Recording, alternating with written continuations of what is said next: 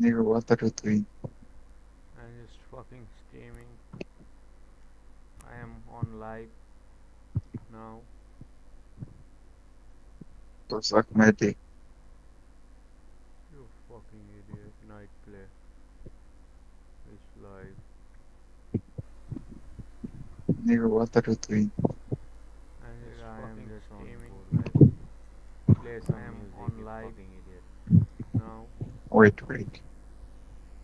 To suck my dick. You. Okay.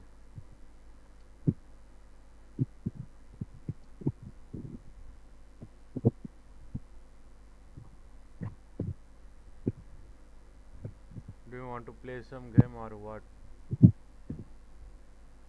Suck my dick.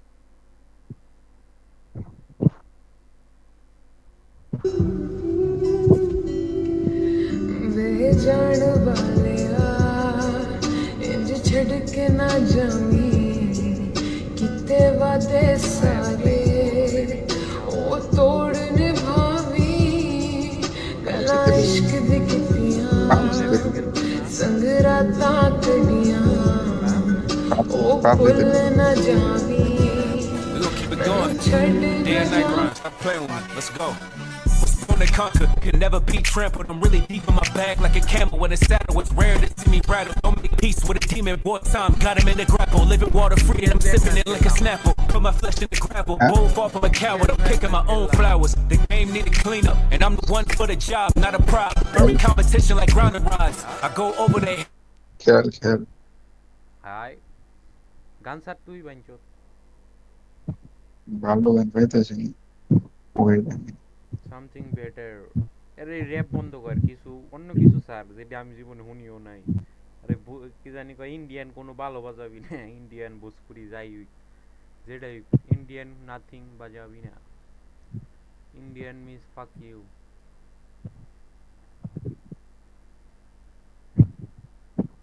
In तेरे boycott करो मैं इस देश में বয়কট কেমনে হইব আমার স্ট্রিম কেউ দেখেই না কেরা বয়কট করবো আমারে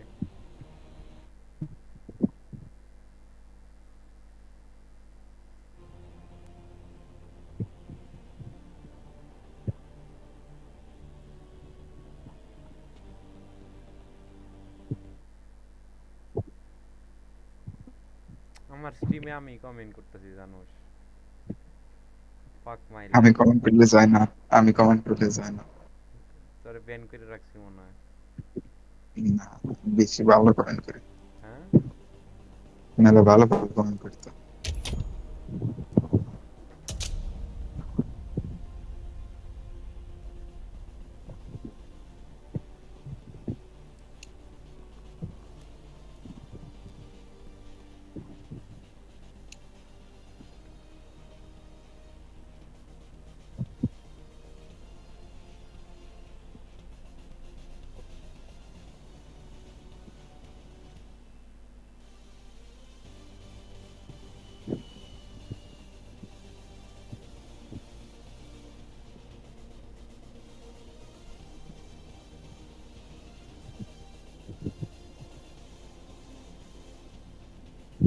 কি কমেন্ট করছিলি শুনি এটা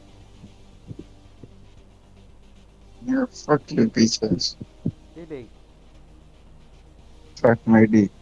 এটুকেই এই নেই তাই না what the fuck steam to not for kids করে তাহলে যায় নাকি ও মিস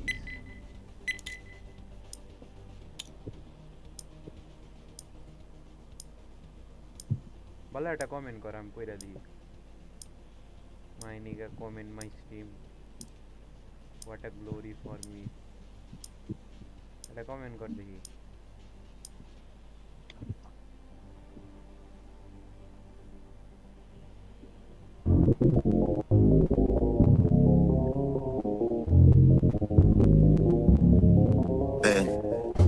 Hey, what?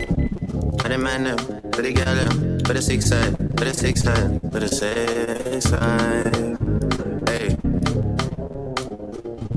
কমেন্ট কর look, হ্যাঁ Ori. Please write my mother and tell her, Bangla English tell her the street that I'm in. Kada keyboard niya ako sa 30 days I have been sober. Now I'm back drinking again. I got away from the city. I'm on the outskirts of town. Friends that I treated like family, they were just hanging around. Yeah. Gotta lay down when you make bed. Gotta let some tears just shed. Since we blew up and got green, I gotta leave some of y'all on red. Yeah, fuck the shot, not dead. Put some dollar button, or just start up the place instead. 36 and I just okay. 28 and I waste okay. Pero si Team 46 Victor and sa I don't swing my way, draw for me, send for me. Broke your back and been a penny. Bad mind, yeah, got a friend up with me, no. Yeah, how many summers did I run like 10? I gotta show out in London, when with a block in London, yeah, Big Ben. I go watch fish just like them. I mean, I watch face like them. They make lyrics for men. We make out, then come again. Please write my father and tell him I found some fortune and fame. They're gonna try and behead me. Speak on a family name. He said right in my pocket. I'm in the center of town. I tapped the side of his pocket. What's the comment? He wasn't joking around. Gotta lay down and make bed. Gotta let some Point good. since we blew up and got green. I gotta leave Sound some comment, y'all eh? on red. তোর গানের sound Shot me not dead. Might put some dollar by আমি তো comment just করছি turn up তুই the কমে bass instead. তোর comment I don't know girls, tigre girls, all এই of যেটার উপরে ক্লিক করে comment girls. How about you, girl? You're my kind, গান বন্ধ কর my kind. You send wanna হয়ে take গেছে some shots in the আমরা nighttime? সেন্ড হয়ে যাও সেন্ড হয়ে যাওয়ার পরে বটের উপরে ক্লিক কর মেসেজ দেবে Okay, okay. 36 in a chest, okay. তারপর কি কমেন্টের অপশন আছে 46 in the hips, come swing my way. Swing my way, draw for me, stand for me. Broke your back, হ্যাঁ Discord bad mind, yeah, got a friend up with me, no. কোনে ঈদের এই যে আছে না কোনে এই ক্লিপস এন্ড হাইলাইট কি লেখা ক্লিপস এন্ড হাইলাইট যেন মেসেজ করিস হ্যাঁ হ্যাঁ হ্যাঁ বটের উপরে ক্লিক কর ক্লিক করলাম নিচে দেখ ভলিউম আছে কমেন্ট হালকা কম রাইট ক্লিক করুম হ্যাঁ কো কো ভলিউম কো এই নিচে স্ক্রল কর স্ক্রোল করছি দেখ ভলিউমের অপশন আছে কোনে ভলিউম হোয়ার তুই নেশা করছো স্ক্রিন শেয়ার কর তুই স্ক্রিন শেয়ার কর দেখা আমারে দেখ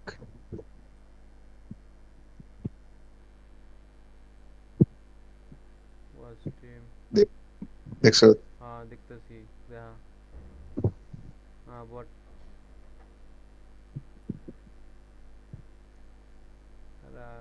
দেখছো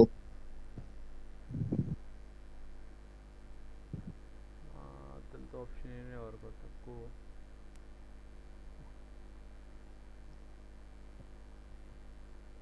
মডারেটর বানিয়ে দিই নাই আমার অপশন নাই তাহলে তোর মডারেটর বানিয়ে দিই তাহলে তোর খালি প্রোফাইল আইতাছে পোলার খারাপ তোর মডারেটর বানিয়ে দিই মেম্বার্স একটা মেসেজ দে একটা কোনে মেসেজ দে ওই যে চিনিস না অবশ্যই অবশ্যই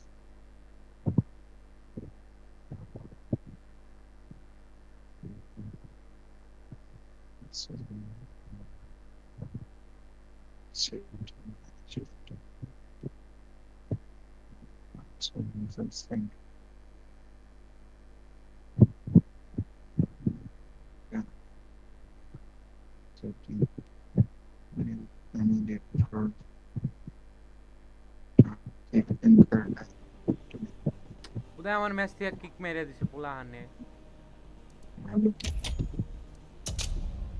বট তুই বট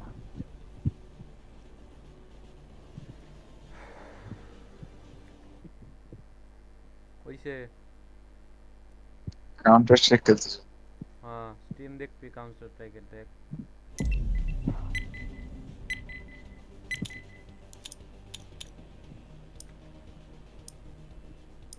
ও লাইভ দেখ কাউন্টার স্ট্রাইকের লাইভ দেখ ও দেখুন কি করি, দেখ ইউটিউব থেকে দেখুন। ওমনে তো স্লো এনে তো ডাইরেক্ট দেখা পারবি ইম্পর্টেন্ট মাথা খেলতেছে।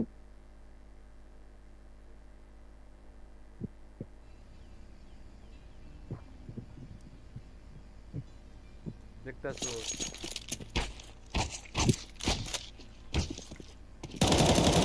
রিফ্রেশের দাম। আমি খেলতাছি কি জানি কয় 400 FPS এ তো আর এনে 30 FPS এ যাইতাছি কি করবো আমি স্টুডেন্ট নাকি? আসলে বুঝাই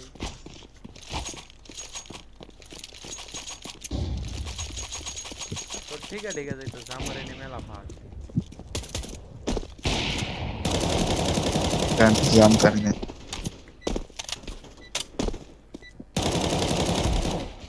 বুঝাইতে করতাছিল কি These fellas are gonna regret waking up this morning.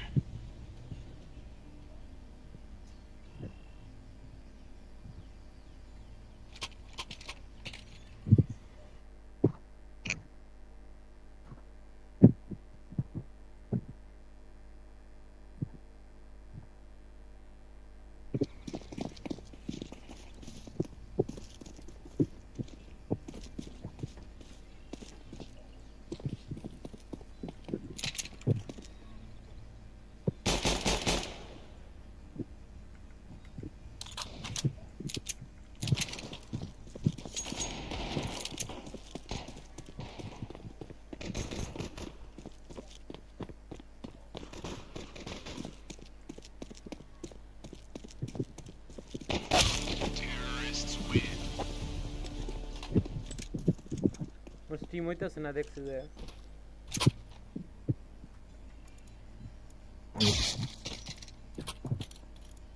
হইতেছে। भाई मार कैसे गया भाई अरे भाई तूने मारा क्या तूने मारा क्या तूने क्या मारा किसने मारा सब तो ये चोपर गंडी के पास चल 1 मिनट का रिस्ट्रिक्शन लग गया भाई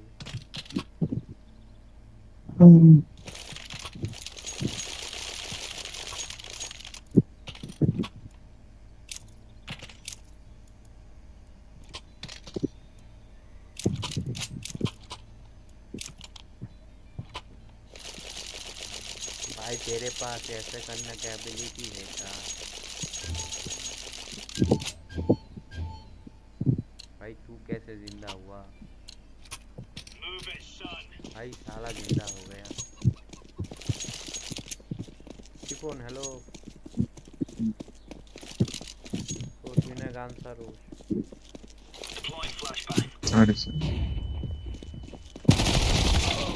Ahorita. बेंचो ये कैसे हुआ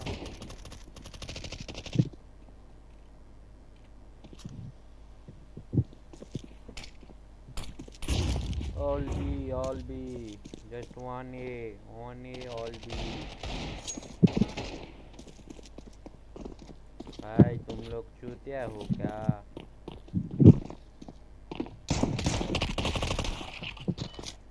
साला एक सबको मार दिया तुम लोगों को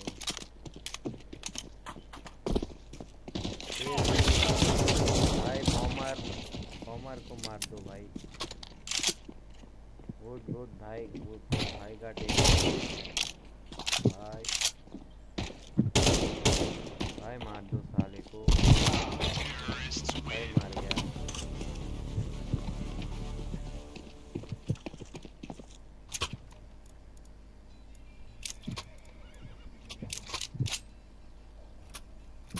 भाई do you know देसी लौंडा देसी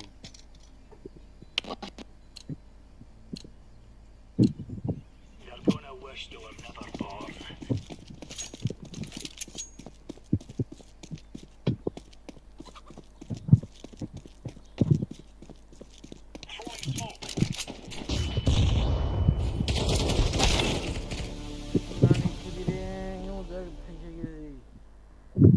বন্যে নর বন্যে খারাপ জায়গা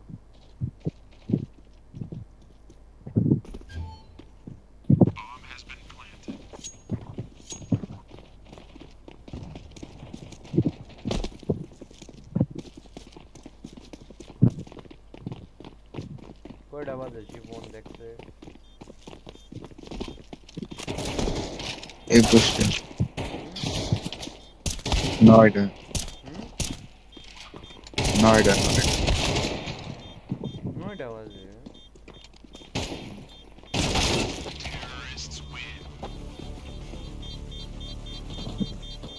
ভাই do you know who is your wife is she is a loser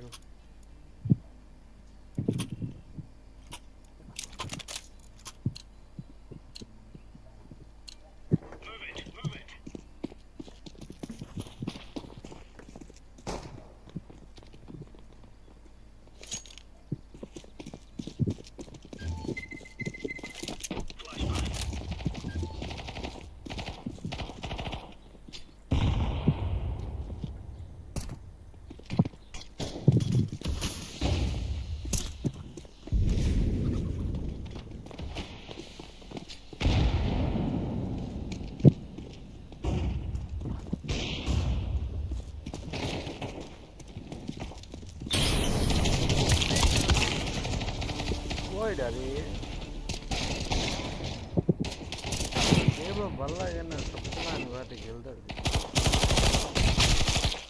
কি বোধহয় এনিমির মুখে যায় মইটা যায় হ্যাঁ খালি একটা পোলাবা হ্যাঁ বলে কে তুই কি আমার স্ট্রিম দেখতেছ হ্যাঁ কসে মরলাম কেমনে আমি কারণ তুই বল মরছি কেম বাদে ক তুই বল কনে যে মরছি ক আমি চিনি না ক এ আর বি এই যে এটা কি বি না এ দেখছে এটা কি বি না এ লেখা এটা খারাপ কি দেখছো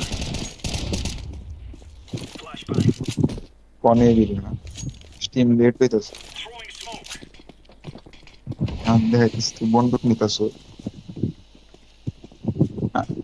হাতে চাকরি B B B hello hello hello হ্যাঁ এটা বি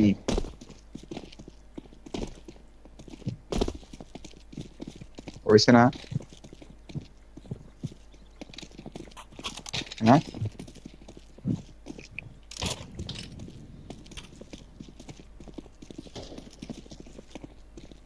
ভাই হালারা গান পিস করতে করতে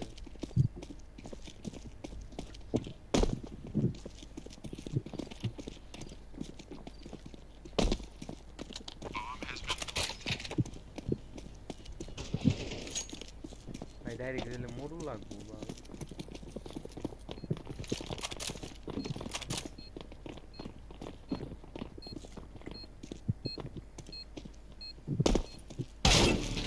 রে হালায় আমার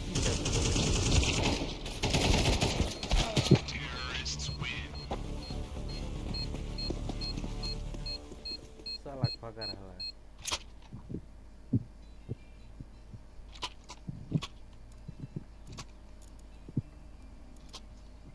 বট এটা ভালো না ভালো একটা মিউজিক বট এড করুন কে ভালো একটা বট এড করুন ভালো এটা বট বট বট বানা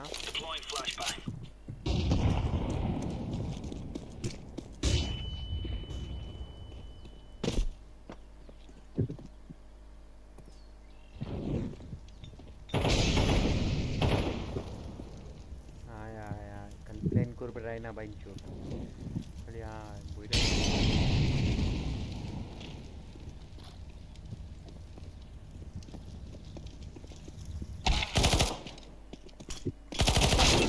রে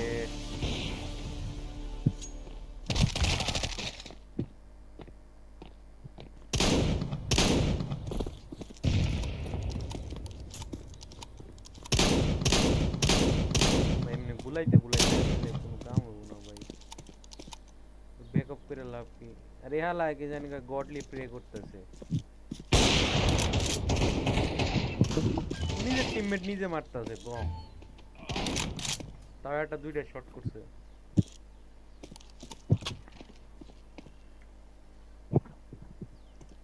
জি আই হ্যাভ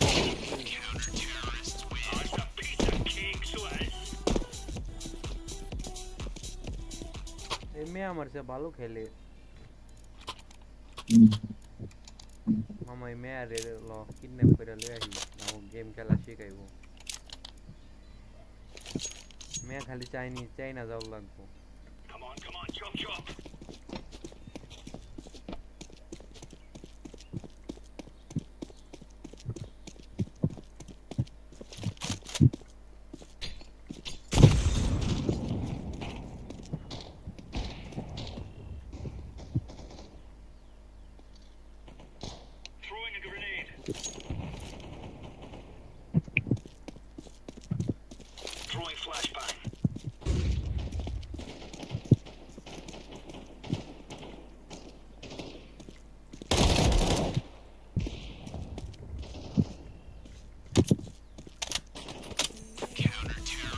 ও ব্যাগে বের গো মেরে দিছে।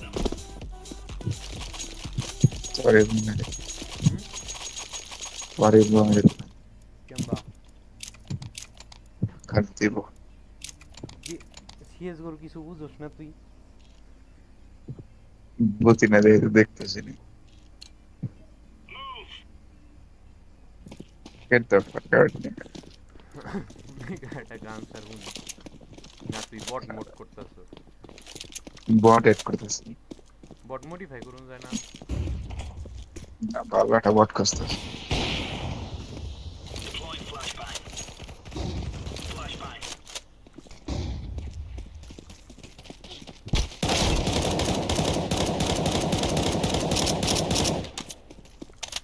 মেরা দিত আর 5 সেকেন্ডে মেরা দিত।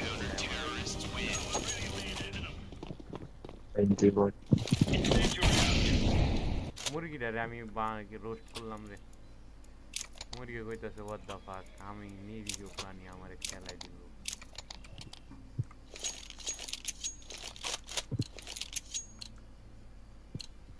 Let's go. Someone come man.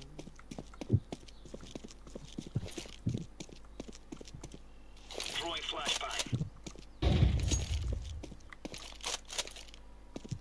Throwing fire. Grenade. Grenade out.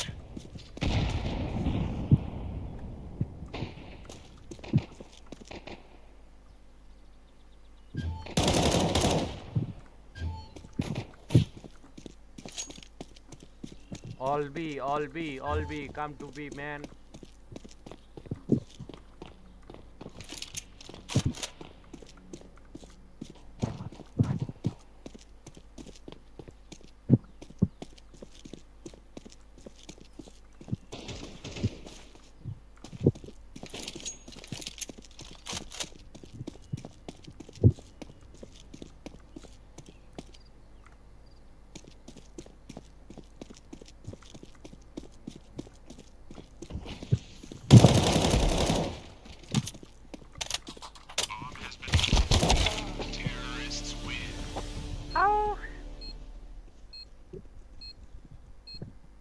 Linker has died with sniped.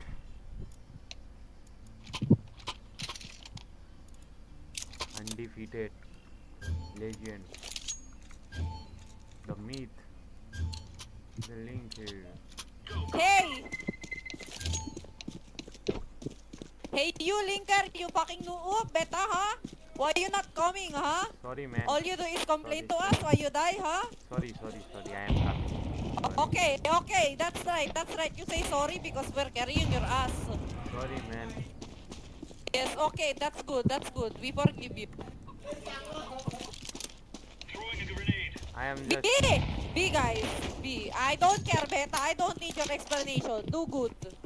You That's all that Bastard, I matters. was going to be, I'm now not you are saying... bastard, you motherfucker. You don't argue to me. I'm 10-7. You have 2 kills. Uday me I'm azı. better than you, beta. Sorry. Here, planted, beta. Nice one.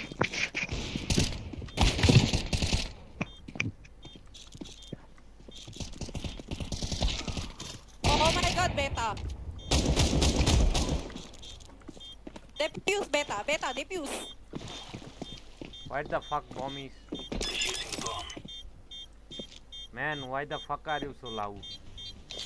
You don't complain to me, beta. Clean your ass.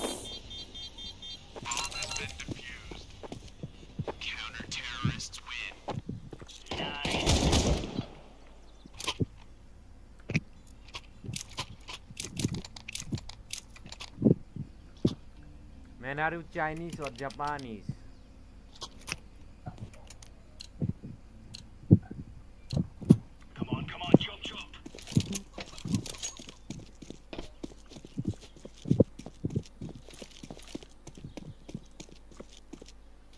Me, I'm from Korea. Made in Korea.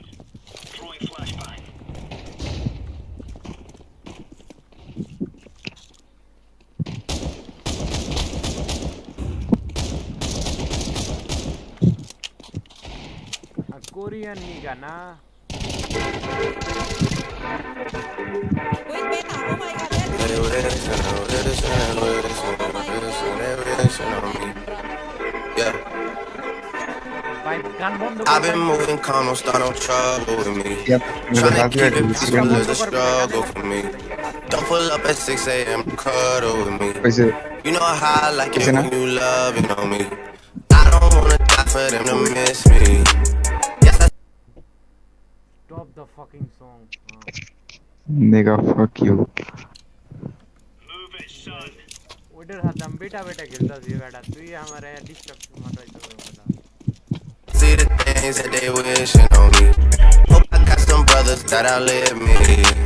They gon' tell the story was different with me. God's plan, God's plan. I hold back sometimes I won't. Yeah. I feel good sometimes I don't. Hey, no. I finesse down Western Road. Hey, yes. Might go down to God. Yeah, wait. I go hard on Southside G. Yeah, wait. I make sure that Northside eat. And still, bad things. It's a lot of bad things that they wish and they wish and they wish and they wish and they wishing on me.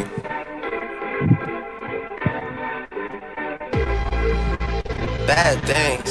It's a lot of bad things that they wish and they wish and they wish and they wish and they wishing on me. Yeah.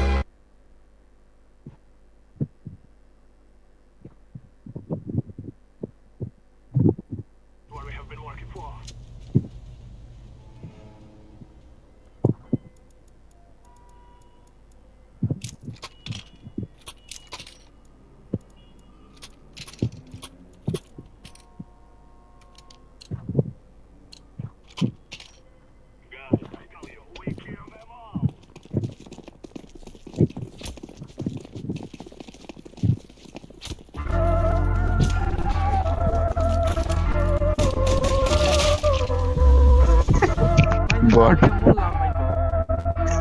Bot. আমি জানি না আরে এটা sound কমাই কেম ভাই পালে তুই কমই আরস না। সাউন্ডের অপশনই নাই Wow. আই ডোন্ট নো তুই ওয়াই গান আর তুই গান বন্ধ করতে একেবারে বেরো। তো সাউন্ডের অপশন না থাকলাম বন্ধ করুম না আরে ডিসকর্ড সেটিং এ গেছি আমি সেটিং এ কিছু নাই এই ভলিউম কমিয়ে দে কের ভলিউম और ভলিউম কমিয়ে দে এই বটের। গেমের volume দেবুগা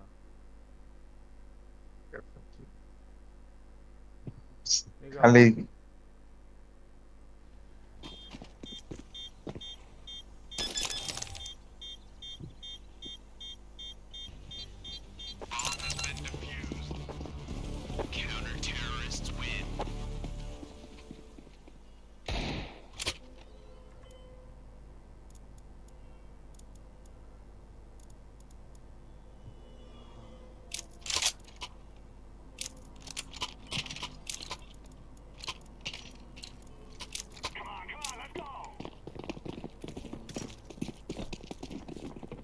beta.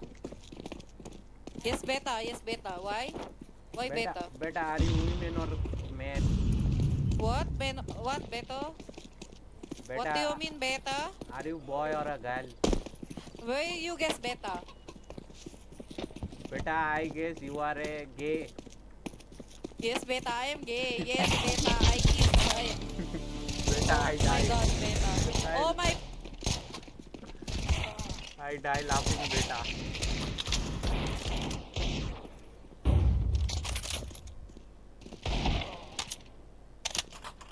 Beta, guess what country am I from?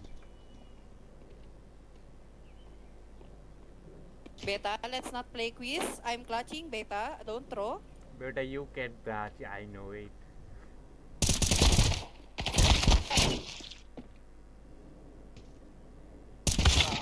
Oh my God, beta. You just fucking jinxed it, beta. You believe in me because I'm beta. You don't say to me. Why You trust in me. why you calling me beta, man? You trust in me, beta, okay? What? Beta, you have 4 kills, beta. Beta, I I have don't trust 17, beta. any No, gays, man. I don't trust you either. I don't trust you either, bro. I am a straight man, Bro, man. no, I don't care, bro. I don't care. I don't care, bro. Bro, Add up sorry. your kills so we can trust you. Look at your kills, 4 kills. Okay. I can play better when I'm sleeping. Are you playing in a laptop or a PC? Oh my God, beta! Don't talk to me when I'm shooting. I will shoot you instead, beta.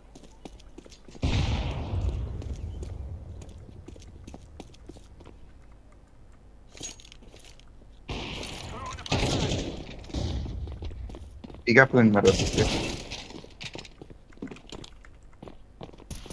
Yeah. W. W. Wow. Rescore. Super. Rescore भी. अरे बाइंचो दे हाल है अटके और reach पे रखी करूँ भाई कि I am a gay transgender man. I am proud Oh, of nice my one, gender. beta. Nice one, beta. Okay, very good, very good. Beta has them. Beta, okay. Beta, nice one, nice one. But I am playing at a TV, man. Okay, that's good for you.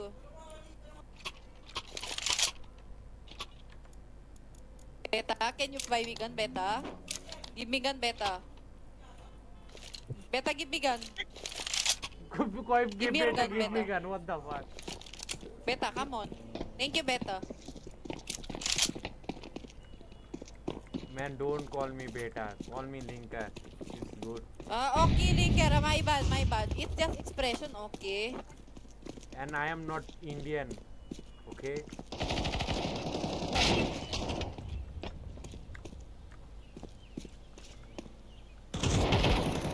Oh my God, beta. My bad.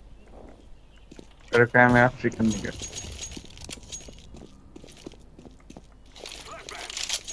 W.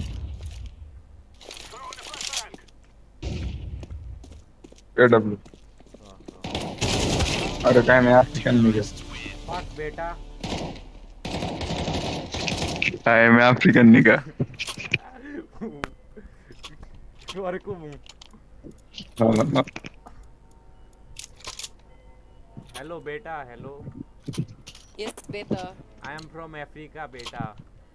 Okay, that's good for you, beta. I am a real nigga, you know.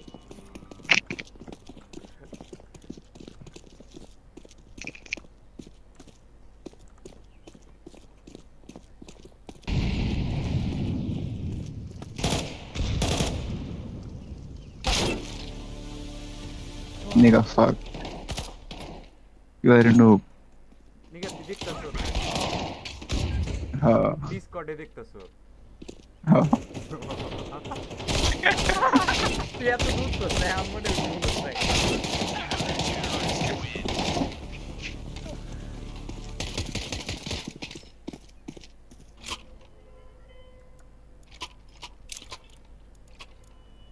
Hả? 이거 우리 daddy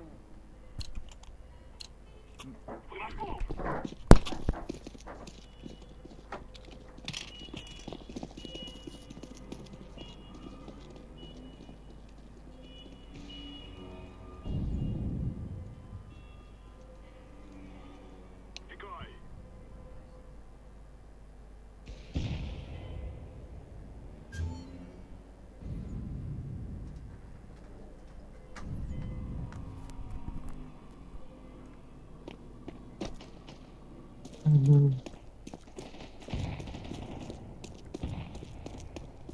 Hello. Hello बेटा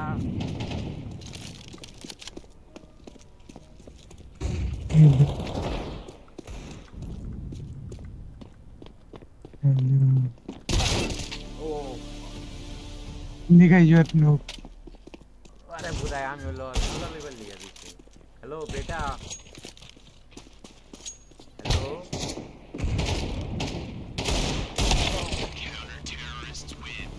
What? बेटा why are you not talking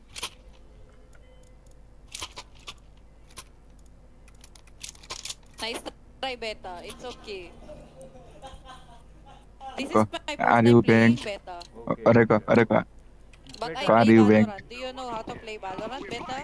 बेटा I know how to play Valorant Areka, are you banned? Okay, what's your rank, Beta? I'm Immortal 3, Beta.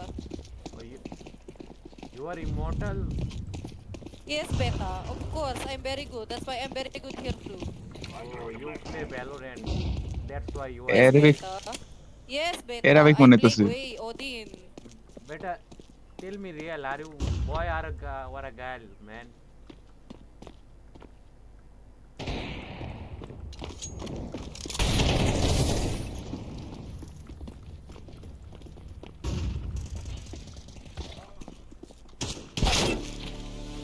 बेटा I am so bad at this game बेटा teach me how to play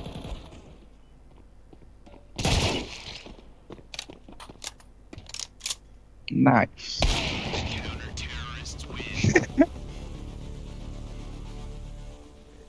But,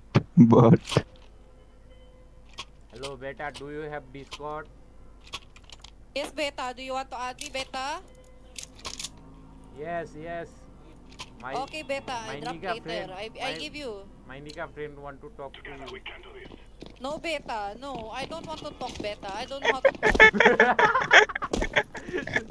কি কইলা আলাই আলাই কই I don't want to talk what the fuck nigga, why everyone hate me? Why? Am I that bad?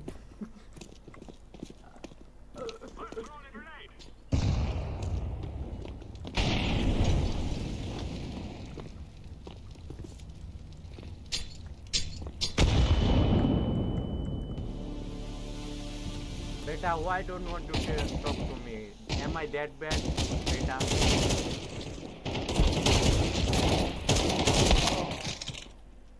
Ah, thank you. beta give me your Discord ID How do I chat here, Beta? what How do I send chat here, Beta?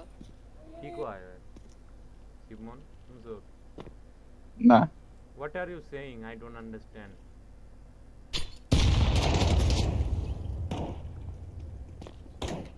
boys here. send me your Discord ID beta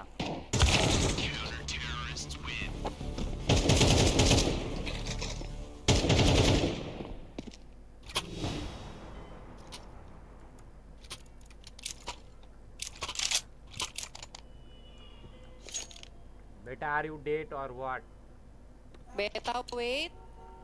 beta do you want to give me your Discord or what Beta, my Discord is the same as my username, Beta. Don't worry. oh that's 10 okay I और नाम दा देखो नाम देख এই যে নাম দেখ এই যে Linger, you have bomb. That I will bomb you if you don't play properly.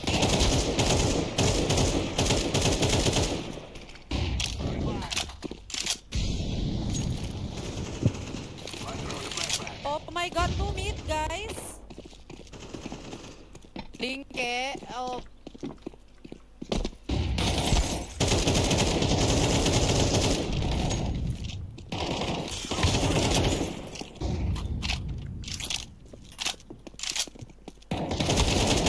beta I am sorry bot, beta bot.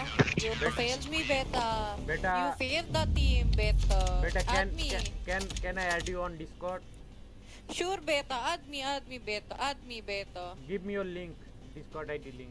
Yeah, Mogu Mogi. Add me, beta. Mogu Mogi এই যে দেখ নাম দেখ অ্যাড কর সার্ভার অ্যাড কর না বোধহয় এই যে Mogu Mogi হয়েছে এটা হ্যাঁ কি সার্চ দিন দিছো সার্চ দিন নাকি হ্যাঁ কেন বা এই যে Mogu Mogi লিঙ্ক লাগবে হ্যাঁ লিঙ্ক লাগবে নাম দিতে হইবে না। ও হয়েছে খারাপ অ্যাড করছো করতেছে লাস্টে কত 1 2 কি দে ওটাই দে যেটা হইলেই হয় এটা হইলেই অ্যাড কর মাই ইউজার নাম তো খালি মুখোমুখি আর আগে দিছে আচ্ছা নাকি আমার নাম এটা দিছত কে ডাব্লিউ কি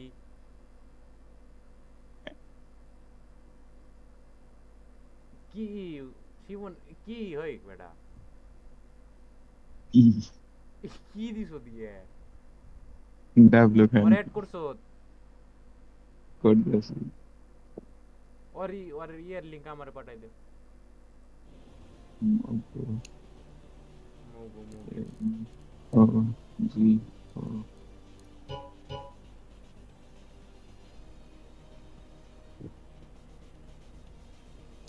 করছো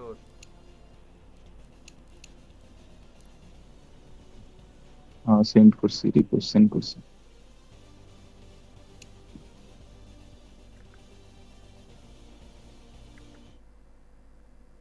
Mogu Mogi কোনটা নাম আমার কাছে আমি অ্যাড করি লারে রিকোয়েস্ট সেন্ড করছি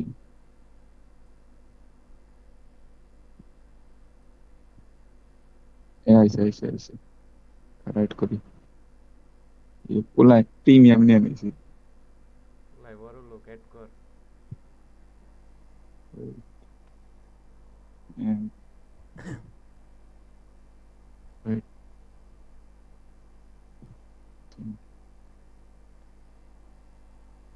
দিয়েছি আইছে না ইনভাইট করছি আহে না গে अरे मैसेज दे जे गेमिंग इते आइबर को निगाते निगा वाने आइबर को जॉइन होइबर को मैसेज दे come to the nigga one my friend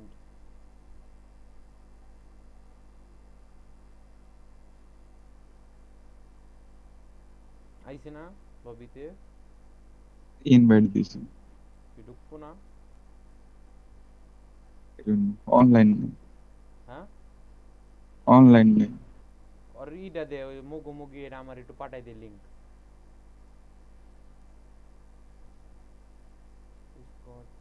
নাম নামটা খালি পাঠাই দে মুগু মুগি না এম ও মু গো সি মুগু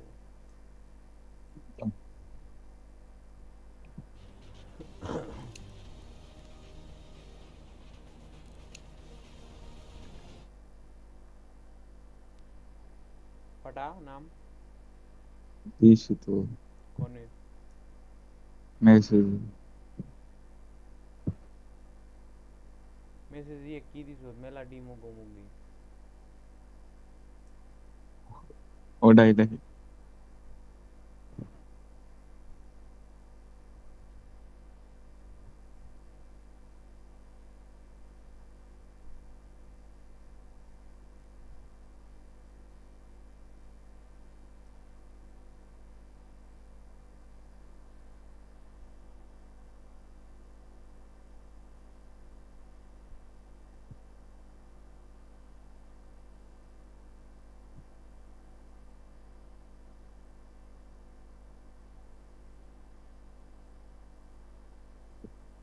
কি বট এড করছিস নাকি তুই হুম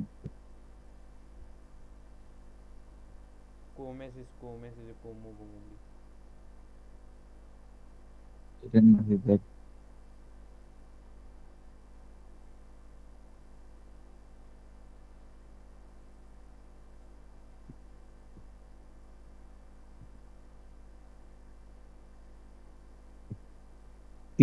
clips and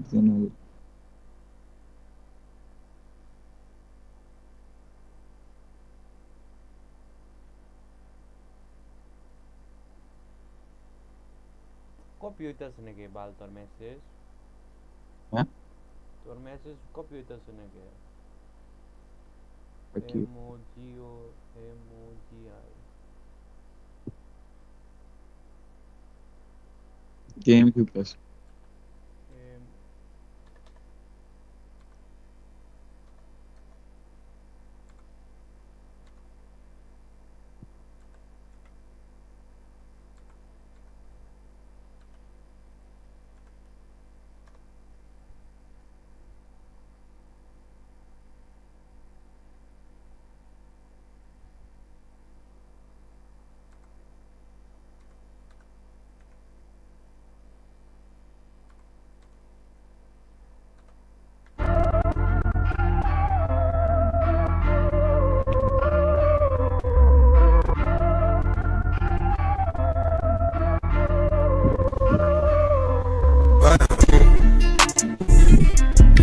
In my room, she fill my mind up with ideas. I'm the highest in the room.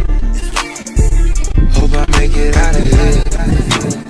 She saw my eyes, she know I'm gone. I see some things that you might fear. I'm doing a show, I'll be back soon. That ain't what she wanna hear. Now I got it in my room. Legs wrapped around my ear. Got the fastest car Zoom. Hope we make it out of here. When I'm with you, I feel alive. You say you love me, don't you lie. Don't cry, I don't wanna die. Keep the pistol on my side. Cases fumes. She fill my mind up with ideas. I'm the highest in the room. গানে বাজতেছে বাল sound কমাই পারতেছি না বুঝো না তুমি তুই বট কি করো মুগো মুগিরে কল দে ডাইরেক্ট আরে আজকে ঢুকাই ছাড়ুম আমি অফ রিকোয়েস্ট পাঠিয়ে দিছি অ্যাকসেপ্ট করেন নাই কি তোর ফ্রেন্ড রিকোয়েস্ট অ্যাকসেপ্ট কর নাই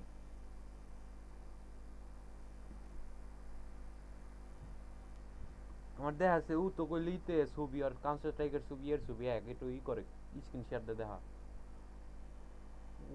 ওর মতন বিলা পার্সনই লাগবো বেটা স্ট্রিমে তোর দেখা কাম হইতাছে না তুই হলো শেয়ার স্টোরি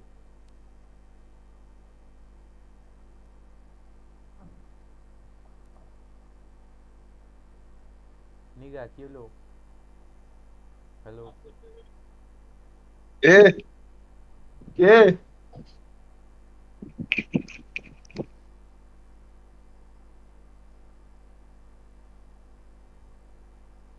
এটা ফেসবুক বলা হচ্ছে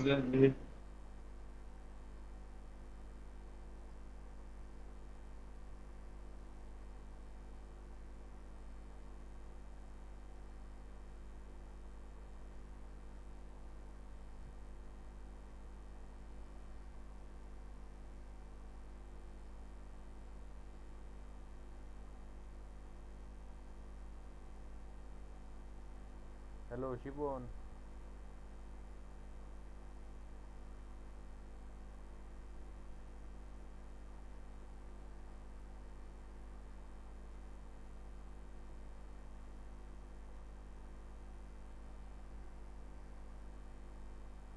what the fuck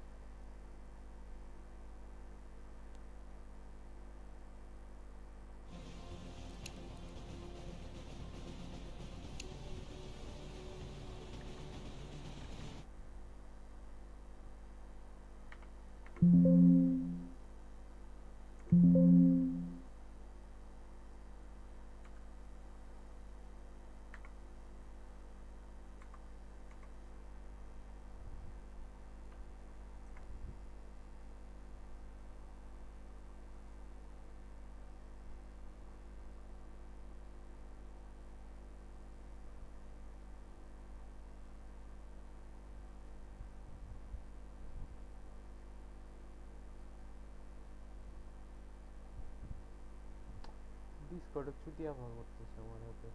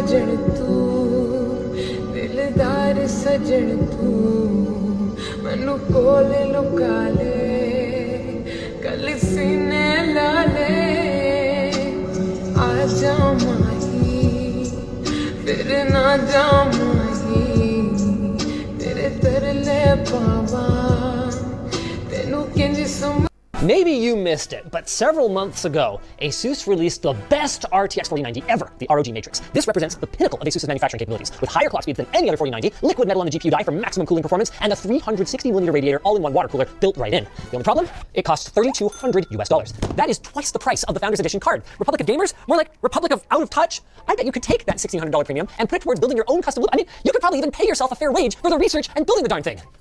Oh, you're talking to me? Yeah, I bet you could buy a regular RTX 4090 and all of that stuff and still have cash to spare. Okay, but where will I get the money? Well, here. Life can suck sometimes, but with the right attitude and tools, you can fix it. I'm talking about this poor laptop. Fix what you can this back-to-school season with our sponsor, iFixit. You may fail your test, but don't fail your laptop. On sale now at iFixit.com. Let's lay out some ground rules. Adam's budget has to go.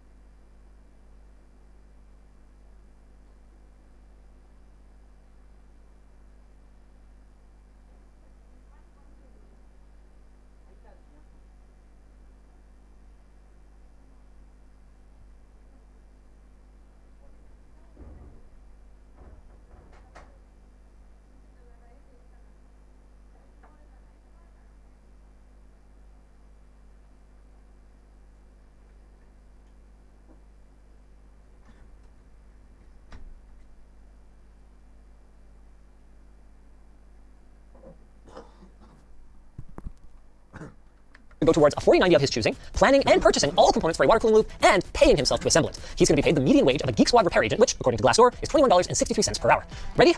Go. I quickly got to researching using resources from J's 2 Cents and Reddit, and I figured I have enough budget that I can splurge big time. So not only am I going to cool my GPU, I'm also going to cool my CPU and get an ultra premium water block for both of them. And to deal with all that heat, I'm hoping a thick 480mm rad will do the trick. I spent 90 minutes and a lot of money during my shopping spree, and I think I did a pretty good job. But let's see what Linus thinks. All right, let me see. There's definitely some stuff that stands out immediately as not a great value. However, when you look at what we're comparing it to, I guess I can forgive it. Before we get into those details, though, I want to see if he outright missed anything that's going to cost him a penalty once he's assembling the system. Cooling blocks for a CPU and GPU, check. A pump and reservoir to make it simpler to fill the loop and move fluid around. A big radiator with some fans to go on it. I don't know if these are the ones I would have chosen, but hey, at least he's got them. Along with a high-performance phase change thermal pad from LT and some tubing and some fittings, both of which raise a couple of questions about his research for me. For starters, this is his case, and while the Fantex NV7 is both reasonably priced and attractive, what it isn't is small, and Adam has only purchased 9.8 feet of this XT Softline mesh sleeve tubing from Corsair. It should cover the distance between all of his plumbed up components, but when you go with a thin-walled tubing like this one, the loop layout matters a lot if you want to avoid kinks, and this length doesn't leave him a ton of room for error. As for his fittings, it's never a bad idea to buy ones that are explicitly compatible with the tubing that you bought from the exact same vendor, and these XF series compressions look pretty nice with recessed O-rings and a pretty pleasing overall finish. The only thing I'd critique here is that he could have saved probably $20 or $30 by going with fittings from someone like Bixby. He also paid a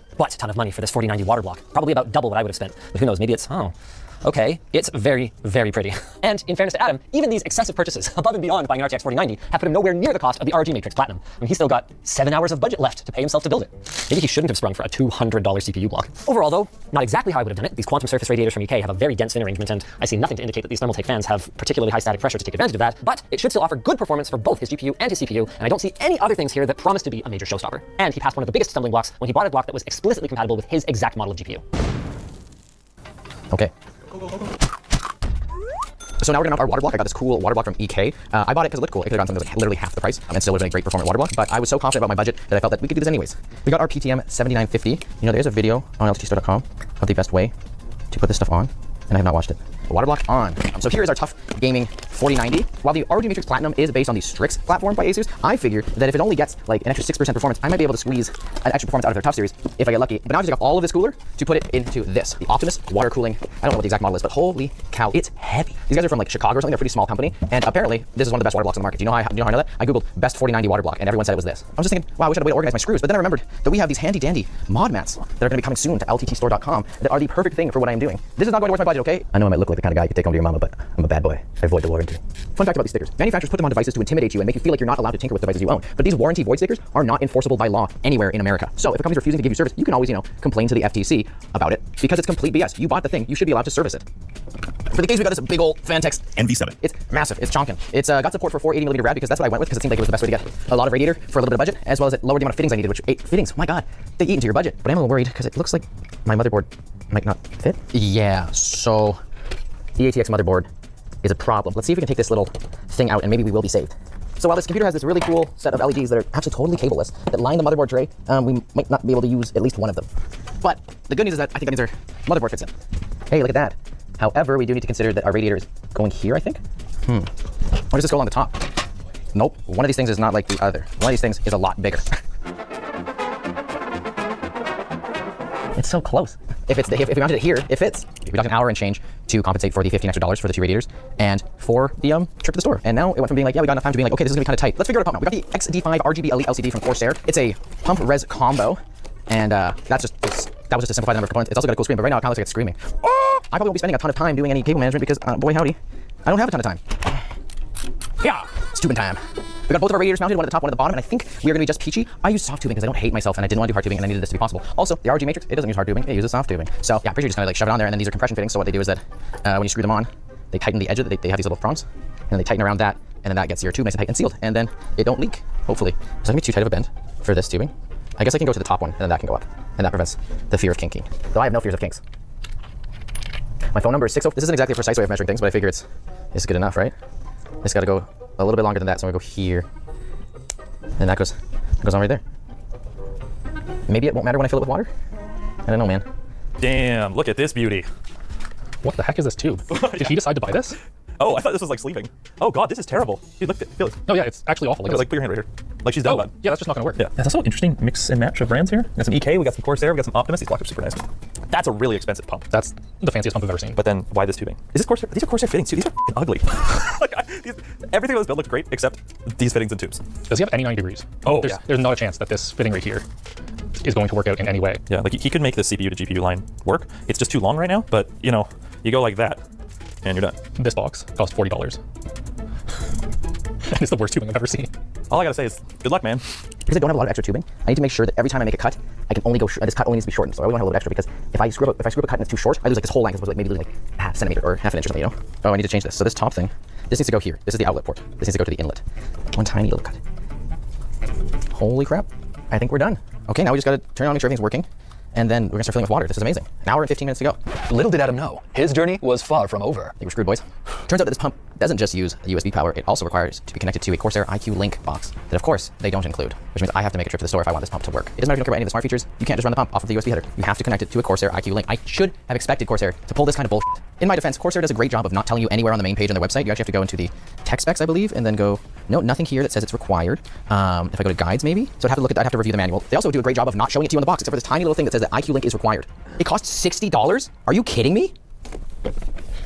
And it's not even like we can return something like we did with the radiators. I just have to spend $60 more. This is how much time I got left.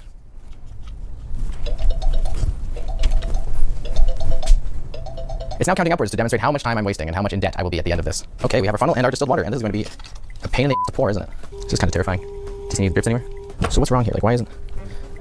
Basically what's happening is that there's air in the tubes already, and that would be preventing the water from going. So maybe if I give it a little bit of a tip. It's flowing in a circle. You can see it coming down the inlet. Yeah, you see that? No drips, no drips.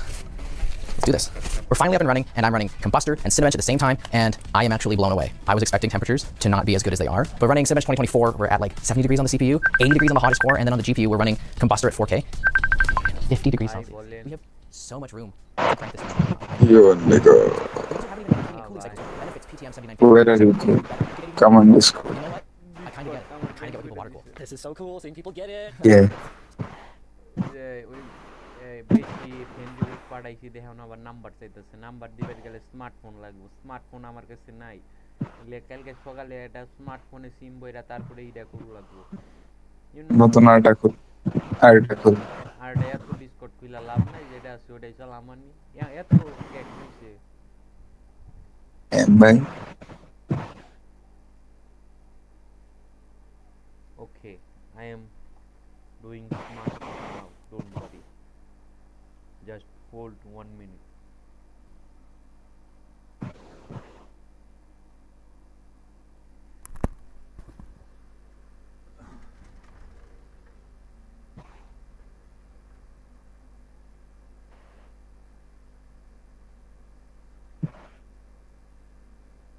Of course.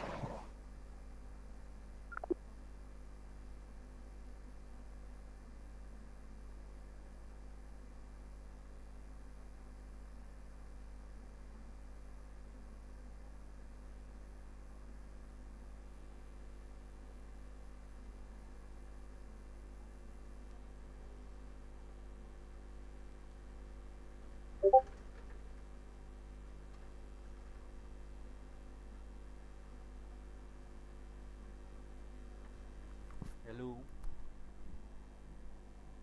Hello, hello.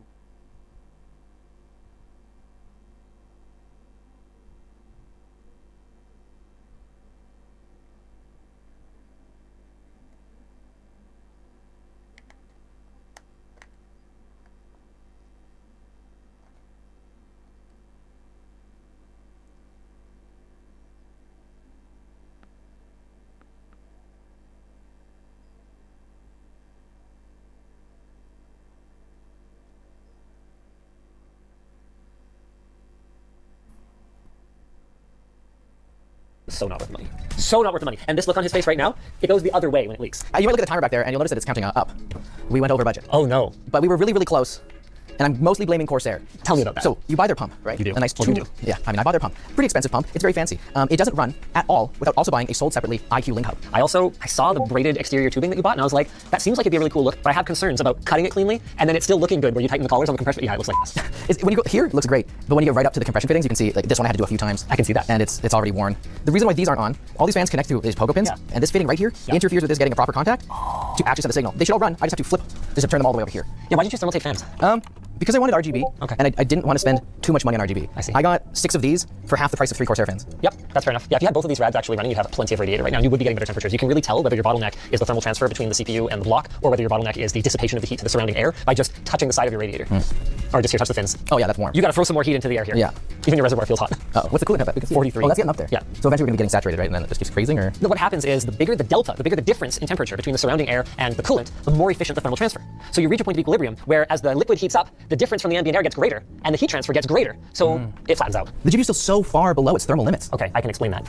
The regular form factor for GPUs is really not conducive to carrying heat away from them. Having a fan blowing down onto a heatsink this thick with these super skinny low static pressure fans sucks. We've done experiments in the past where we put a tower cooler onto a GPU and they run flipping cool, even though the cooler itself weighs less than the gigantic coolers that we put on GPUs these days. GPUs are actually much easier to cool, even though they're 400 watts compared to 200 to 300 for a CPU. Because the dies are so big, you have so much surface area to carry that heat away compared to a CPU, like especially an Intel, where the die is this big and it's 250 to 300 watts. GPU, 400 watts, that big, no big deal. You spent so much money on your block. I had so much money to spend. Well, you could have made up for the budget overrun on that IQ controller and your time overrun if you had just gotten a reasonably priced block. That's true. But I think it's pretty realistic. Like when you did your first water cooling, did you get every single part correct? Well, maybe you did. No, I think that assumption is why people can feel afraid to try new things. No, I absolutely screwed up. My first water cooling setup was a thermal take, a big water SE. It was a piece of shit. Complete waste of money. I thought that what I was buying was an all-in-one setup that could be expanded in the future to, go full custom. I didn't realize that everything about it was complete garbage. And I will say that the information that's out there to help people start water cooling is so much better. It's a lot better. Really great. Like I was referring to a lot of Jay's 2 cents guides because his water cooling guides were awesome. It helps. They were great for somebody like me, but also had depth that I wasn't even bothering to go into. Like, here's how to hardline. I was like, I'm not today. Clearly not. So what you want is one of these. So this is a 3/8 inch ID, 5/8 inch OD. What you have is a 3/8 inch ID, 1/2 inch OD. So you can see how much skinnier that wall is. So you want thick wall tubing. Yeah. This is the optimal size. But now we need to answer the question: does this beat the ROG Matrix? I don't think we can answer that question until we answer, did you have fun? since it wasn't any of my own money, I had a grand old time. But how does my system compare to the incredible power of the ROG Matrix? It comes close, but not as close as I thought. Across the games I tested, I found the tough gaming GPU lag behind about 5 to 10%. Not being satisfied, I decided to put on a quick and dirty overclock. I found that I was able to pretty much match the ROG Matrix. Not bad. Back to spending the money though, I think it doesn't really matter whose money it was because that wasn't the point. The point was, we're going to spend this money. Do we spend it on a Matrix ROG 4090 or do we spend it on ourselves? Do we spend it on learning something and water cooling components that we can carry forward to future builds and the experience of DIYing something? So with that in mind, who do you think won? You know, I think it was a lot more fun to water cool, and the idea that the ROG Matrix could just crap out, and then I'm in the same spot I am now with a GPU that I would have to take apart and water cool anyways, I feel like I'm better. Yes, there's gonna be maintenance that I have to do. I'm gonna have to like make sure that my loop doesn't get clogged, and there's a whole, like, maybe in the long run, if I keep paying myself at $21 an hour, the ROG Matrix might come out on top, but this is way more fun, way cooler, and I can also sell these. If I go, oh, I don't want water cool anymore, I can... Anything with the radiator pumping reservoir is not worth much. Okay. You can't sell tubing. Blocks hold like a quarter of their value if you're lucky on a CPU and basically nothing for GPU. With all that in mind, then, would you do it again? Yeah, that sounds about right. But would you tell the people about our sponsor? iFixit. Back to school is coming, and instead of buying a new laptop, repair and upgrade your old one with iFixit. Their high-quality drivers are assembled with the tinkerer in mind, and right now, you can get 15% off their Manta, Mahi, Mako, Minnow, and Moray bit sets. That's a whole lot of bits for your every need. Maybe you want to start reusing that old Mac laptop that's just collecting dust. Now's the perfect time, as iFixit is also offering 15% off Mac laptop parts. With iFixit, laptop surgery doesn't require a doctorate degree. Just their handy guides and high-quality tools. Go check out iFixit at the link in the description. Save some money this back-to-school season. If you guys enjoyed this video, you might enjoy the time that Elijah tried his first hardline tubing experience. Yeah, I'm not that brave.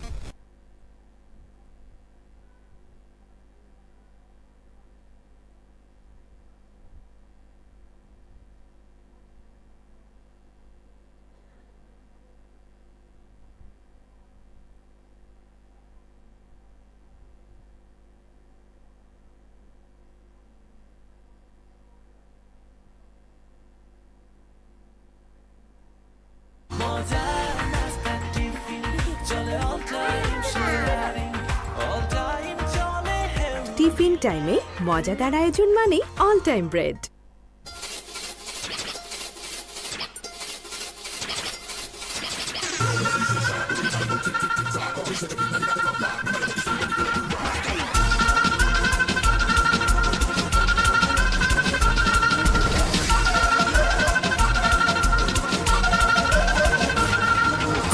नशा प्यारे नशा सबसे नशीला है जिसे देखो यहाँ वो हुस्न की बारिश लगीला है इश्क के नाम पे करते सभी अब राज लीला है मैं करूँ तो साला कैरेक्टर ढीला है मैं करूँ तो साला कैरेक्टर ढीला है लड़कों का नशा प्यारे नशा सबसे नशीला है जिसे देखो यहाँ वो हुस्न की बारिश लगीला है इश्क के नाम पे करते सभी अब राज लीला है मैं करूँ तो साला कैरेक्टर ढीला है मैं करूँ तो साला कैरेक्टर ढीला है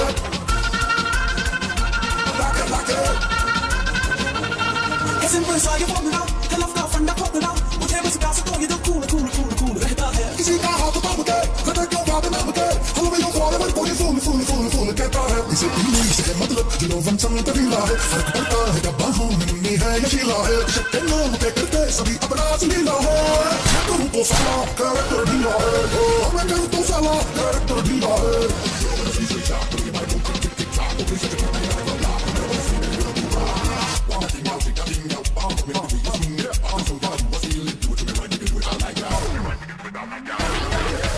फेसबुक पे है मजाक से एक लुक पे है हंसी चेहरे का कौन भी बार बार बार बार करता है दिल का फोटो फेम हो वहाँ फोटो किसे हो कैलेंडर की तरह उसे रोज रोज रोज चेंज करता है जितनी भी मजाक इतना नशीला है चलेगा जो भी है आंखों का रंग पाना ये नीला है इश्क के नाम पे करते सभी अपराध लीला है मैं करूँ तो साला कैरेक्टर ढीला है मैं करूँ तो साला कैरेक्टर ढीला है कुड़ियों का नशा प्यारे नशा सबसे नशीला है जिसे देखो यहाँ वो हुस्न की बारिश लीला है इश्क के नाम पे करते सभी अपराध लीला है मैं करूँ तो साला कैरेक्टर ढीला है मैं करूँ तो साला कैरेक्टर ढीला है मैं करूँ तो साला कैरेक्टर ढीला है मैं करूँ तो साला कैरेक्टर ढीला है मैं करूँ तो साला कैरेक्टर ढीला है मैं करूँ तो साला कैरेक्टर ढीला है देखो यहाँ वो हुस्न की बारिश लीला है इश्क के नाम पे करते सभी अपराध लीला है मैं करूँ तो साला कैरेक्टर ढीला है मैं करूँ तो साला कैरेक्टर ढीला है मैं करूँ तो साला कैरेक्टर ढीला है So far away, you look a moment, there's an easy walk away.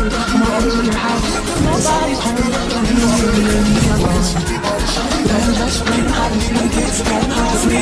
Everything's with you, I know I'll work like no things on the side of always chasing. Just hesitating. I don't give a fuck about anybody. Cause I'm the other side of you, so far away. You never should have said you on your way. I'm always in your house, nobody's home. Don't you know you're in the other.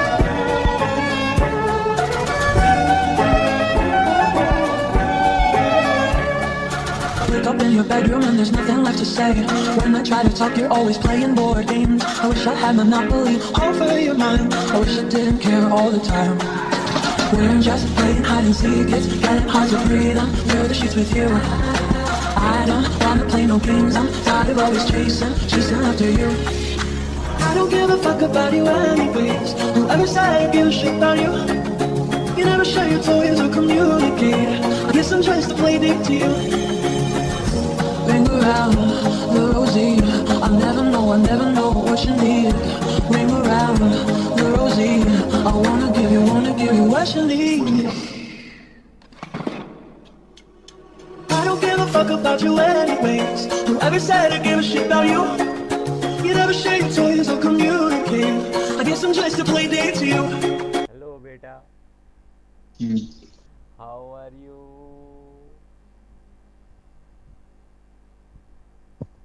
Beta.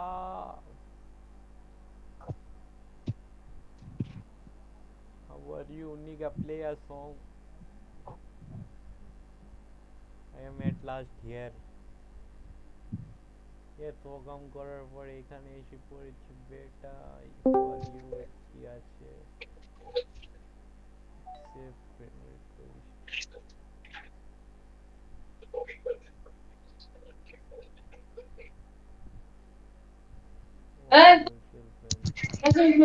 Found.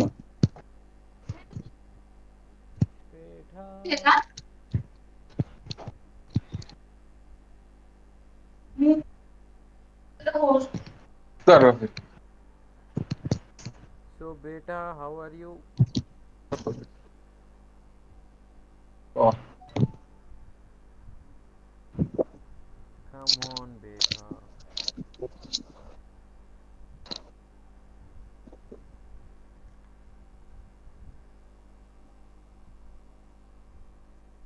CSGO খেলুম দেখতি। Fuck you. Huh? Fuck you. কি কথা ওরা ইয়ার?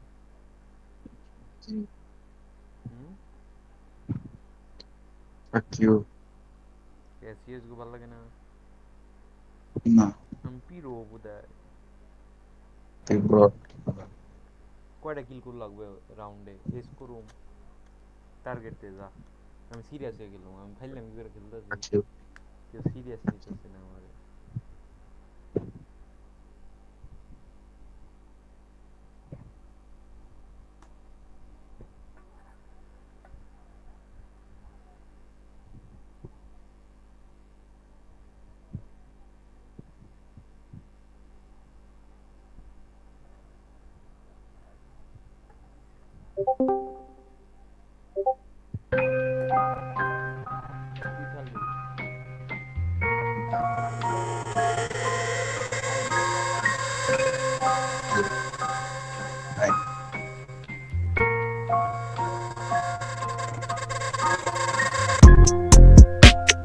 Tell me if you still love it. It's 5 a.m. and I'm drunk right now. Tell me, can we still? 101, I'm in the zone right now. Tell me, am I still? I'm telling you just how I feel right now. You say it's just the drugs, and I know.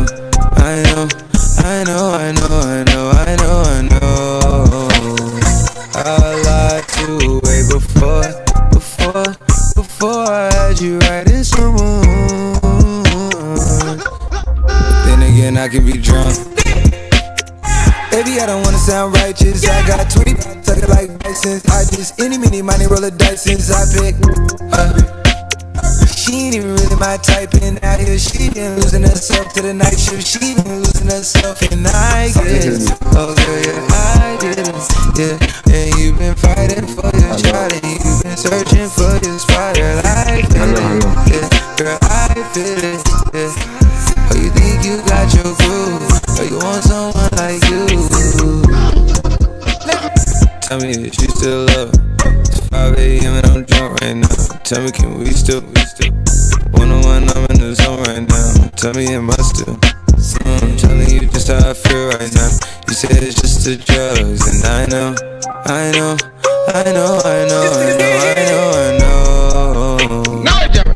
lied. I know. PUBG খেলবি?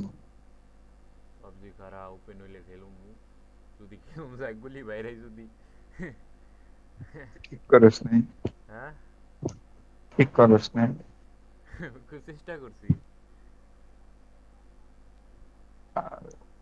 Training এ যাইতে হল লাগবে খারা training check out করে right click কইতাছে না কেলে জানি রাইট ক্লিক করি অন ওর আইগা দেয়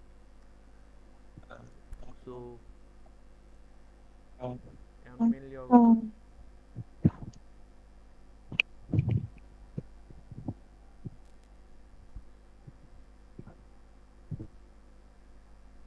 মনে করে এই যে পাবজিতে ঢুকতেছে স্ট্রিমে দেখ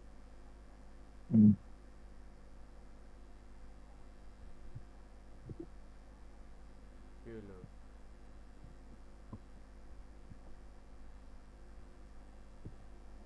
দেখতেছো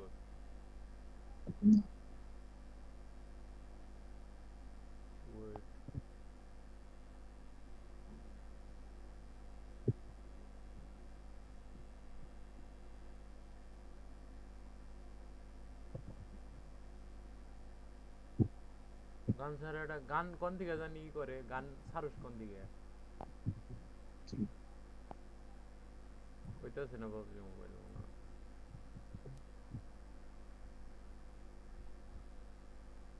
কোন দিকে না direct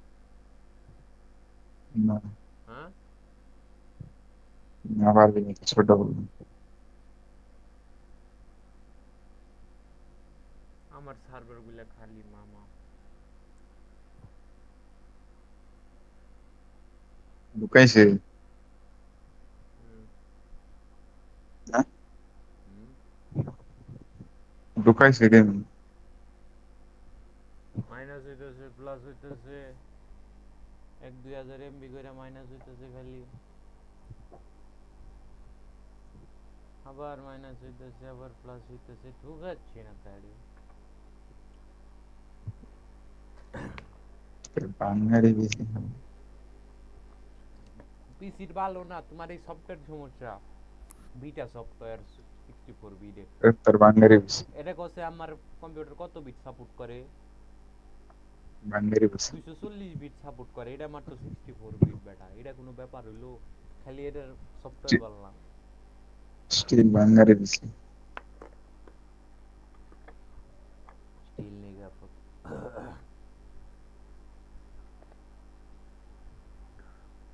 I am fucking I say fuck you you say what and I say fuck you you say what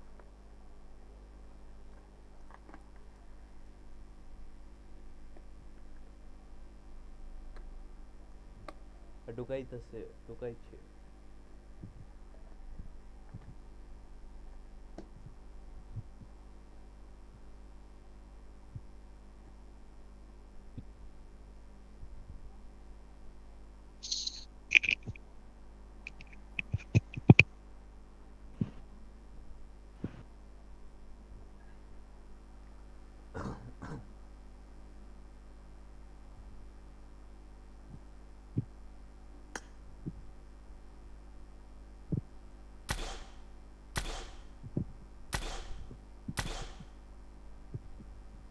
को पिको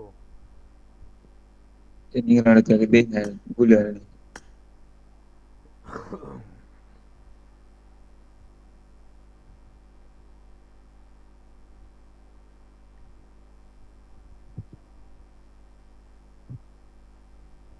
यार फुल नेट है रूम में स्ट्रेस करने सो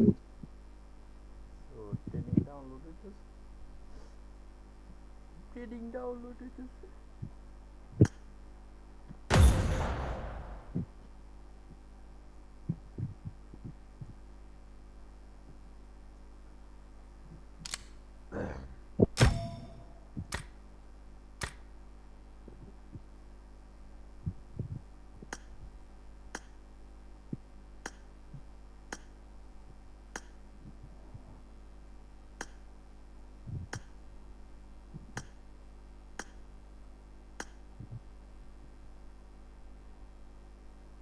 the idea আছে what the fuck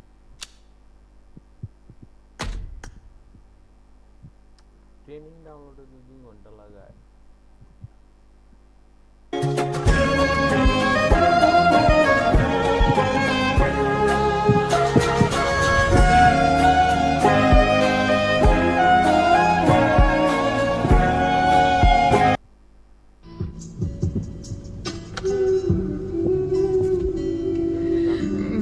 जान वालिया इंज छड़ के ना जावी किते वादे सारे ओ तोड़ निभावी गल्लां इश्क दी कीतियां संग रातां कड़ियां ओ भुल ना जावी मैनू छड़ ना जावी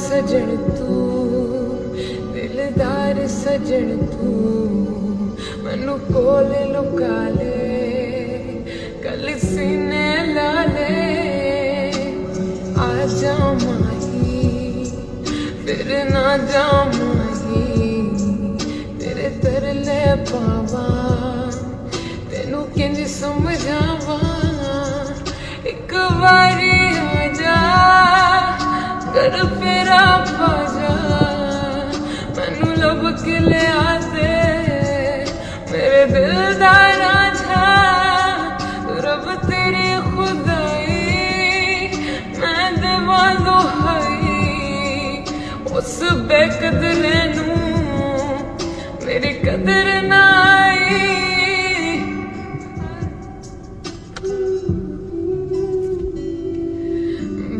जान वालिया इंज छड़ के ना जावी किते वादे सारे ओ तोड़ निभावी गल्लां इश्क दी कीतियां संग रातां कड़ियां ओ भुल ना जावी मैनू छड़ ना जावी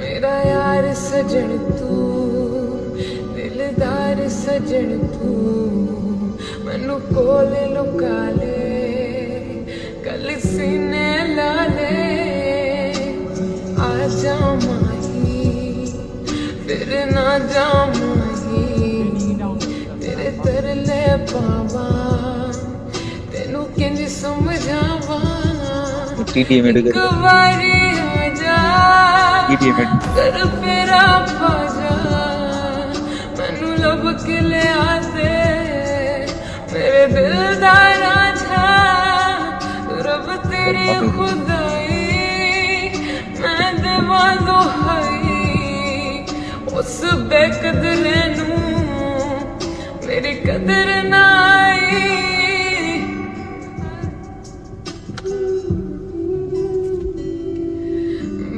जान वालिया इंज छड़ के ना जावी किते वादे सारे ओ तोड़ निभावी गल्लां इश्क दी कीतियां टॉपर रान्नाटा हेসে খেলে ঝটপট হয়ে ওঠে topper nonstick cookware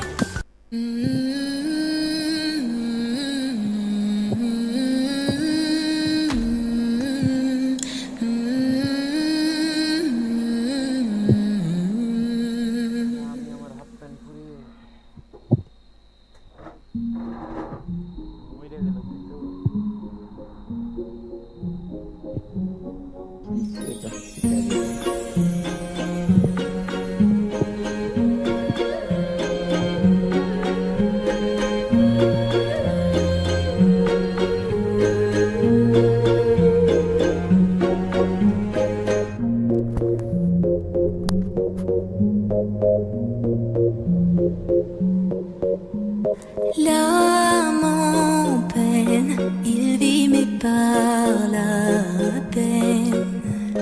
Il attend devant cette photo d'antan. Il n'est pas fou, il y croit c'est tout.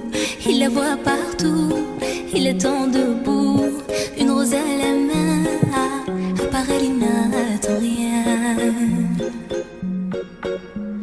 Rien autour n'a de sens et l'air est lourd.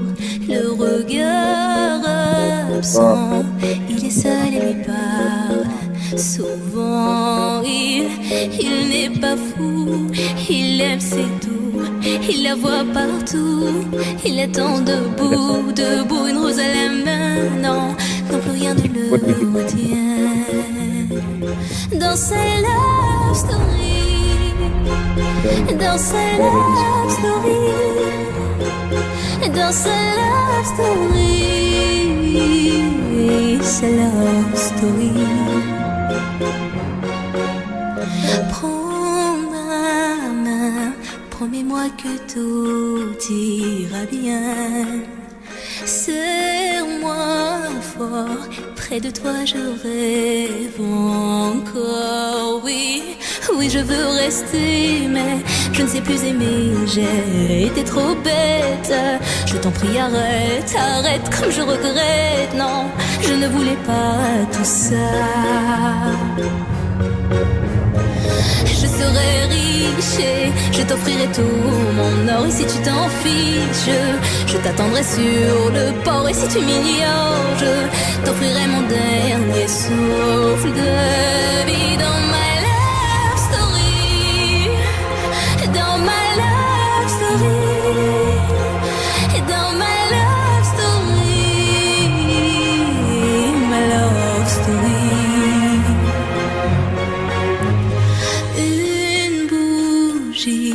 Peut illuminer la nuit.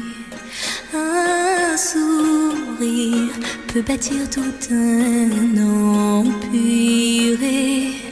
Il y a toi, il y a moi. Personne n'y croit, mais l'amour fait d'un fou un roi. Et si tu m'ignores, je me battrai encore et encore. C'est ta love story.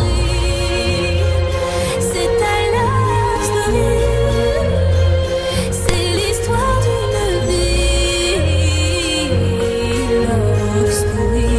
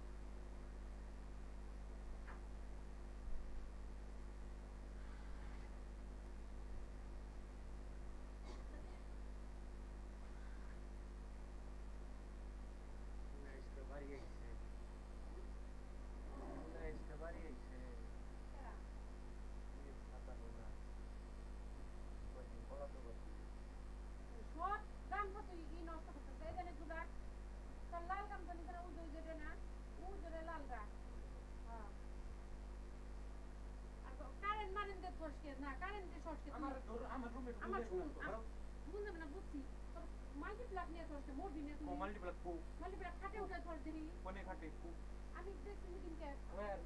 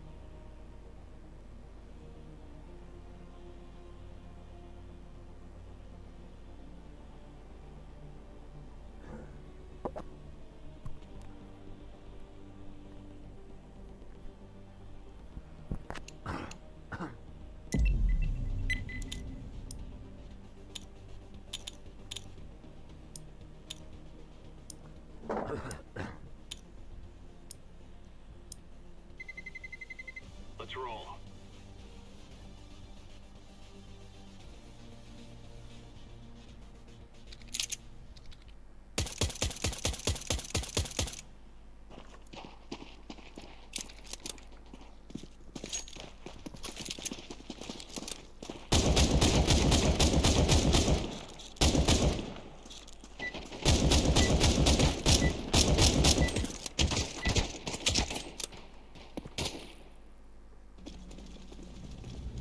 Let's have at it, mates.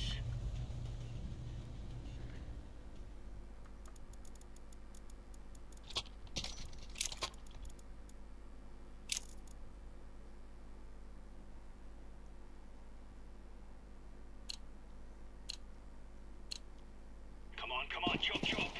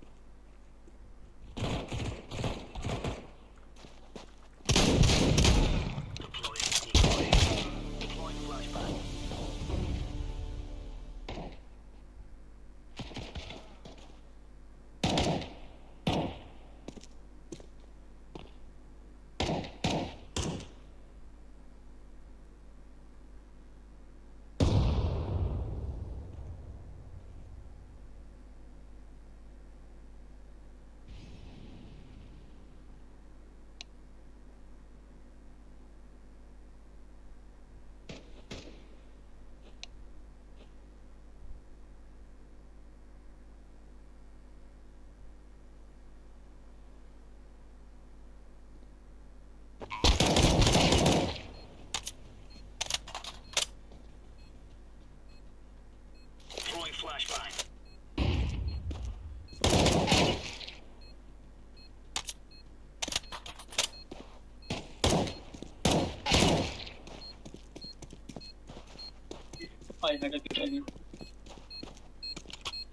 Diffusing.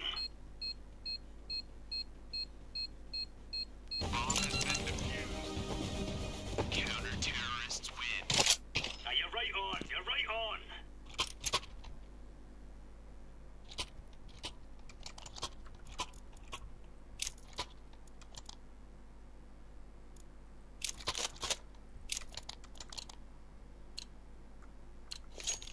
Let's have it, lads.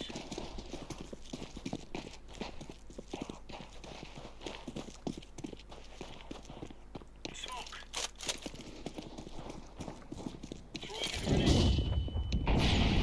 Throwing fire.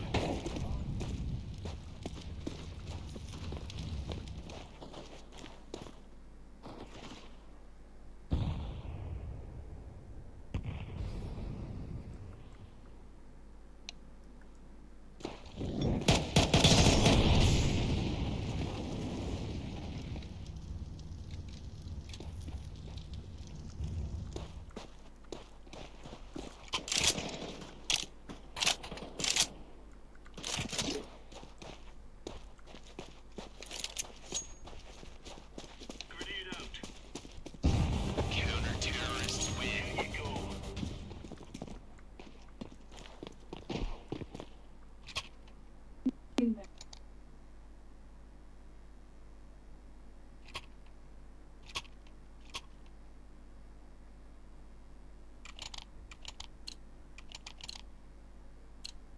Move it, move it.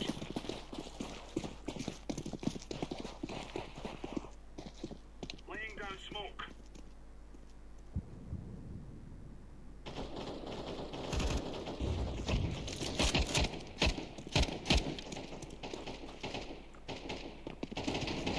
Grenade. One flashbang.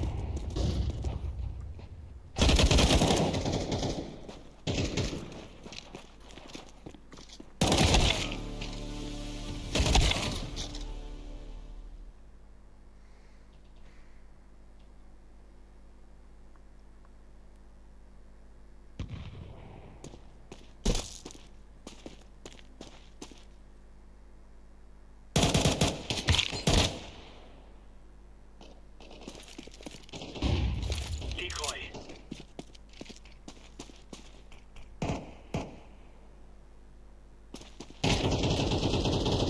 Throwing flashbang.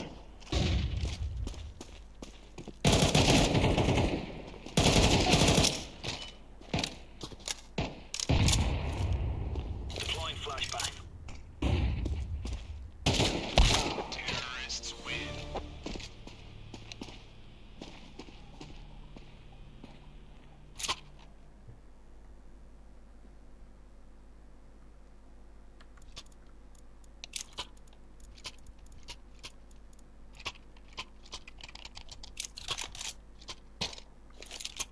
Go, go, go.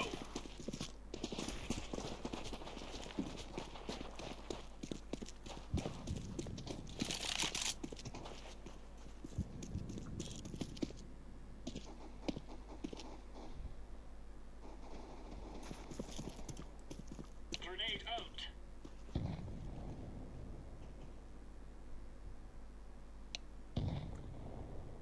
Throwing flashbang.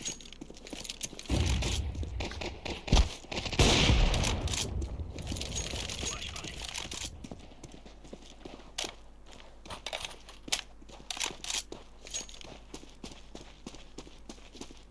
Decoys out.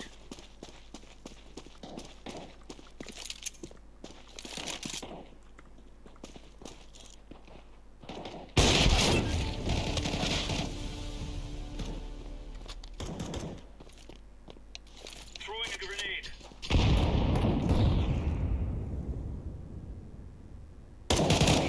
Counter-terrorists win. Nigga, you what the bait, nigga.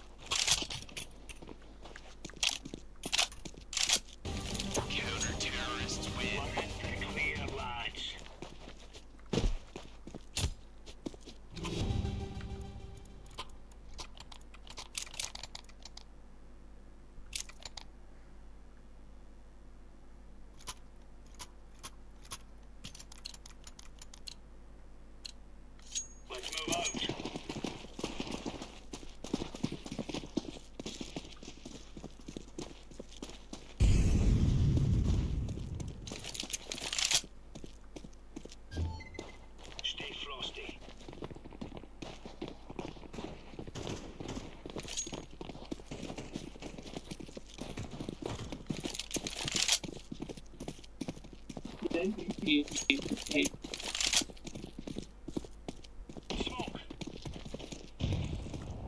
Throwing flashbang. Counter-terrorists win. Now we're getting stuck right into them.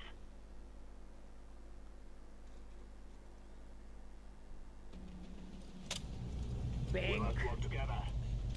Pink. Pink.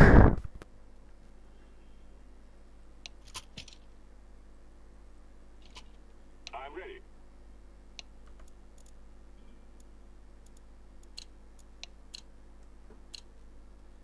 This is our fight.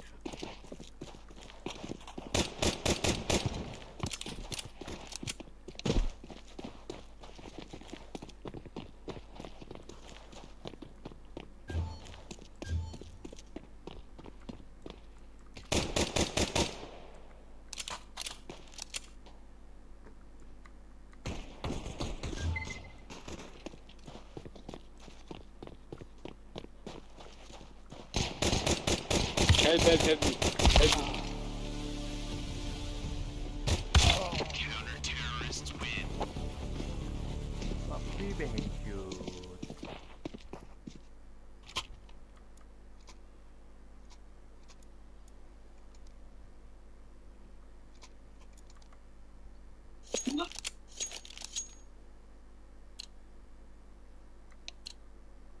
This is what we have been working for.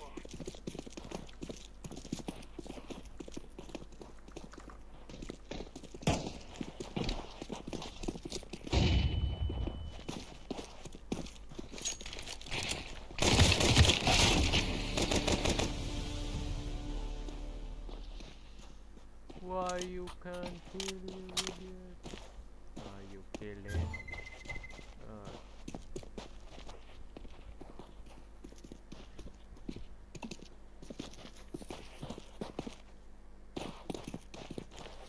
Landed. Bomb has been planted.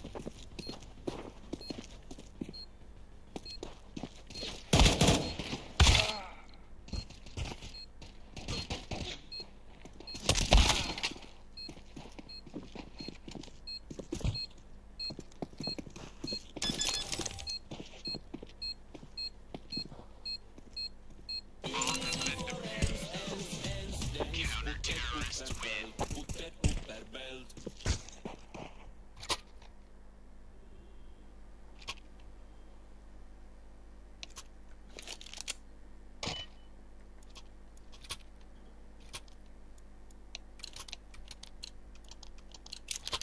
Now is the time.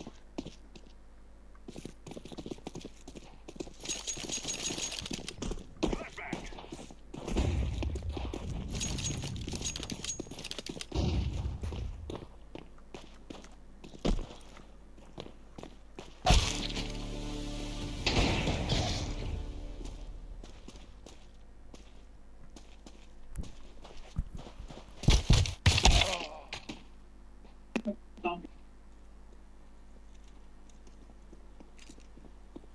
The guy's out. Grenade out. I'm throwing flashback.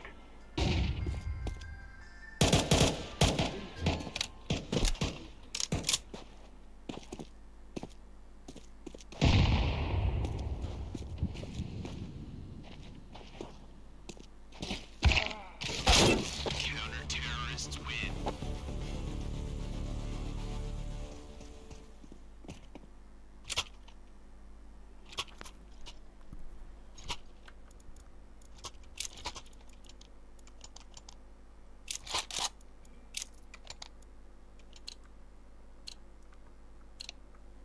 Move it, move it.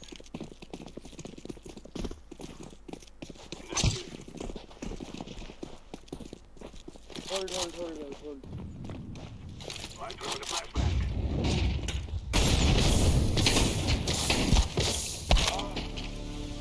I am so sorry.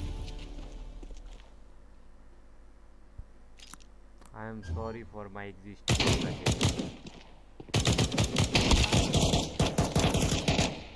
I can't play.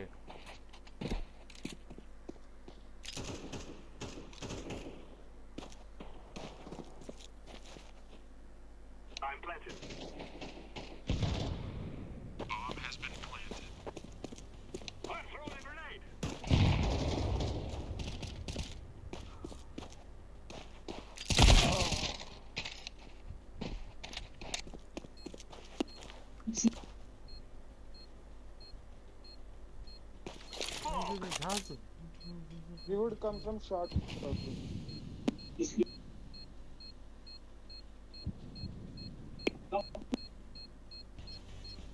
Kick the bomb, kick the bomb. Terrorists win. You'll cry like babies before you die.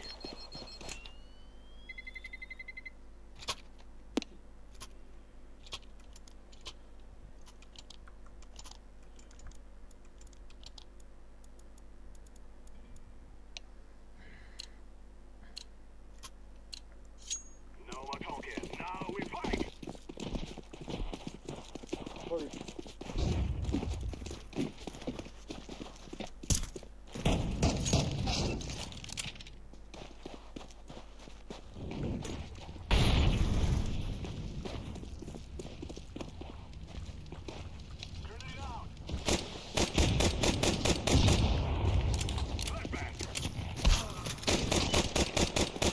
Backstab, guys, backstab.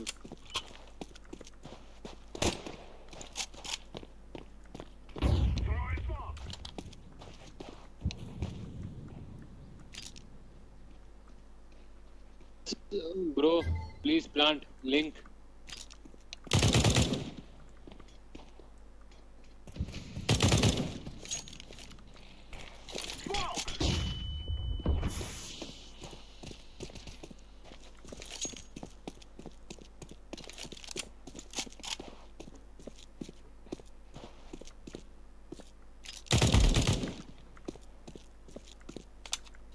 Urgent plan. Activating the bomb.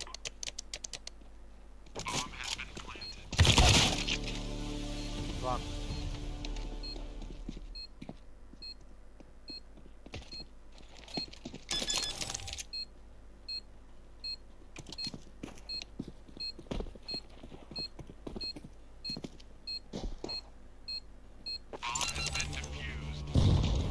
Counter-terrorists win.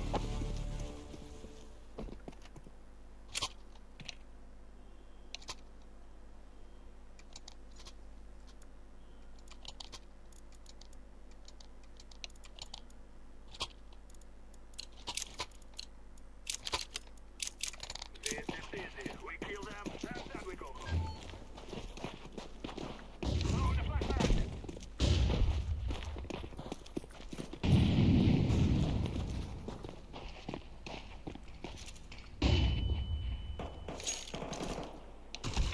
Throw the flashbang.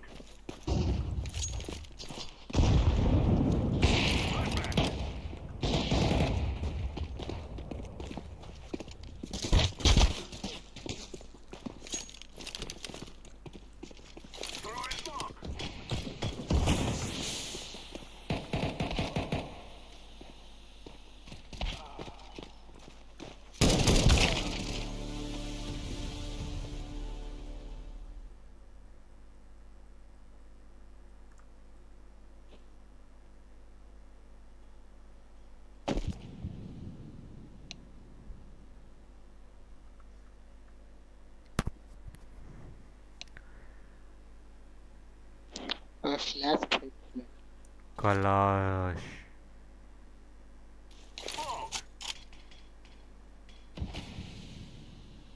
Tico. I'm throwing a flashbang.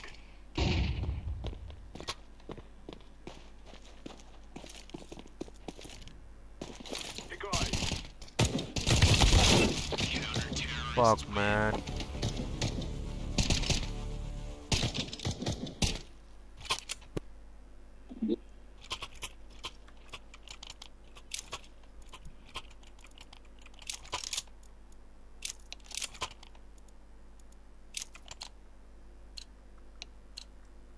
We must win.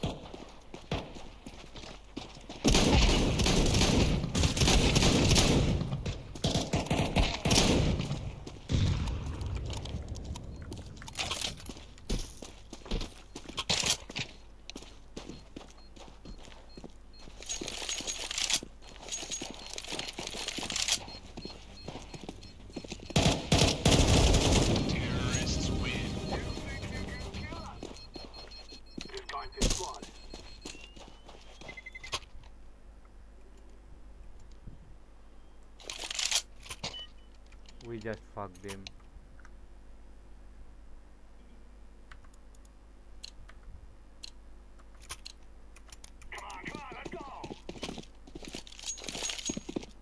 Everyone go. Come with me. Come with me.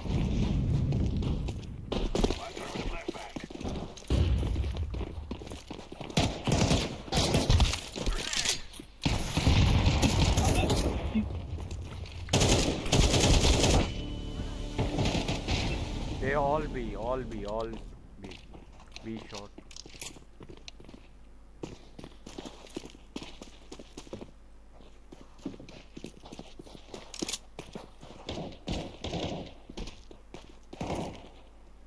Our blue boy will die.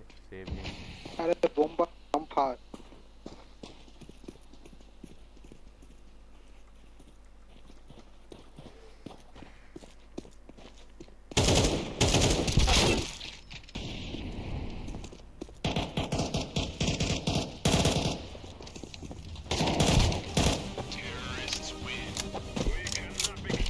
You guys just fuck them hard.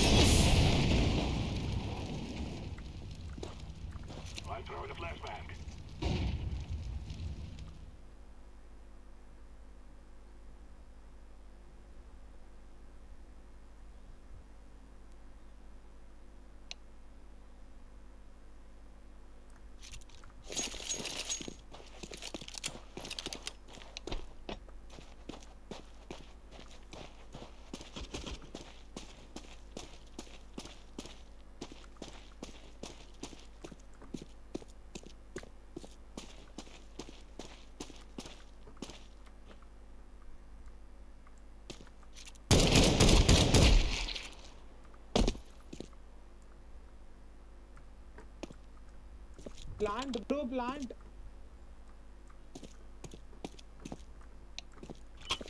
Behind you, the bomb. अगर ये round अपन ऐसे हार वो अच्छा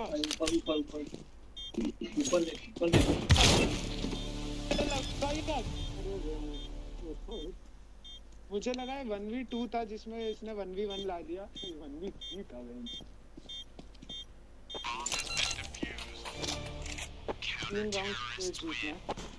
Don't worry, I am just a bot. We know that.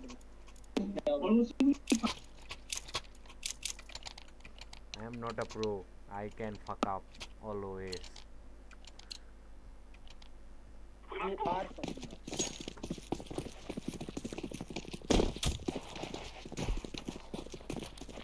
भाई उधर bomb क्यों डाला?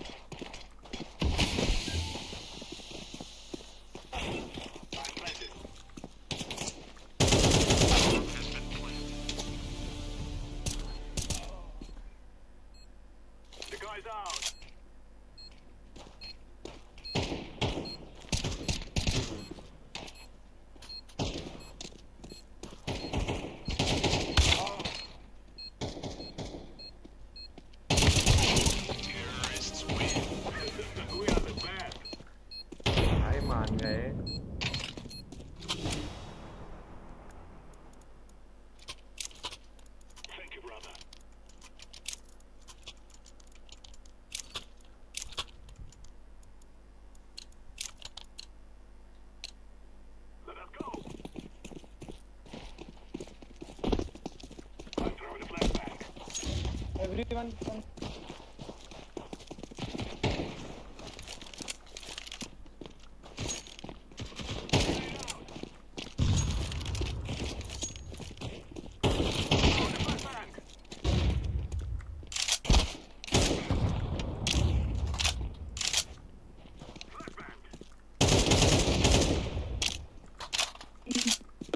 पीछे पीछे पीछे पीछे बैठ जा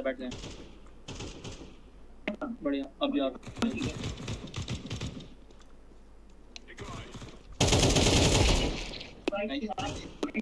लिंकर तेरे पीछे का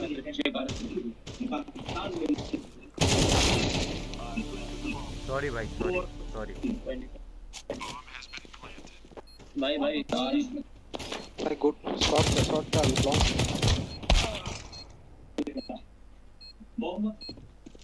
We lose the match.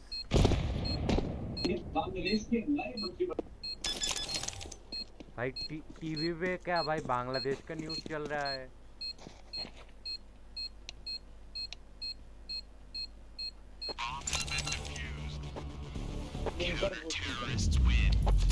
भाई मेरे को कोई इनवाइट कर लो, मेरे को, मैं अकेला खेलता हूँ, प्लीज कर लो भाई। भाई तू अकेला ही खेल अच्छा।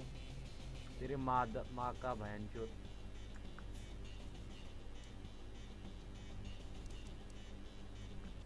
तेरे माँ का बहन चोद साला।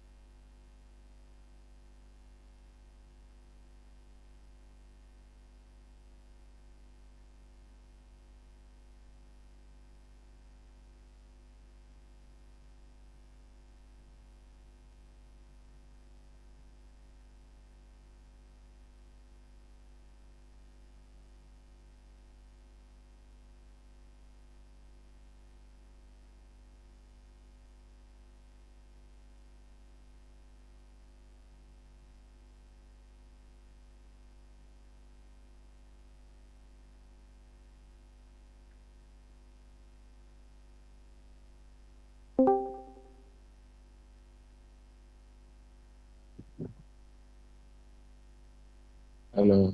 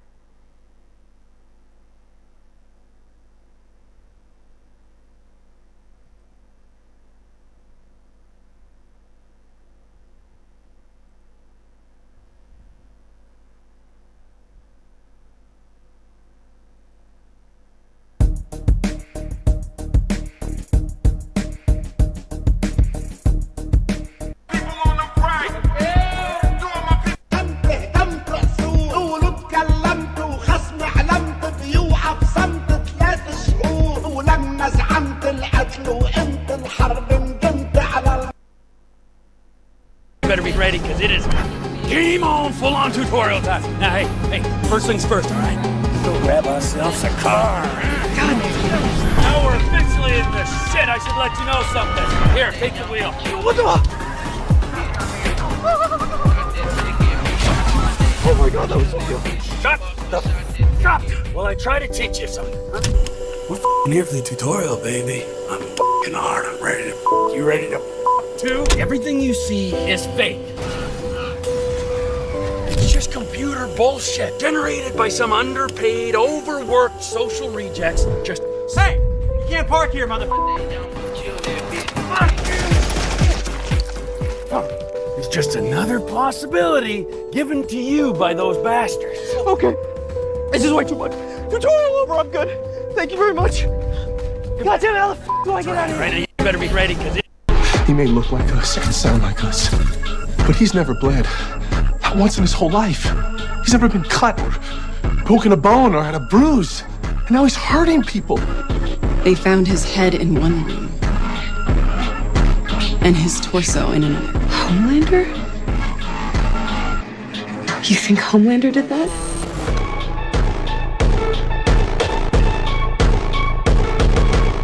His ability to brush it off like it's nothing, it's not hitting it. President, overall, South Korea has done 5 times more tests than the U.S. per capita. Why is that? I don't think that's true. That is true. Do you want to respond to that? If you have the numbers. South Korea's testing was 11 per 100,000, and we're at 17 per 100,000. So Are you going to apologize, Yahoo? That's why you're Yahoo, and nobody knows who the hell you are. His ability to brush it off like a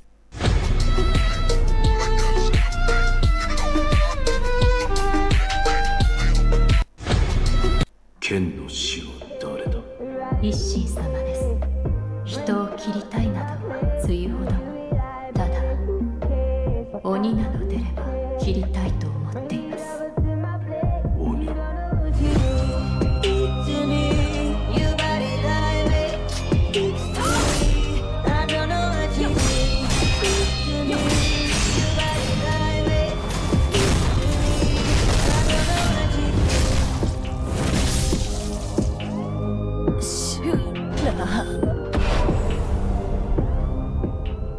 剣の師は誰だ？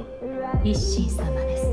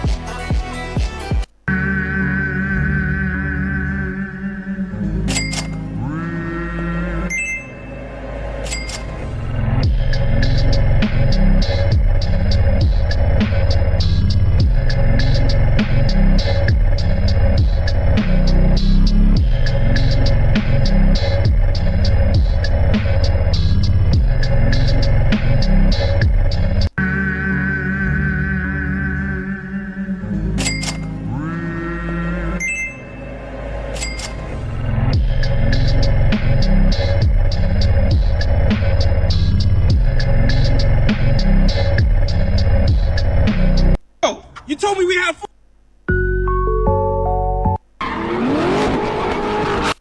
Why are you destroying our planet? I have no choice. What do you mean you don't have a choice? There's always a choice. Not always. My service spares my world and the one I love. Why did you try to protect me? Because you remind me of her. Norin Rad. What? I was once called Norin Rad. Treasure each moment with her and tell her she was right. We do have a choice.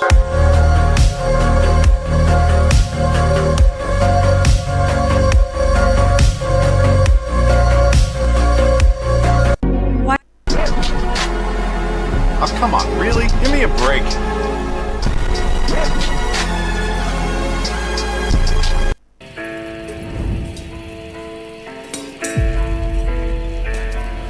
Okay.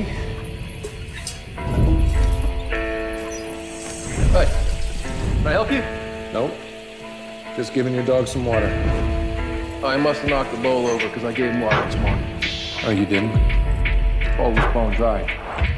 I suggest you leave my property.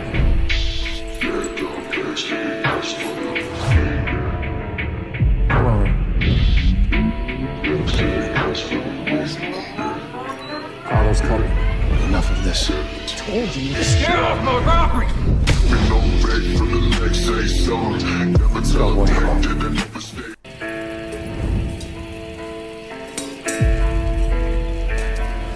Okay.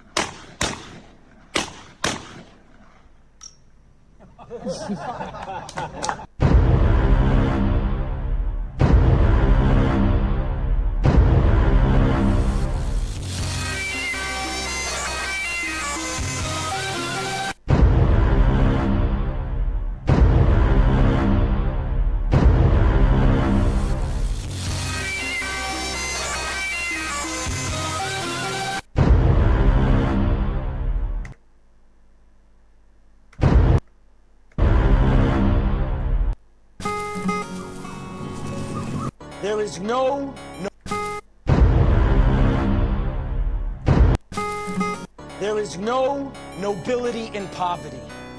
I have been a rich man and I have been a poor man, and I choose rich every fucking time. Because at least as a rich man, when I have to face my problems, I show up in the back of a limo wearing a $2,000 suit and a $40,000 gold fucking watch.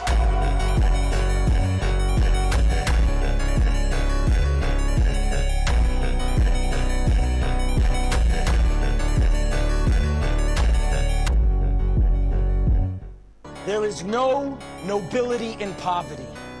I have been a rich man and I have been a poor man. What happened to you? What happened to me? You're the... There is no nobility in poverty.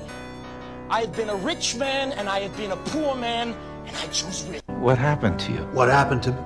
You're the walking corpse. What do you mean? The prophecy did not refer to a woman. It spoke of a boy born at the end of July. Yes, but he thinks it's her son.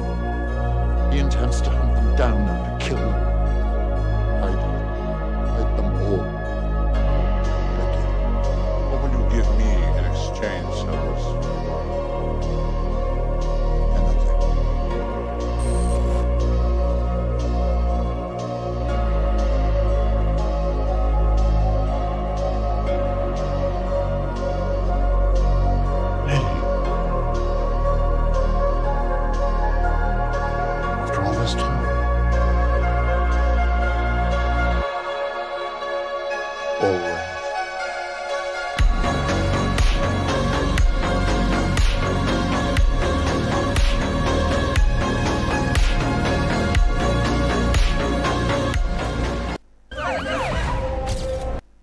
Did you know you can't name a folder con in Windows? No, seriously, go try it. I'll just create a new folder, CON. Windows says no. You also can't name it aux, PRN, LPT3, or any of these. Now, I'm not gonna get into all the technical reasons of why Windows is like this, but let me show you a neat little workaround. So I'll type CON like before, but at the end, I'm gonna press Alt 255 on my keyboard. Now on Windows, Alt 255 actually creates a special character that's completely invisible. But what happens if we just name the folder the invisible character? Well, now we have a completely nameless folder. Isn't that awesome? But if I go to Properties, Customize, and Change Icon, and then find one of these invisible icons here, now we have a completely invisible folder. I can keep all of my secrets in here. Okay, but how hidden actually is this folder? Well, if I go to File Explorer, the folder's still there, but it doesn't have a name or an icon, so it's kind of hard to notice. And in Terminal, That's insane, dude. I saw his laptop. Did you know you can't? That's insane, dude. I saw his laptop. I remember we posted that clip about It is the most fire story. Zlatan Ibrahimovic comes to LA. He gets sent a jersey from LeBron James, signs it, sends it back to LeBron James. I go up to me and I was like, hey man, I just want to say hello. And he looks up to me, he goes, You like that jersey thing, don't you? I'm like, you saw it? He goes, Of course I saw. If he come to me with the jersey, obviously I don't do this. I give him a jersey we trade. But to mail me a jersey, not do it in person. Who does he think he is? That's insane, dude. I saw his laptop. I remember we posted that clip about It is the most fire story. Zlatan Ibrahimovic comes to LA. He gets sent a jersey from LeBron James, signs it, sends it back to LeBron James. I go up to me and I was like, hey man, I just want to say hello. And he looks up to me, he goes, You like that jersey thing, don't you? I'm like, you saw it? He goes, Of course I saw. If he come to me with the jersey, obviously I don't do this. I give him a jersey we trade. But to mail me a jersey, not do it in person. Who does he think he is? That's insane.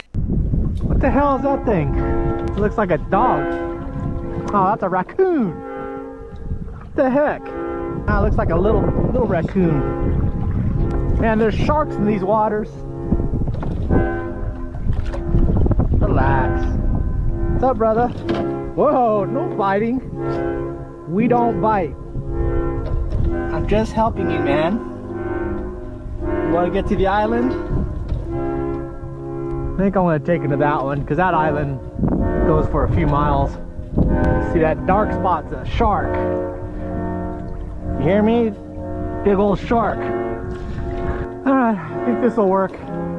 All right, we'll see if we can catch some lunch for the little guy whenever he wakes up here.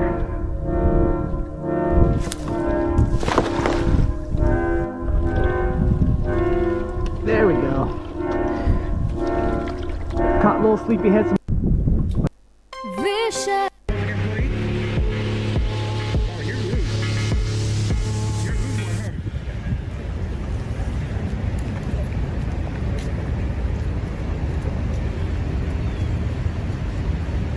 Look, he's gonna go tell like a little baby. Oh, little baby, he's recording me. He's recording me with the camera, officer. You work for us, dude. You work for us. All you have to do is answer questions. Employee? Oh, you're rude. You're rude one, huh? Na festa do fim de semana, só rolê bom. Ela chega e desencana com passo bem solto. Na festa do fim de semana, só rolê bom. Ela chega e desencana com passo bem solto.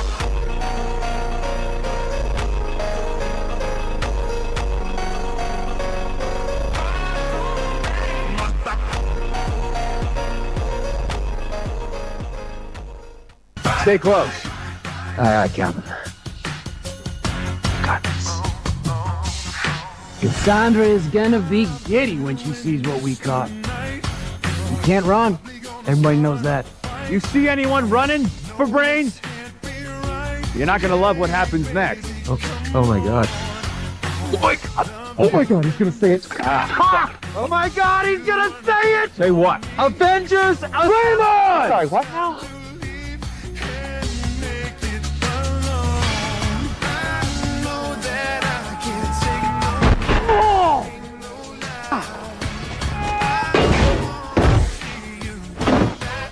We don't know that guy. We thought we did.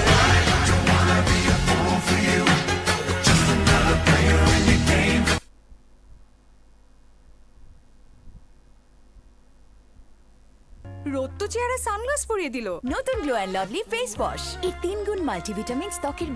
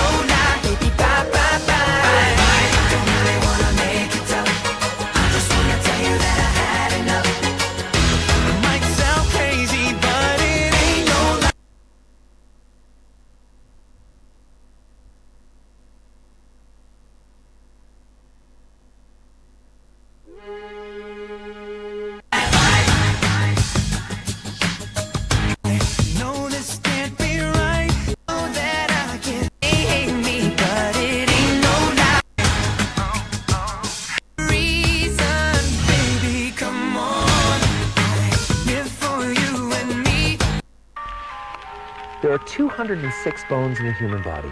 207 if I'm watching Gossip Girl. But I promise not to use them. Here we go. Maximum effort. Fuck off!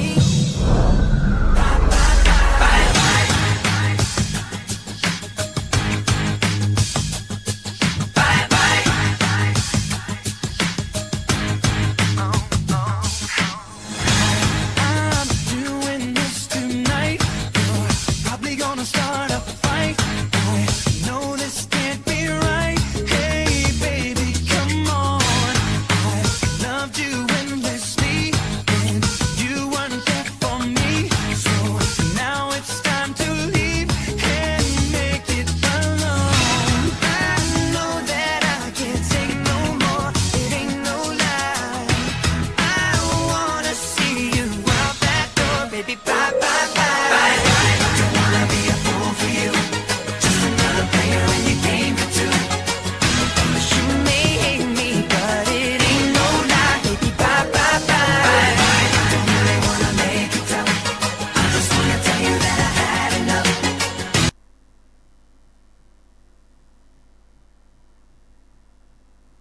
demon will gain from telling useless stories when his end is already set. He has run till now, but he won't be able to get any further. The crazy demon takes out a small red bead from himself, the heavenly pearl. He threatens to drop the bead down the cliff. The demon cult man immediately apologizes and tells him to please continue with the story. The crazy demon goes on telling how he is adept in mind games, trickery, baiting and lies, and he is unable to fall into honey traps. He is also an insanely good drinker and extremely good at light body technique. The left hand of the demon cult interrupts again. He tells that it's just what the crazy demon thinks. The actual reason he never falls for honey traps is that beautiful women are unable to force themselves to even pretend that they like him. So they had to bait him with a more normal-looking woman they managed to find. The entire world is aware of this fact. Their eyes meet and crazy demon again threatens to throw the heavenly pearl. The other man tells him to continue again. To become the god of martial arts, the crazy demon become the crazy jack of all trades. That is who he is, the crazy demon. The illuminating light cult and its left hand are unaffected. The crazy demon is not done yet. After enduring everything, the times he spent journeying to bring justice to the world all feel meaningless. The other man speaks up again. The crazy demon is on the list of the most wanted men list of the Murin Union as a public enemy, and he is even higher than any of the cult members. It was the Orthodox sect that named the crazy demon in the first place. The crazy demon signals again if he should throw the heavenly pearl. The other man clenches his jaw and apologizes for angering him. The crazy demon concludes out loud that the item must be really important, seeing that the other man, the left hand of the illuminating light, is controlling his temper. The crazy demon also killed hundreds of the cult's members during the chase, yet the other man is still keeping his temper in check. The left hand of illuminating light is furious. Just because the crazy demon has a mouth doesn't mean he can use it however he wants. A wave of bloodlust suddenly permeates the air. The cult does want to kill the crazy demon, so he is going to respect their final choice and end it with a fight. Before that, the crazy demon wonders if he should throw the heavenly pearl since it's going to be troublesome to fight while holding it. The other man apologizes again for showing his emotional side and pleads to talk the matter out. Suddenly, the crazy demon erupts. He is being chased for days with a heaven's net without any rest. Because of them, he couldn't even sleep nor eat, let alone take a dump. It was utterly depressing. That was why the demon cult used heaven's net to begin with. The crazy demon clenches his fist around the heavenly pearl. The other man asks him what he is trying to do. The crazy demon is about to give the guy a big shit of his own, and he swallows the pearl. Suddenly, silence ensues. The other man starts sweating profusely while the crazy demon wonders about the unexpected taste of the pearl, which tastes like peaches. The left hand of the illuminating light is furious and calls the crazy demon a bitch for actually eating the pearl. Seeing their reaction, the crazy demon grins. It was the right choice. A nerve pops out in the other man's face and orders his men to attack. He tells them to leave his life intact and that he will grind him alive and present him to the cult leader. The men charge at the crazy demon. The crazy demon takes his stance. He ducks when the first man attacks and punches him in the gut. The first man goes flying and the second man swings his sword. Crazy demon elbows him in the back. More men come at him, and the crazy demon pulls in his hand and pushes out with a palm strike.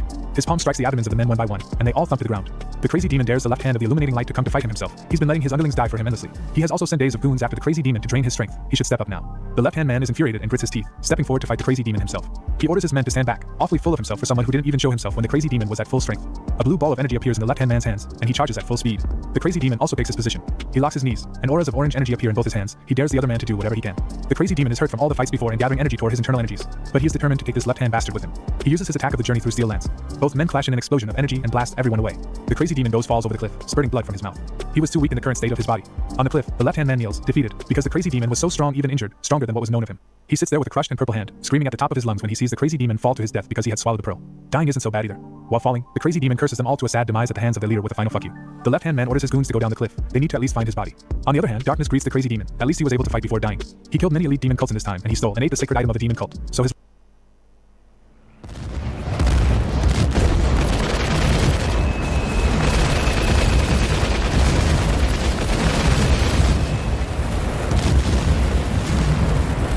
life was pretty exciting. He wonders if the Murim Union would give him the Best Martial Artist of the Year award if they hear of all this. But it doesn't matter at the moment. More than everything, why wasn't he able to date a hot girl? The crazy demon wakes up to find himself standing in a white realm, wondering where he is. A tan man with a huge beard greets him. The crazy demon must be out of his mind if he ate something that contained a soul without any hesitation.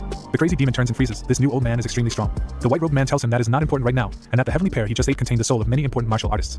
Now that crazy demon has eaten it, the souls that were unable to ascend will stick to his own. If he sleeps, the souls will wake him up, and if he eats, the souls will share the essence of the food, and they will cling to whomever he touches. His chi will also go berserk in an uncontrollable state. The crazy demon likes the last part, because that means he will become stronger. While the bearded old man is thinking if the guy is slow because who thinks a state of chi overload is a good thing, he asks the crazy demon out loud why he swallowed the heavenly pearl. The crazy demon shivers and freezes. He feels how the other man can kill him with just his gaze and that he is powerful beyond comprehension. If he doesn't answer his question, he will die on the spot. The other man demands an answer without any lies or trickery. The crazy demon answers honestly. He didn't eat it because he wanted to, but to make sure that the demon cult leader wouldn't be able to eat it. He hates the demon cult leader because he doesn't see other people as equivalent humans. If someone like him were to become stronger, the outcome is unthinkable. The older man is silent for a while and contemplates his answer. He realizes that this was the crazy demon's way of doing well, which is a good enough reason. The crazy demon's shoulder slumps and he finally relaxes. The older man extends him a last lifeline, and he won't be able to help further since he will be receiving his punishment. The crazy demon is confused, but this is the best choice the older man can give him, and the best present the crazy demon will receive. The older man joins the tips of his fingers and a tiny ball of energy appears in the space between, emanating light and power, and it bursts. Light engulfs the crazy demon. Izaha wakes up jerkily in his bed, back in he used to live in as a child. Sunlight sneaks in from a gap in the window. Izaha slowly looks around him. It is his room and doesn't feel like a dream either. He wonders what happened. He was around 20 when he lived in the inn. A realization suddenly hits Izaha, and he freezes. He can start training his martial arts several years earlier than before. Since he has done it before, he can get stronger way faster than the last time. He clenches his fist and grins. He can become way stronger than that time. He suddenly feels a slight pain on his lip. There's a cut there. He tries to think if he got beat up and when. He walks out of his bedroom and sees that the main room of the inn is in shambles, tables turned and dishes broken.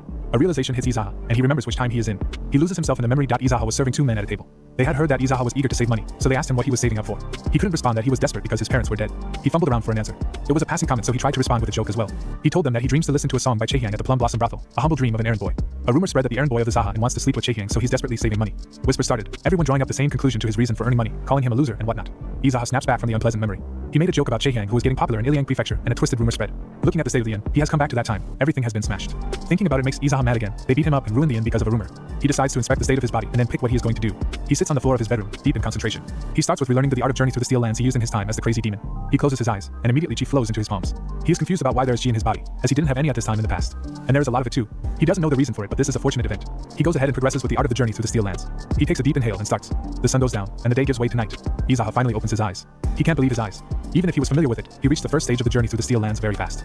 He suddenly remembers the white-robed older man's words. This is the best choice I can give you and the best present you will receive. Izaha wonders if this is what that old man meant. The energy in his body might have something to do with the heavenly pearl he swallowed. But more than half of the energy inside of him isn't budging, which is a shame. Izaha smirks. There's no need to worry, and he still has a significant amount of time. He can get stronger much faster than he expected. His stomach rumbles loudly. It must have been a long time since he used the heart technique. He strolls outside to take a look at the Iliang Prefecture. There are people out and about in the streets and the night stalls. Izaha's memory is slowly refreshing itself. A man picking his teeth notices Izaha, the errand boy of the Zaha Inn, walking around and alerts his fellow man. They are surprised he is still alive. People start talking. They heard that he got beat up a few days ago, but that he must be strong enough now to walk around. Someone calls him a loser. That was what Izaha was like before. Everyone mistreated him because he was an errand boy at an inn. Izaha swears in his mind. It makes him angrier the longer he thinks about it. He steps on the cobblestone and suddenly notices that he is now in front of the Plum Blossom Brothel. He has another flashback of the guards of the brothel beating him up. They accuse him of being crazy and trying to sleep with the best girl in the brothel, Chaehyang. They rain down kicks and punches at him, all the while he lay curled up on the pavement, protecting his head from fatal blows. They were blinded by their rage at an errand boy's audacity to go for Chaehyang, wanting to make sure he never said such a thing again. Izaha cowered on the ground. He had never said that. He opened his eyes to see Chaehyang witnessing this from afar. He cried, wondering why she was looking at him like that when he had said no such thing. He stumbled back to the inn, limping. People whispered and asked each other if they saw Izaha get beaten to a pulp. He broke down again, wondering what he did wrong. The flashback fades and a vein pops into Izaha's forehead. Even the crazy demon had times like these. He has now returned to the perfect time. He decides to clear up the confusion. A man approaches him suddenly, asking Izaha what he is glaring at. The man calls him a loser and asks him if he is going to set the brothel on fire now or something. The man accuses Izaha of being scared and that he probably can't even light a fire. He saw Izaha get beaten up a few days ago. He might be fine now, but it is a surprise he didn't die. The man tells him to stop roaming the streets and stay at the inn if he got beaten up. When Izaha continues ignoring the man gets annoyed wondering if he went deaf because of being beaten too badly. Izaha asks the man his name. The man is shocked and infuriated. He pulls his fist back to punch Izaha. Izaha darts to the side to dodge the punch and strikes the man on the chin with the inside of his wrist. The man falls from the force of a single attack. Izaha now wonders why the man was mad when he only inquired about his name and tries to recall the man's name again. Izaha walks to the entrance of the Plum Blossom Brothel. The first guard tells him to go away and get lost. Izaha reprimands him. That is no way to talk to a customer. The guard is enraged and lunges at Izaha. Izaha ducks down to dodge, and his palm shoots out from below and grabs the guard's face. He pushes his hands backwards and slams the guard to the ground. The guard is knocked out and drool escapes his mouth. Izaha removes invisible dust from his old robe and continues walking further. The guest service is a mess. He can't find a trace of the service mindset. Izaha pushes aside the curtain and enters the brothel, where people are chattering merrily, completely unaware of Izaha's presence. He smirks and yells, scolding the staff and telling them to receive their customer. Everyone is taken aback and they turn to face him. Whispers break out in the brothel from Izaha's sudden outburst. Everyone starts wondering if he has gone mad, showing up here after getting beaten up just a few days ago. 2 guards approach Izaha. One of them clenches his fist asking Izaha if he knows where he is. Izaha smirks. It is a place where people can drink, and he came here knowing that. A vein pops in the guard's face, and he raises his hand to hit Izaha, but a voice halts him in his shoes, telling them to allow Izaha in. Izaha remembers this new guy, Chasante, manager of the Plum Blossom Brothel. Chasante announces that they cannot throw out a customer who came here to drink. A customer is a customer. Izaha just stares, and the manager commands the guards to find their customer a nice table of drinks. He wouldn't get another chance to come to a place like this, so they should treat him well. The guards take Izaha upstairs to serve him at a table. They guide him to a room, and a male server asks Izaha about the kind of drinks he wants. Izaha hasn't been to places like this before, so he tells them to serve him whatever's expensive. The server is angry at the way he is being talked to, so he tells Izaha to watch how he's talking with him. Izaha arrogantly looks down at the server and apologizes by calling him a son of a bitch. He orders the server to bring him some alcohol. The server is infuriated and veins twitch on his face. He wonders if Izaha is crazy and only restrains himself because of the manager, Sungti's, orders. The server tells Izaha to hold up and goes to fetch him a drink. Izaha smiles confidently and relaxes in his seat. Hot food and top-quality liquor is served to him. A woman arrives to serve him. Izaha asks the female server if Chaehyang is available at the time. The woman politely tells him that the owner will be mad if he meets with Chaehyang. He got beaten up a few days ago for a similar matter as well. Everyone in Iliang knows he got beaten up, and he tells the woman to not worry about a thing and just bring Chaehyang to him. The woman sighs and tells him that she will send word. Alone in the room, Izaha picks up and smells the liquor. It seems like they are messing with the errand boy. Judging by the smell and color, it isn't even third-rate liquor. The owners are such scammers. Suddenly, the door slams open and a guard enters the room. He swears at Izaha profusely and asks him who he thinks is his, and if he is crazy. Izaha lazily raises his gaze and calmly asks if it is wrong for a mere errand boy to come to drink at a brothel. And why does everyone keep calling him a son of a bitch? Izaha remembers the guard by the name of Dongwak, so he asks Dongwak to come sit with him, and he will pour him a drink. Dongwak is taken aback and wonders if Izaha ate something wrong today, but he walks forward and seats himself at the table. He asks Izaha if they hit his head too hard last time. Izaha grins and silently pours and hands Dongwak a drink. Dongwak tells Izaha to get lost after drinking before things get troublesome and not cause a scene. Izaha once again calls out Dongwak, which infuriates him, and he slams his cup on the table. He raises his hand to attack Izaha. Before the attack can reach him, Izaha picks up a chopstick and stabs. This is Gamin'. With our free Windows downloadable software, you'll have access to a gaming application where you can play and earn rewards for your gaming achievements. And with an active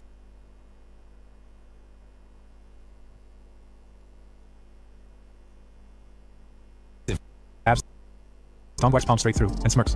Dongwak bows down in pain. Why did Dongwak have to be like this? Izaha was planning to drink quietly and see Chae-Hyang before he leaves, but everyone keeps on barking like a horny dog. Just then, Chae-Hyang enters the room. She is upset when she notices brother Dongwak injured, so she tells him to stay outside. Dongwak immediately leaves the room, and Chae-Hyang seats herself at the table, opposite Izaha. Izaha smiles, and Chae-Hyang asks him why he is smiling. There is no particular reason though, an errand boy does not need to control his emotions in a place like this too. Chae-Hyang solemnly asks if Izaha finds the situation funny, and that her brother, manager Sunday, and the owner will not stay put. Plus more money is on his tab because Chae-Hyang came in. The Duquan liquor is also expensive, and the medical bills for hurting Dongwak are included. She tells Izaha for his own sake to just pay up and leave before he gets into more trouble. This is the first time Izaha is seeing Chae-Hyang up close. She also makes it clear that even if Izaha brings a whole sack of gold and silver, she will not sleep with him. Just because she is working at a brothel doesn't mean she sleeps with everybody. She is not a whore. Izaha puts his glass back on the table and starts clarifying. He tells her that he never said any such thing as he is saving up so he can sleep with her. He just wanted to hear one song from her. As Chae-Hyang said, she sells her art instead of her body, and Izaha respects that. Chae-Hyang is surprised. What she heard was completely different. And Izaha tells what he did was intended as a joke in the end. He didn't want to do that and didn't have the money either. This was the reason he was looking for Chae-Hyang, so he can clear the air. He orders Chae-Hyang to get out of the room now. She is speechless and shivers. 3 more guards burst. Thank you, Rennie Reason, for purchasing our YouTube membership. You are the first person to do so, and we appreciate it greatly. Your support means a lot to us. We are in need of more people to help us raise funds for our original manga. Thank you. Love you guys. At the door. They believe that Izaha came here to fulfill a death wish, so they should take it outside. It'll be a pain in the ass to clean blood inside. Izaha asks for time to finish 1 more cup of liquor before heading out. They are confident that they can kill an errand boy like him easily, so this shouldn't be a hindrance. The men burst out laughing and send Chae-Hyang outside, while they settle down with Izaha while he finishes his last glass. The men declare that Izaha here is a real man. He came to the brothel proudly and even called for Chae-Hyang. If they had known that he was a real man before, they'd have beaten him up harder, and they regret it. But now that they are aware, they will give him a proper beating this time. The men try asking Izaha for affirmation, but he just asks them as they want to drink. The men decline his offer and command him to come outside already. Zaha ignores them and pours another drink for himself. He is disappointed that they sell something this weak as top quality liquor. The men tense, wondering why Izaha is so relaxed. Maybe he went insane from the beating a few days ago. The liquor is all gone now. Izaha steeples his hands and calmly asks his old friends if they think he is that big of a joke. They agree. The men call him a dumbass. He could have ended it with a beating a few days ago, but he escalated things to this extent. A laugh escapes Izaha, and he starts chuckling loudly. The men call him a fucker. He is laughing. Izaha's laughter shows no sign of stopping, and 2 men lunge at him at once, swords out. Izaha stands up abruptly and violently throws the table. The food rains down at them while he kicks the table towards them and slams it to the ground, with the 2 men underneath. Spiral cracks appear in the table. Izaha stands with 1 foot on the table, repeating himself coldly. Do they still think he is a joke? The woman from earlier stands in the doorway to the room, and she is shocked to see Izaha beating up the guards. Izaha suddenly stops and asks the old hag, the woman server, to bring him more of that shitty third-rate Duquan liquor.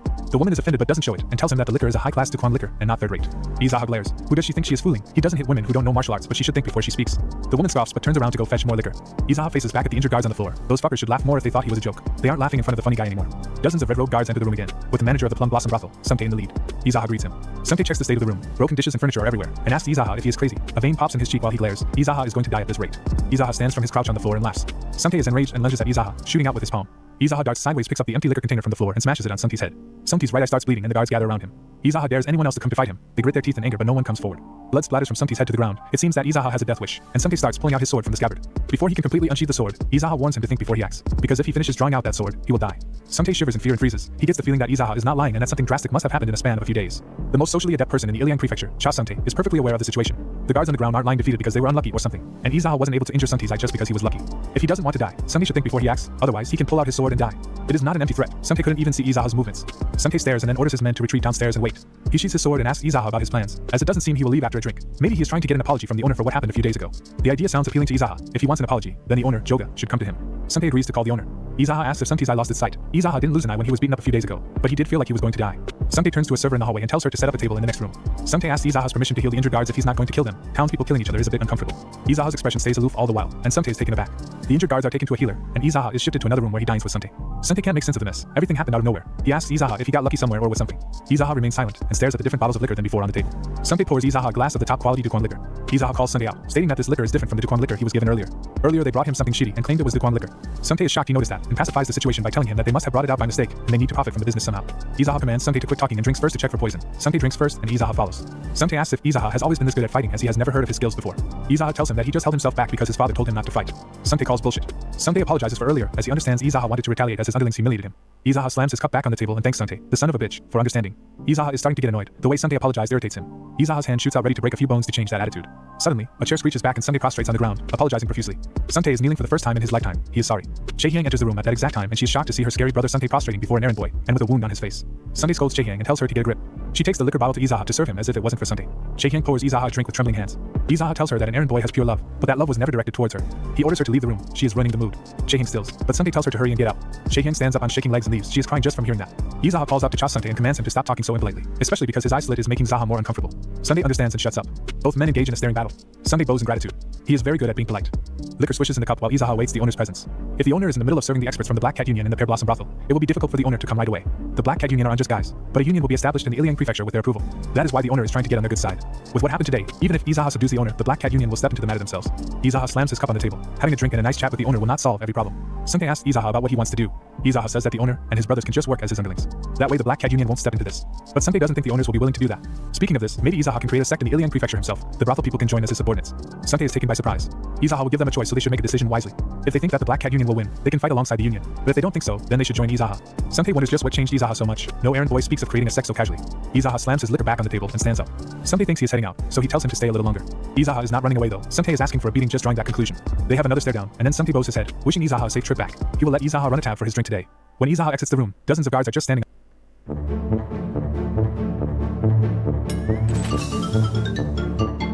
outside. He smirks and tells those lowlifes to make way for him. Just as Izaha descends the stairs, he finds the doorkeeper of the brothel creating a ruckus and looking for Izaha. As soon as he catches sight of Izaha, he pulls his fist back for a punch. Before the fist can even reach him, Izaha swings out his hand and jabs the doorkeeper hard on his cheek. The guard loses a few teeth and goes flying to the far wall.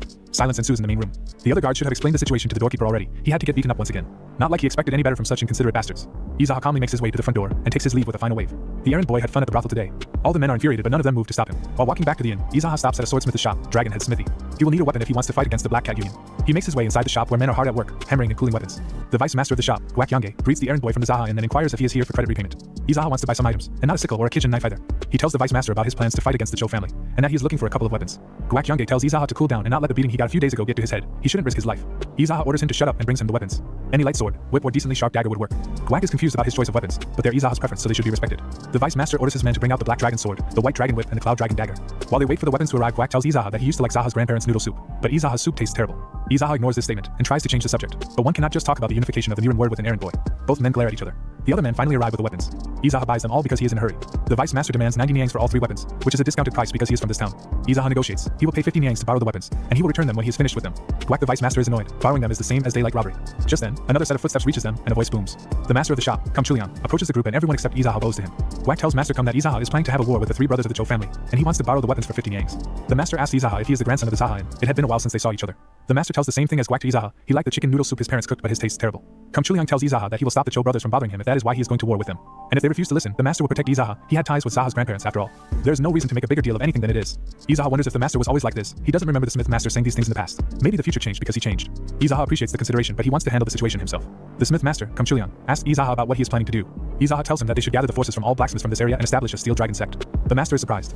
If the Cho brothers establish a union in this prefecture, they will rip more money off of everyone. That is why Izaha is planning to establish a federation of sects in the Iliang prefecture and make sure that the Black Cat Union cannot do any such thing. In the federation of sects, brothels will belong to the Rebirth sect, smithies will belong to the Steel Dragon sect, and the architects will belong in the Chuk sect. Izaha will rally the rest of the jobs himself to create more sects accordingly. No one will be required to pay any dues and no one sect will be above another. Their purpose is to make sure that their hard-earned money doesn't get stolen. The plan sounds sloppy, but it is pretty well thought out. The smith master inquires about the federation's name. It is a place for lowlifes, a dirty end, and by combining these two the name will be a Cho sect. The smith master is pleasantly speechless. It is interesting to see a mere errand boy trying to start a sect. He must be confident that he can hold his own against the Cho brothers. The smith master orders Guak, the vice master, to give Izaha the weapons for free. They will continue this conversation if Izaha survives. Back in his bedroom at the inn, Izaha meditates, deep in concentration.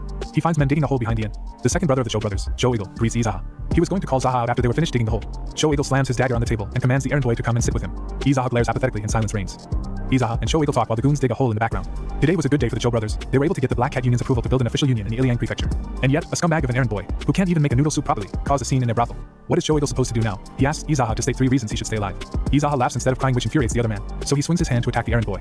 Before the attack can reach him, Izaha pulls out his dagger and stabs that hand into the table. This time Izaha asks Cho Eagle for 1 reason he should stay alive. Cho Eagle now sees for himself what everyone meant when they said an errand boy caused trouble at the brothel. The goons are done digging the grave. They are ordered to dig a little deeper. Cho Eagle believes Izaha must have gone through some enlightenment and congratulates him before swinging his other hand to attack. Izaha cuts the man in diagonals and grabs that hand and stabs it too. Blood splashes everywhere and Cho Eagle screams in pain. The hole was just to threaten Izaha, which is bullshit. Izaha waits to hear just 1 reason why the other man should be kept alive. However, there is no reason someone like Cho Eagle should be allowed to live. Not only did he take part in human trafficking, but he also mercilessly killed people when things didn't go his way. Izaha's acquaintances were among the people he killed. Cho Eagle shouts if he dies his brothers and the Black Cat Union won't forgive Izaha. Cho Eagle shivers and gulps. He looks down to see the dagger protruding from his heart. Izaha had asked for a reason to stay alive, not a threat. Cho Eagle takes his last breath and slumps on the table. Izaha turns to see the goons still digging and commands them to stop. The men turn to see their boss dead. They should not be surprised. He was messing around with a knife and died off by himself for no reason. The men cower in their place, not recognizing Izaha, who is just an errand boy of the Zaha Inn. The men don't think so. Izaha asks those men to take off their masks to see if he recognizes anyone, but he hasn't seen any of them in the Iliang prefecture before. They are not from the Black Cat Union either. They just recently came here and have been working in the Pear Blossom brothel since. Izaha gives them two choices: either stay and die or bury the dead person and return to their hometowns. Two of the men go for the second option. They won't appear near the brothel again either. They are told to scram. The third man asks if Izaha needs any workers in the kitchen. He has no way of earning money if he isn't working in the Pear Blossom brothel. The third man is a good cook and is capable of making a decent chicken noodle soup, so Izaha spares him. Izaha goes back inside the inn where he finds Sungtae standing. Cha Sungtae smirks. He can't believe the errand boy defeated Cho Eagle. But there was no way Izaha would have lost to someone like him. Sungtae's eye is now fine as well. It was just a part of a conspiracy. Sungtae reported his eye as injured and observed the situation after running away to where the doctors are. Had he not done so, he would have also been digging a hole here, and he is indeed very useful and quick-witted. Sungtae is grateful to Izaha. He had no choice but to stay alive, and he wonders what Izaha is planning to do with the other two Cho brothers. Izaha is going to kill them. If he lets them be, the Iliang prefecture will suffer even more. Sungtae warns Izaha to be extra cautious when killing Cho Ilsum, who is the worst villain in their prefecture. Izaha suddenly calls out to Sungtae and orders him to buy them some snacks to go with the liquor already at the inn. Sungtae balks. There are no snacks at the inn. Izaha does not have any money either, so Sungtae will have to buy them with his own money. Zaha used to be a place with delicious chicken noodle soup. It has fallen to a great extent. Sungtae could even buy some snacks that he likes. If they have any leftovers from tonight, then they can eat them tomorrow. Sungtae goes to leave. Izaha calls him out again. He is not going on a stroll, so he should not walk with such leisure. Sungtae is pissed to think he'd be running errands for an errand boy. He runs. Izaha and Sungtae eat together in silence. Izaha tells Sungtae to eat a lot as he bought it with his own precious money. Sungtae is enjoying the meal as much as he can, which is nice since he earned it by exploiting young women and scamming people by selling cheap Duquan liquor as if it's top-grade Duquan liquor. He should enjoy all of it. Sungtae's hand trembles from this assault of words, and the food does not taste that good to the Plum Blossom manager anymore. Sungtae slams his chopstick on the table and gulps down the liquor. Sungtae is indeed angry. It angers him that the food he bought tastes awful. He tells Izaha he is worried about how the Black Cat Union will react if Cho Eagle dies and Cho Ilsum follows suit. If Sungtae is that worried, then he should train himself to be stronger. He always says he's worried without actually doing anything. Things like he is worried or concerned and what they can do. He needs to stop spouting these kinds of bullshit. Sungtae is pissed off and he stands up, slamming both hands on the table. There is no way the guy in front of him, Izaha, must be someone else disguised as the errand boy. A nerve pops in Izaha's cheek. Sungtae must want to die, and maybe all of his questions will be answered if he dies. Sungtae immediately backtracks. They will both go ahead and kill all the people in the Black Cat Union. Izaha finishes his drink before going to get rid of the eldest Cho brother, Cho Ilsum. Since he has no clue where the youngest brother is, he will take care of the eldest one first. Sungtae is surprised by Zaha's tone. He is talking as if he is just going for a bathroom break. But if he is going to kill that brother, he might as well do it soon. The bigger problem is Cho Sampion, the youngest Cho brother, since they don't know his whereabouts. Sungtae is confident that he can kill someone like Cho Sampion if he returns home, but he hurt his eye, so it might be a little difficult for him. Izaha tells him to make up his mind. Sungtae can bide his time and use his stealth to his advantage. He is renowned as the man of stealth. Cha Sungtae is perfectly capable of taking over all three brothels if they kill all three brothers. Since many people are living in brothels, it won't be possible to get rid of them completely. They should make sure everyone can get their money's worth and ensure that people don't sell cheap liquor at high prices. They will take care of the ill when they need help, and if anyone wishes to go back to their hometown, they will let them. It might be a bit difficult, but they are going to do it anyway because it's better than dear Cha Sungtae dying in Izaha's hands. If Izaha leaves things to Sungtae and it all goes to hell, he will make sure Sungtae personally greets the Cho brothers. Sungtae is frustrated. He does one thing and Izaha threatens to kill him. Maybe he'll just retire and retreat to the mountains. If they succeed, he can run 3 brothels, but since he doesn't want to, Izaha can find someone else for the job. Izaha finishes his drink and gets out of his clothes so he can change into Sungtae's. Sungtae is flustered. Izaha tells him to get out of his clothes so they can exchange. Sungtae swears at Izaha and then at the Cho brothers. Turns out Izaha is smarter than expected. If he had gone to the Pear Blossom brothel in his old robes, he'd have drawn too much attention to himself, and he might even be stopped at the entrance. Izaha gathers his hair in a ponytail and turns. He looks like an errand boy, but not. He is better looking than it seems. Since he always wore brighter clothes, he looked homeless. If Sungtae was Izaha, he'd have taken better care of his appearance. Izaha slaps Sungtae on his theatrics. Seems like his old habits are coming out since he is being friendly to Sungtae. Izaha leaves the inn, with a final warning to take care of his clothes and good luck from Sungtae. With his hands behind his back, Izaha reaches the Pear Blossom brothel. The doorman bowed to him respectfully, and he asks after the owner, Cho Ilsum. Izaha tells the doorman he is from the Black Cat Union, and to take him to Cho Ilsum. He arrogantly slaps the doorman when he asks his name, and the doorman guide him inside the brothel. Cho Ilsum could not believe his brother died at the hands of a mere errand boy. The second brother had visited Izaha, and was ordering people to dig a grave when Zaha killed him. Cho Ilsum moves and lunges at Izaha, energy gathered in his palm. Izaha counters with an attack of his own. Their energies collide, and Cho Ilsum goes flying to the ground. Cho Ilsum stands on his feet, shocked that he lost in terms of internal energy. Considering how well-known the eldest Cho brother is, he is weaker than Izaha thought. Cho Ilsum grits his teeth, shocked. Zaha was just a mere errand boy a few days ago. Izaha takes advantage of the other man's hesitation and attacks first. Cho Ilsum pushes both hands out to defend himself, while a burst of energy escapes from Zaha's palm and slams into the far wall. The wall cracks and blood spurts from Cho Ilsum's mouth. The eldest Cho brother vomits blood, shocked that Izaha can use such advanced techniques. Izaha's hand shoots out and he picks Cho Ilsum up by the neck. An errand boy is allowed to use the same techniques as other people too. Zaha strangles Cho Ilsum. Despite the years of rule within the village, he used other people's livelihoods for his gain. He is sloppy. Izaha slams him to the ground. Hard. All the guards gather around their lord when they hear the ruckus, who is now dead. They cannot do anything now that their lord is dead. Izaha announces that the Black Cat Union leader has changed his mind and has decided to delay the creation of a sect within the Iliang prefecture. Since Izaha used Cho Ilsum as an example, if anyone decides to question the decision made about creating a sect, they should know that they will meet the same end. The men part in the middle to make way for Izaha, eager to live. A whisper breaks out among the men that he is the errand boy of Zaha and no Black Cat member, although his clothes have changed. Izaha turns and reveals that he is indeed the errand boy of the Zaha Inn. The men should not be angry now that they know he is an errand boy. Still, no one dares to retaliate and attack him. Izaha killed Cho Ilsum because he killed people around the prefecture without a reason. Izaha returns to his inn, where Cha Sungtae greets him. Sungtae is surprised he is back so early. Izaha tells him of Cho Ilsum's passing. Yes, one can pass on even if he has committed crimes. Sungtae thinks Izaha is lying, but he is free to check for himself. It has only been moments since Izaha left the inn, and he looks like he is in perfect shape even after killing Cho Ilsum. Sungtae wonders how Izaha got so strong in such a short amount of time. Izaha retreats to his bedroom, ordering Sungtae to clean up the inn. Cha Sungtae is irritated that he's being ordered around to clean up, and picks up the broom. Since Izaha has taken care of urgent matters, he will be able to train while he relaxes. He is getting stronger much faster than he thought. He cannot let this chance slip by. He takes a deep breath and a ball of energy appears between his hands. Evening turns into night, which gives way to morning. Rumors start on the streets about Cho Ilsum's death and the errand boy of Zaha Inn's involvement. Some people can't believe it while some think he is dead as well, all the while Cha Sungtae smilingly walks among them. Back in his bedroom, Izaha has finally conquered the land of the wood and is now approaching the land of darkness. Even if he had already achieved this in his past life, the speed and depth of his understanding were too fast and shallow. He is certain that he can get stronger than in his past life. He suddenly realizes that his room is a mess. There are soot and explosion marks everywhere. It must be because of all the impurities that flowed out of his body while he was moving from the land of wood to the land of darkness. The smell is awful too. But even the awful stench is a sign of his accomplishment. This just means that his body is much purer than before. Cha Sung-tae exclaims in disgust at the putrid smell. It smells like rot. Izaha exits his room and Cha Sung-tae's first conclusion is that Zaha shit himself. Izaha is pissed. Sung-tae runs outside the inn to escape the smell, still mumbling about how Zaha should have relieved himself outside of his room and whatnot. Sung-tae crouches in disgust while nerves pop in Izaha's jaw. Izaha takes a bath in a room at the Plum Blossom Brothel, feeling relieved. He remembers Sung-tae wielding a dagger at him and telling him to go take a bath first and foremost. The door of the restroom slides open and Chae-hyang enters with towels. She is here to help Izaha with his bath, as Sung-tae ordered her to. If Izaha doesn't want her to do anything, she will at least wipe him dry after he is done. Izaha tells her there is no need for her to come anymore. He will tell Cha Sung-tae about this too. He has already told Chae-hyang that she's not a prostitute that sells her body, but a host that greets guests, so he expects her to act like a host. Chae-hyang is turned speechless. The bastard Cha Sung-tae keeps telling her to do stuff that he never even asked for. Chae-hyang bows to him in gratitude and apologizes about what happened before, but it is all in the past for Izaha, so there is no need. Chae-hyang asks him why he took the beating in the past and if he is capable of fighting back. Izaha tells her that he needed to be beaten to have a reason to seek revenge. When it comes to a gentleman's revenge, 10 years isn't too late, but when it comes to an errand boy's revenge, the timer starts the moment they get beat. He just made this up on the spot. With that, Chae-hyang leaves him for his bath. Izaha ponders about women's nerve to use their beauty. Things like a woman's beauty don't work against him anyway. He suddenly remembers the left hand of illuminating light's words, how he didn't prefer normal women which most would consider beautiful. That's why they had to use other people and failed. This was a well-known fact. He snaps back from the memory when Sung-tae bursts the doors open. There has been a fire, and not a tiny one, but a fire that started from Izaha's quarters. Izaha immediately straightens. The inn is engulfed in flames, shining like a beacon in the dark. The last Cho brother addresses the crowd. From now on he will personally kill whoever helps or hides the Zaha errand boy. Cho Sampyeong's brother's grave is behind the inn. Maybe he should retrieve the body first before starting the fire. Cho Sampyeong turns to face Izaha, walking from the crowd. The last Cho brother dared to set fire to Izaha's quarters without knowing who he is. Something must be wrong with him. Cho Sampyeong is surprised to discover Izaha in his new appearance. He cannot believe his eyes. Another man with a top hat, Sunbae, asks if this is the guy. Sunbae is offended that Sampyeong brought him here to kill a mere errand boy. Sampyeong's brothers were going to set up a sect within the Iliang prefecture. However, they've been struggling because of a single errand boy. If someone as experienced as Sunbae raises a sword to an errand boy, the whole of Murim would laugh at him. Sampyeong should kill him by himself. If his skills are that awful and he can't take care of a single errand boy, then joining his brothers is going to be his best option. Sunbae is right. Cho Sampyeong should have some common sense. He should stop making others do his work and fight Izaha himself. They will make sure that the loser dies in the fire. Sunbae concludes that the errand boy has a large ego and he, Nung Jiziak of the Dark Hurricane Castle, will be the witness of this battle to the death. Cho and Izaha take their stance. Cho Sampyeong gulps and realizes that his brothers lost to this errand boy. All the while Izaha observes Nung Jiziak. The new man is smart, and although it seems like he's giving Cho Sampyeong a chance to fight, he is trying to gauge Izaha's skill. Izaha glares and Sampyeong jumps in fright. Izaha doesn't need to wield a sword to deal with people like Cho. Offended, Cho Sampyeong lunges and swings his sword. Izaha darts back to dodge and brings his fist up. He punches Sampyeong in the abdomen and he falls to the ground. Izaha didn't even use his full strength, and Cho is already cowering. Cho Sampyeong clenches his teeth and swings again. It doesn't even scratch Zaha. Cho Sampyeong is sloppy. Izaha pushes out and grabs Cho's sword hand and squeezes. His brothers that went ahead were sloppy too. It is best if none of the brothers come back to the village. Izaha snatches Cho's sword and slashes him in 2 swipes. Cho Sampyeong crouches and falls to the ground, now dead. Whispers start again. Izaha took care of Sampyeong that easily and they can't believe this is the errand boy of Zaha Inn. Izaha is annoyed. He didn't do anything wrong to be burnt down. Nung Jiziak commends Izaha on his skills. They will see each other again if something happens. Izaha calls out and stops Nung in his path. He doesn't care who he is. Izaha knew and saw who tried to kill him and burn down the inn. He would not be nice and just let him pass. The man runs but Izaha jumps and chases him. Nung Jiziak throws a ball of energy at Izaha, but his eye glints and he counters with a sword attack. The slash splits the man's face in half and he drops dead. Izaha stands victorious. The remaining pieces of the inn eventually crumble, while the crowd anxiously observes Izaha.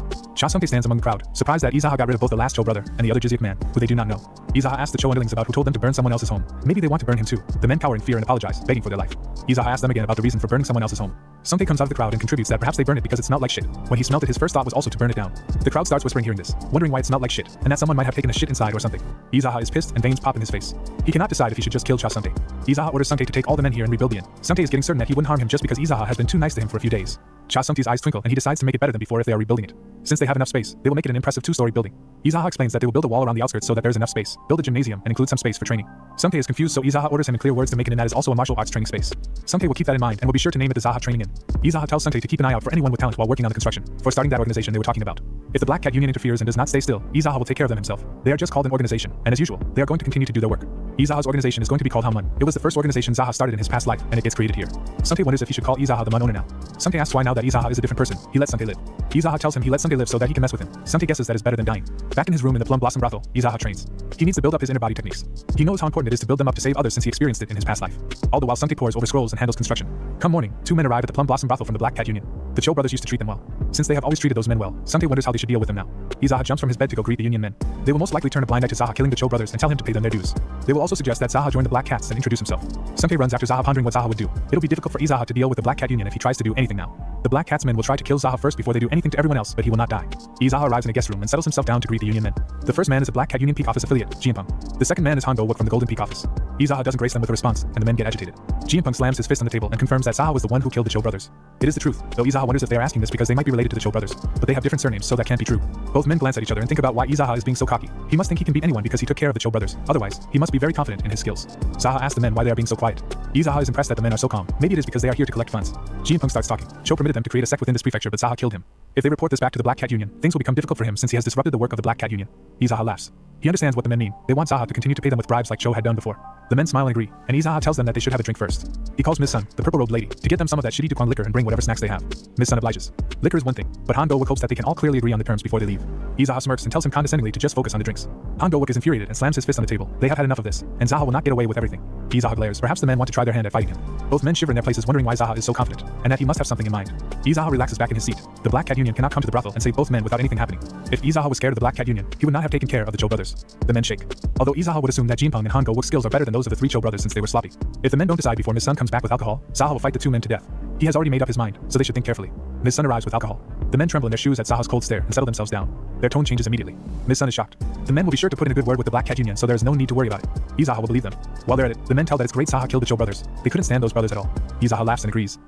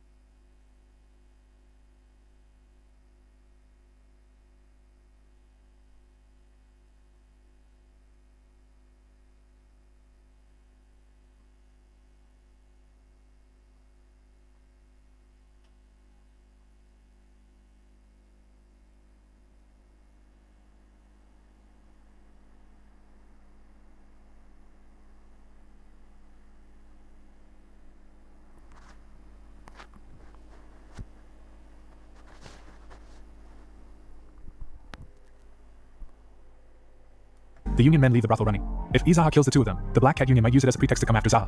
To the Union, it doesn't matter who's running the Iliang Prefecture, they just need someone who obeys them. In this vicinity, the only person that Izaha needs to be careful of is the 12 Heavenly Palms Master, the Slaughterer, and there is no need to draw his attention to them yet. Izaha will be in training for a while, so he commands Sante to confiscate each of the brothel owners' assets and manage them. Sante will also be acting as the administrator of the Hao clan for the time being. He will be removed from the position if he tries to misappropriate the funds, and death will await him if he is removed. It is up to Zaha as he is the clan master. Izaha congratulates Sante on becoming the administrator who has now succeeded in life. Sante swears it is extremely hard to make a living in Jianghu. Izaha meets with the Smith Master at the noodle shop and orders himself a bowl of noodles. The Smith Master expresses his shock that Izaha took care of the Cho brothers so easily. The Black Cat Union might come after him, and if that happens, a lot of young ones in Iliang would be killed. Izaha thinks back to his past life. The Smith Master was very against paying protection fees to the Cho brothers back then as well. Izaha tells that the Black Cat Union won't come after him yet, and even if they do end up in a confrontation, the rest of the people will be fine since he was the one who killed the Cho brothers. Izaha intends to take on the Black Cat Union by himself, which is unbelievable, but no one expected the errand boy of Zaha to defeat the Cho brothers either. The Smith Master tells Izaha to pick up the tab for the noodles for both of them, as he is the clan leader of the Hao clan. The shopkeeper asks about what the Hao clan is, and if Zaha built it.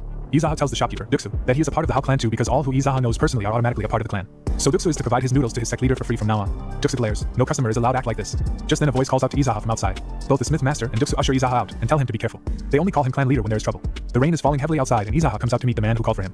The new man has his face and head covered and confirms that Izaha was the one who killed Nung Jiziak. Nung Jiziak is the man Izaha killed after he dealt with Cho Sampion. The new man reveals himself. He is Wai Xianwo from the Black Reconnaissance. Izaha recognizes him as the Sword Demon Twin, Wai Xianwo. He was someone that came after him and died at Zaha's hands in his previous life. Xianwo is younger now, but it's the Sword Demon Twin. Izaha tells Xianwo that he killed Nung Jiziak because he burned down Zaha's house. Thanks to that, Xianwo will be killing Izaha here too. Izaha wonders if things will go the way Xianwo wants them to. Zaha is sure nothing will go Xianwo's way, just like he went bald. Wai Xianwo is outraged and declares that he will start by ripping apart Zaha's bloody mouth. Lightning flashes and the men clash. Xianwo slashes with his sword, and Zaha drags his feet and jumps back, splashing mud everywhere. Izaha already knows that Sword Demon Twins refer to two people. He is sure that the other twin, Hu Yangsu, is here somewhere. Baldi attacks again and Zaha blocks the swipe with his sheath sword. Xianwo swings again and Zaha jumps back, twisting with a series of complicated steps. Zaha concludes that Xianwo will give Zaha a chance to counter his moves and the hidden Hu Yangsu will probably target him then. Just then Cha Sante comes running to help. Izaha tells Sante to stand back and that their opponent is a martial master. Sante swears at the rain and throws away his eye patch. Xianwo takes a swipe at Izaha again and he darts back to dodge. Zaha tells Sante to be careful as one more man is hiding in the vicinity. Surprised, Sante looks around but doesn't spot anyone. Suddenly, a man with a blue headband jumps from a roof, twisting and landing on his feet, and joins Xianwo on the ground. The other twin has finally appeared, and Xianwo is shocked that Izaha already knew that there were two of them from the start. Xianwo warns his junior brother to be cautious because Zaha is a martial master who is hiding his strength. Both sword twin men lunge for Zaha at the same time. Suddenly, Sante's voice calls out distracting them, and he announces that he will be joining the fight as well and that they are going to find out just who Sante is. The other three men still. Sante provokes Xianwo by calling him a bald bastard and that he is going to break that bald head first. Enraged, Xianwo charges at Sante, swinging that sword. Sante blocks and ends up flying towards the ground, completely still and knocked out. Surprised, Izaha glances at Sante and tells him to get up. He is not buying Sante's act. Cha Sante sits up, perfectly fine. Cha Sante got mud all over his clothes when he pretended to be dead. He tells Sante that if it wasn't raining the sword twins would have fallen for it perfectly. Sante would have been able to cut their heads off cleanly the instant they let their guards down. The sword demon twins shake in outrage because Izaha and Sante are fooling around in front of them. Sante observes that the bald bastard is shivering. Since he doesn't have any hair, it looks like the rain is dancing on his bald head. Enraged, Xianwo charges at Sante, cursing him to die, but Izaha blocks his attack and their swords clang. Xianwo swings again and Zaha parries and dodges. Thinking back, it is Zaha's first time feeling something like this after he has returned from the past. Zaha smiles, fighting is so exhilarating. The junior brother, Jie Yangsu, freezes when he sees Zaha smiling. Izaha finally unsheathes his sword, and a red aura emanates from him. A layer of crimson energy covers the sword. Everyone including the Smith Master and the shopkeeper, who are watching the fight unfold from inside the sword demon twins and Sante are shocked. Izaha is using sword ki. The sword twin demons glance at each other once more and start circling Izaha in an attempt to kill him. Izaha's eyes glint and he swings. Shack! Blood splatters and rains on Izaha, the sword demon twin now dead. Everyone is shaken. Rain pours down heavily and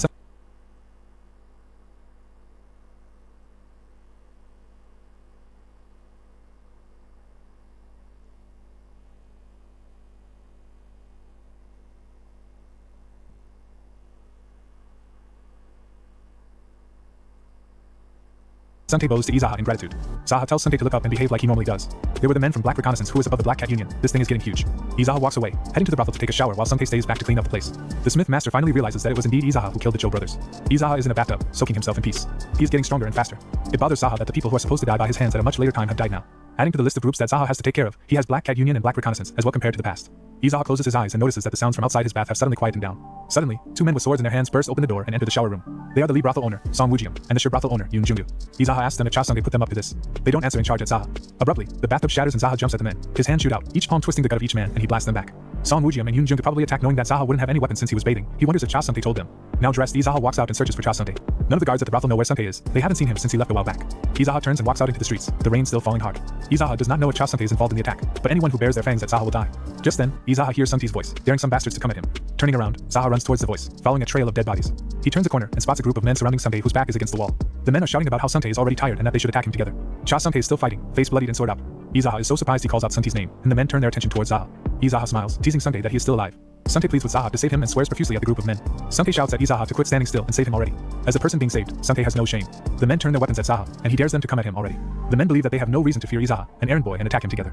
Izaha shoots out his palm and strikes all the men in the same go, and they go flying to the ground, bloody and beaten. Sungtae curses the men. They dare stab Cha Sungtae in the back. Sungtae tears up at the thought of Izaha coming all this way to save him.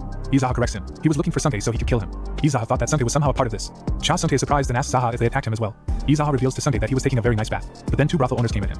Sungtae swears it seems like some people still don't understand, even though martial masters stronger than the Cho brothers were killed after looking down on Zaha. Perhaps Zaha's misunderstanding was resolved after seeing Sungtae in this state. He is not friends with those bastards. Sungtae is annoyed, and Izaha is being inconsiderate after coming to kill him.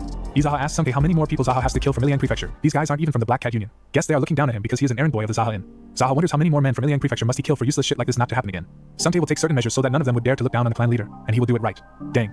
Izaha just took a bath and now he is dirty again. The sun shines daily and the construction of the new inn progresses slowly, all the while Izaha trains diligently in his room at the brothel. Just like that, a month passes. Izaha visits the site to assess the inn's construction. He is disappointed that Sungtae has managed so little even after a month. The construction scale grew larger, so it'll take at least a year. A year is too long, and Izaha wants the inn to be done sooner. Sungtae wants to speed up the process as well, but it can't be done. Things won't get any faster if they throw in a bunch of random people. However, Sungtae has recently found a decent individual, so construction's gotten somewhat faster. Sungtae calls this individual to them who is the head of the construction team, Yun Ja-sung. Izaha recognizes Yun Ja-sung. He was a master artisan back when Zaha was acting as the Hao clan's leader. Sungtae introduces Zaha and Ja-sung to each other. Yun Ja-sung has been introduced to this job by recommendation from the Smith Master, GM Chil-yong.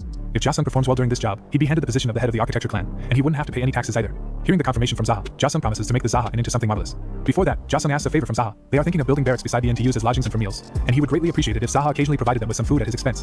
Izaha chuckles and orders Sungtae to send people from the Mei, Lee and Shi brothels to the inn every morning and have them feed the working people here some good meals. Zaha tells Ja-sung that if he is satisfied with Ja-sung's work, he will become the head of the architecture clan. Izaha makes his way back to the Plum Blossom brothel. On his way, he runs into the Smith Master, GM Chil-yong. The Smith Master asks Zaha if he met Ja-sung, and tells him that Ja-sung is a very talented lad, and he is diligent enough to go around alone looking for jobs day and night.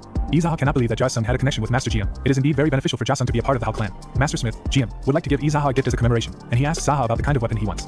Master Gum has not made anything that can be considered a renowned blade or a treasured sword because you can't sell that kind of weapon, and if word gets out, one will be lucky if he's not killed after it gets stolen. Even if one gets lucky and sell it at the right price, others will threaten to make something similar.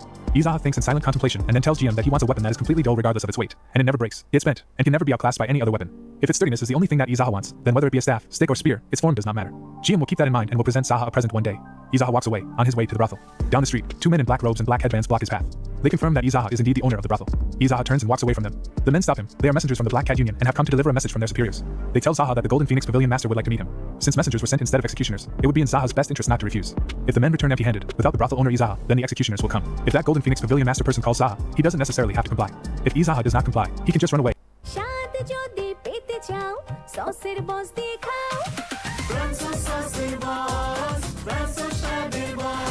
বেশি পাকা tomato আর secret রেসিপির কম্বিনেশনে তৈরি brown sauce সসের বস।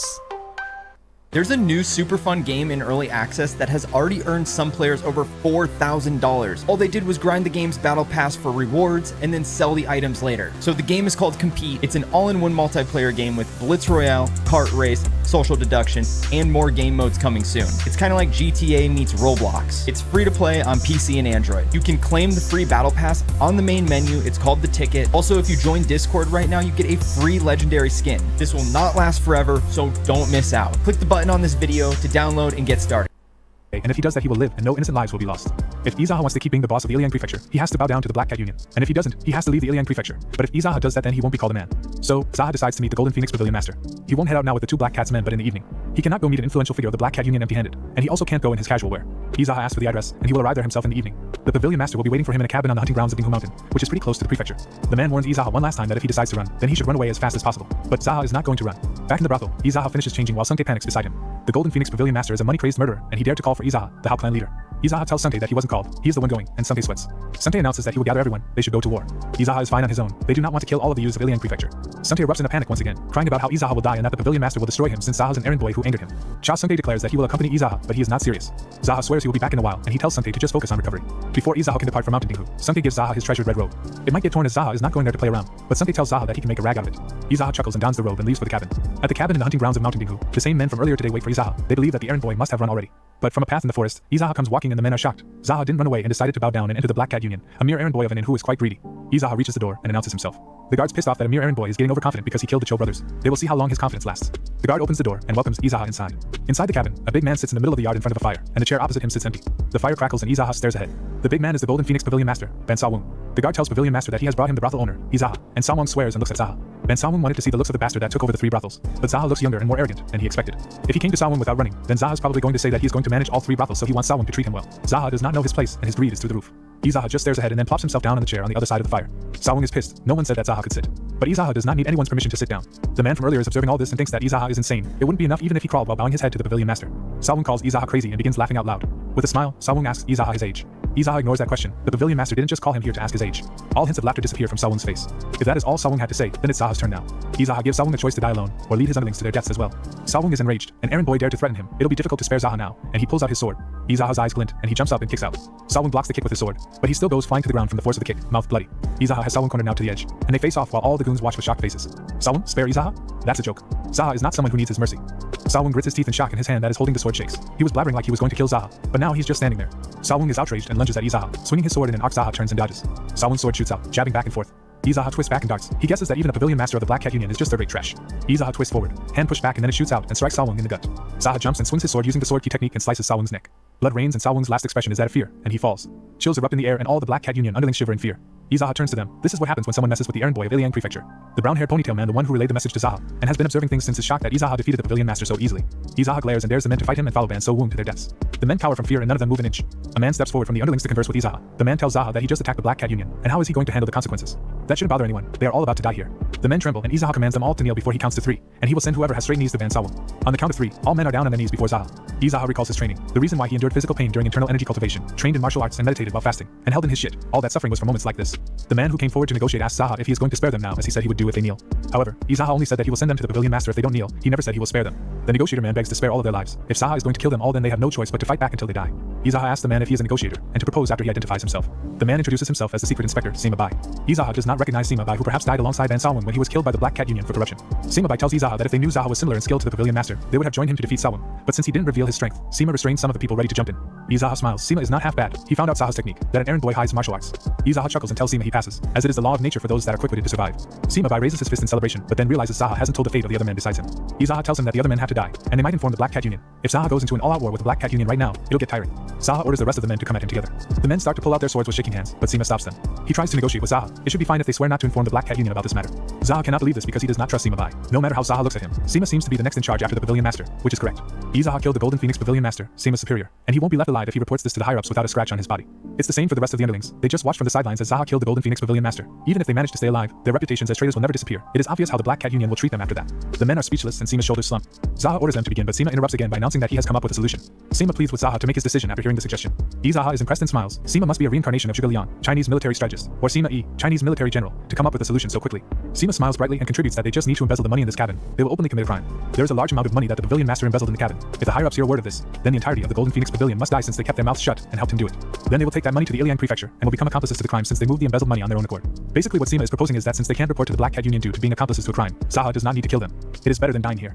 Izaha knows it is only annoying at this point, and it won't matter if what Zaha did gets out to the Black Cat Union or whoever later on. Izaha agrees to the proposal, and Sima bows his head and thinks. Izaha puts Soldier Sima in charge of this matter. Since early times in Jianghu, groups recruited soldiers with Sima or Zhuge names, though Zaha has no idea why. The embezzled money is moved to the Plum Blossom Brothel, where Izaha is staying right now. Zaha guesses the embezzlement is a success. Since they moved all the money that they embezzled to Iliang, Sima and his fellow goons have no reason to return now. Zaha warns Sima to not cause any trouble during his stay in the Iliang Prefecture. Zaha will not let anyone who causes trouble live. Sima nods eagerly. He will make sure everyone understands. Izaha tells Sima to also think about the jobs those useless bastards who have never done anything in their life should get. Izaha tells Sima the name of their clan, How Clan, the clan for lowlifes. Sima thinks for a while, but he has never heard of the clan by that name, and apologizes to Zaha for being unknowledgeable about these things. Zaha tells him it's fine, he just made the sect on the fly, and what's more important is that it was made.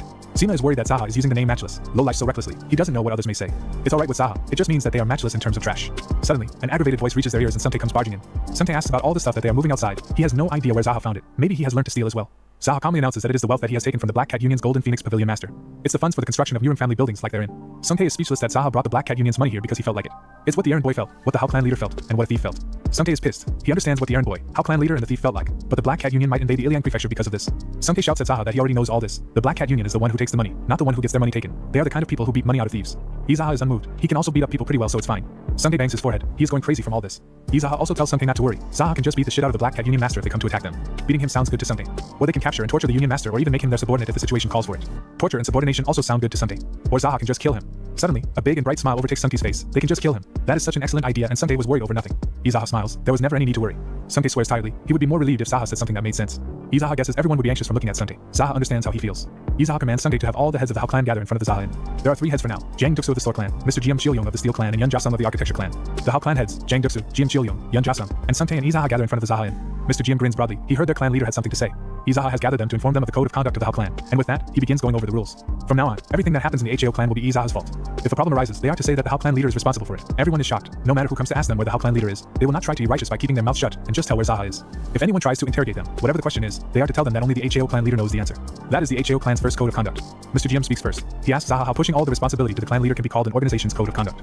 Izaha gets serious and explains further that he has no talent in making chicken head noodle soup, so he has devoted himself to the Jianghu, the world of martial arts. Everyone is pleasantly shocked that Zaha has finally admitted that he has no talent whatsoever in making the chicken head noodle soup and that it tastes like shit. Jasung asks if it was that bad, and they tell him it was so bad it's no joke. Izaha sighs and tells them to just move on. Mr. GM, who owns a smithy, and Duxu, who owns the Springtime Inn, have no business in Jianghu. Neither do Sungtae and Jasung, even though Sungtae says differently. Most people in the HAO clan will be the same, however, Izaha is different. He wants to keep the weak from dying as much as possible through the HAO clan. Everyone listens to Zaha speak rapidly. In this world, errand boys at inns, porters and coachmen, and those who make armaments, food and daily necessities have suffered countless deaths by people from the Jianghu. The injustice can't even be questioned, and this will most likely continue to be so. If there are weak individuals who have died unjustly, as the leader of the HAO clan, Zaha will always question the injustice caused by the opponent, whoever they may be. He will fight against the existing established forces by himself. If they are killed by the black faction, Zaha will kill those in the black faction, and if they are killed by the white faction, then he will kill them before they have the chance to go to the Murim Alliance to distinguish between right and wrong. That is because Izaha is the leader of the HAO clan. The following silence is only disturbed by the rustles of wind. During Zaha's time as the Crazy Demon, the Demon Cult, the Murim Alliance, the Black Faction, and the White Faction continuously fighting resulted in countless people dying as if a war had occurred. Zaha does not even have a speck of sympathy for those crazy monkeys who learn some martial arts and die in battle. However, he cannot stand for an errand boy serving drinks and food to be beaten to death for no particular reason. Therefore, after killing those crazy monkeys without a cause, Zaha easily earned the nickname Crazy Demon. He was criticized and badmouthed by others too easily. He was called crazy no matter what he did, and he was even framed for crimes he never committed. To be honest, there were many times when Zaha was just too lazy to prove his innocence, and due to his temper, he became the natural enemy of all Murim in a very short time. No one could understand his circumstances of needing to avoid the Murim Alliance while training to kill the Demon Cult leader. But now, it is different. As the HAO clan leader, Zaha will always have a cause for fighting, whoever they may be, since he will be the weak's advocate. Sungtae slowly raises his hand. He doesn't understand something. Zaha needs to be extremely strong for this code of conduct to have any meaning. Leaving the Black Cat Union aside, how will Zaha handle all the sects and martial arts masters that are to come? Zaha tells them that everything will be solved as long as he becomes the matchless one from now on. The heads and Sungtae are shocked into silence. Sungtae thinks Zaha is talking shit again. He will continue to be anxious as long as Zaha is like this. Mr. Jim smiles and agrees to support a clan leader as a man must have large ambitions. Jasung grins widely and agrees to support Zaha as well. He will become the HAO clan leader's sponsor. Duxu asks Zaha if something like this is possible. There are countless sects and martial masters in the Jianghu as well as countless martial arts geniuses. Duxu has heard that they train in martial arts before they even learn to walk. Becoming the matchless one is hard to even for them, and a matchless one of an era is sent by the heavens. Izaha glares and announces that he is the one sent by the heavens. It's not that important whether Zaha becomes matchless or not. What's important is how much effort he puts into that goal. The errand boy, Izaha, will become matchless, so all of the men with him should think seriously about what they want to aim for in life. Izaha walks back alone to the brothel in the dark, his brain working overtime. The difference between him and the crazy demon of his previous life is that he had no goal in his past life, but now he does. And only by taking good care of the HAO clan will he be able to fight against the Murim Alliance and the Demon Cult. As long as he is the advocate of the weak, he will not become the natural enemy of all Murim like before. By having a cause, he can fight the white faction through justice, and fight the monkeys of the Demon Cult through martial arts. He can either kill or subordinate those in the black faction out of their minds. This is the power of having a cause. When an individual pushes an opinion different from the majority of the world, he becomes a revolutionary if he succeeds, and a crazy person if he fails. Unlike his previous life, Izaha will become a successful crazy person. Black Cat Union Master presides over the Union meeting while the executives sit in anticipation.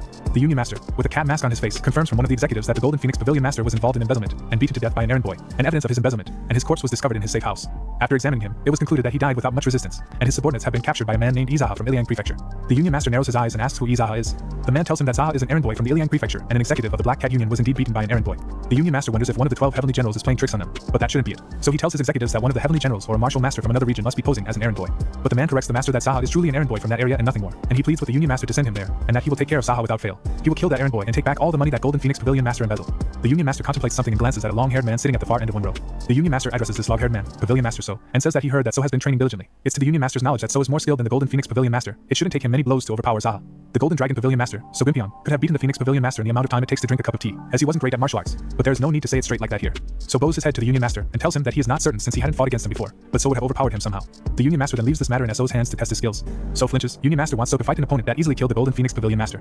There is no need for any subordinates to kill a mere errand boy. So is to take care of it by himself, and if he fails then he should kill himself. So nods again. He will be killed if he loses anyway. So is infuriated. The Union Master is just throwing him away when he is no longer needed. Izaha arrives at the Springtime Noodle Shop, and Duxu is just done serving a customer in black robes. Duxu greets Izaha smilingly and asks for his order. Zaha orders some spicy noodle soup instead of the usual rice soup.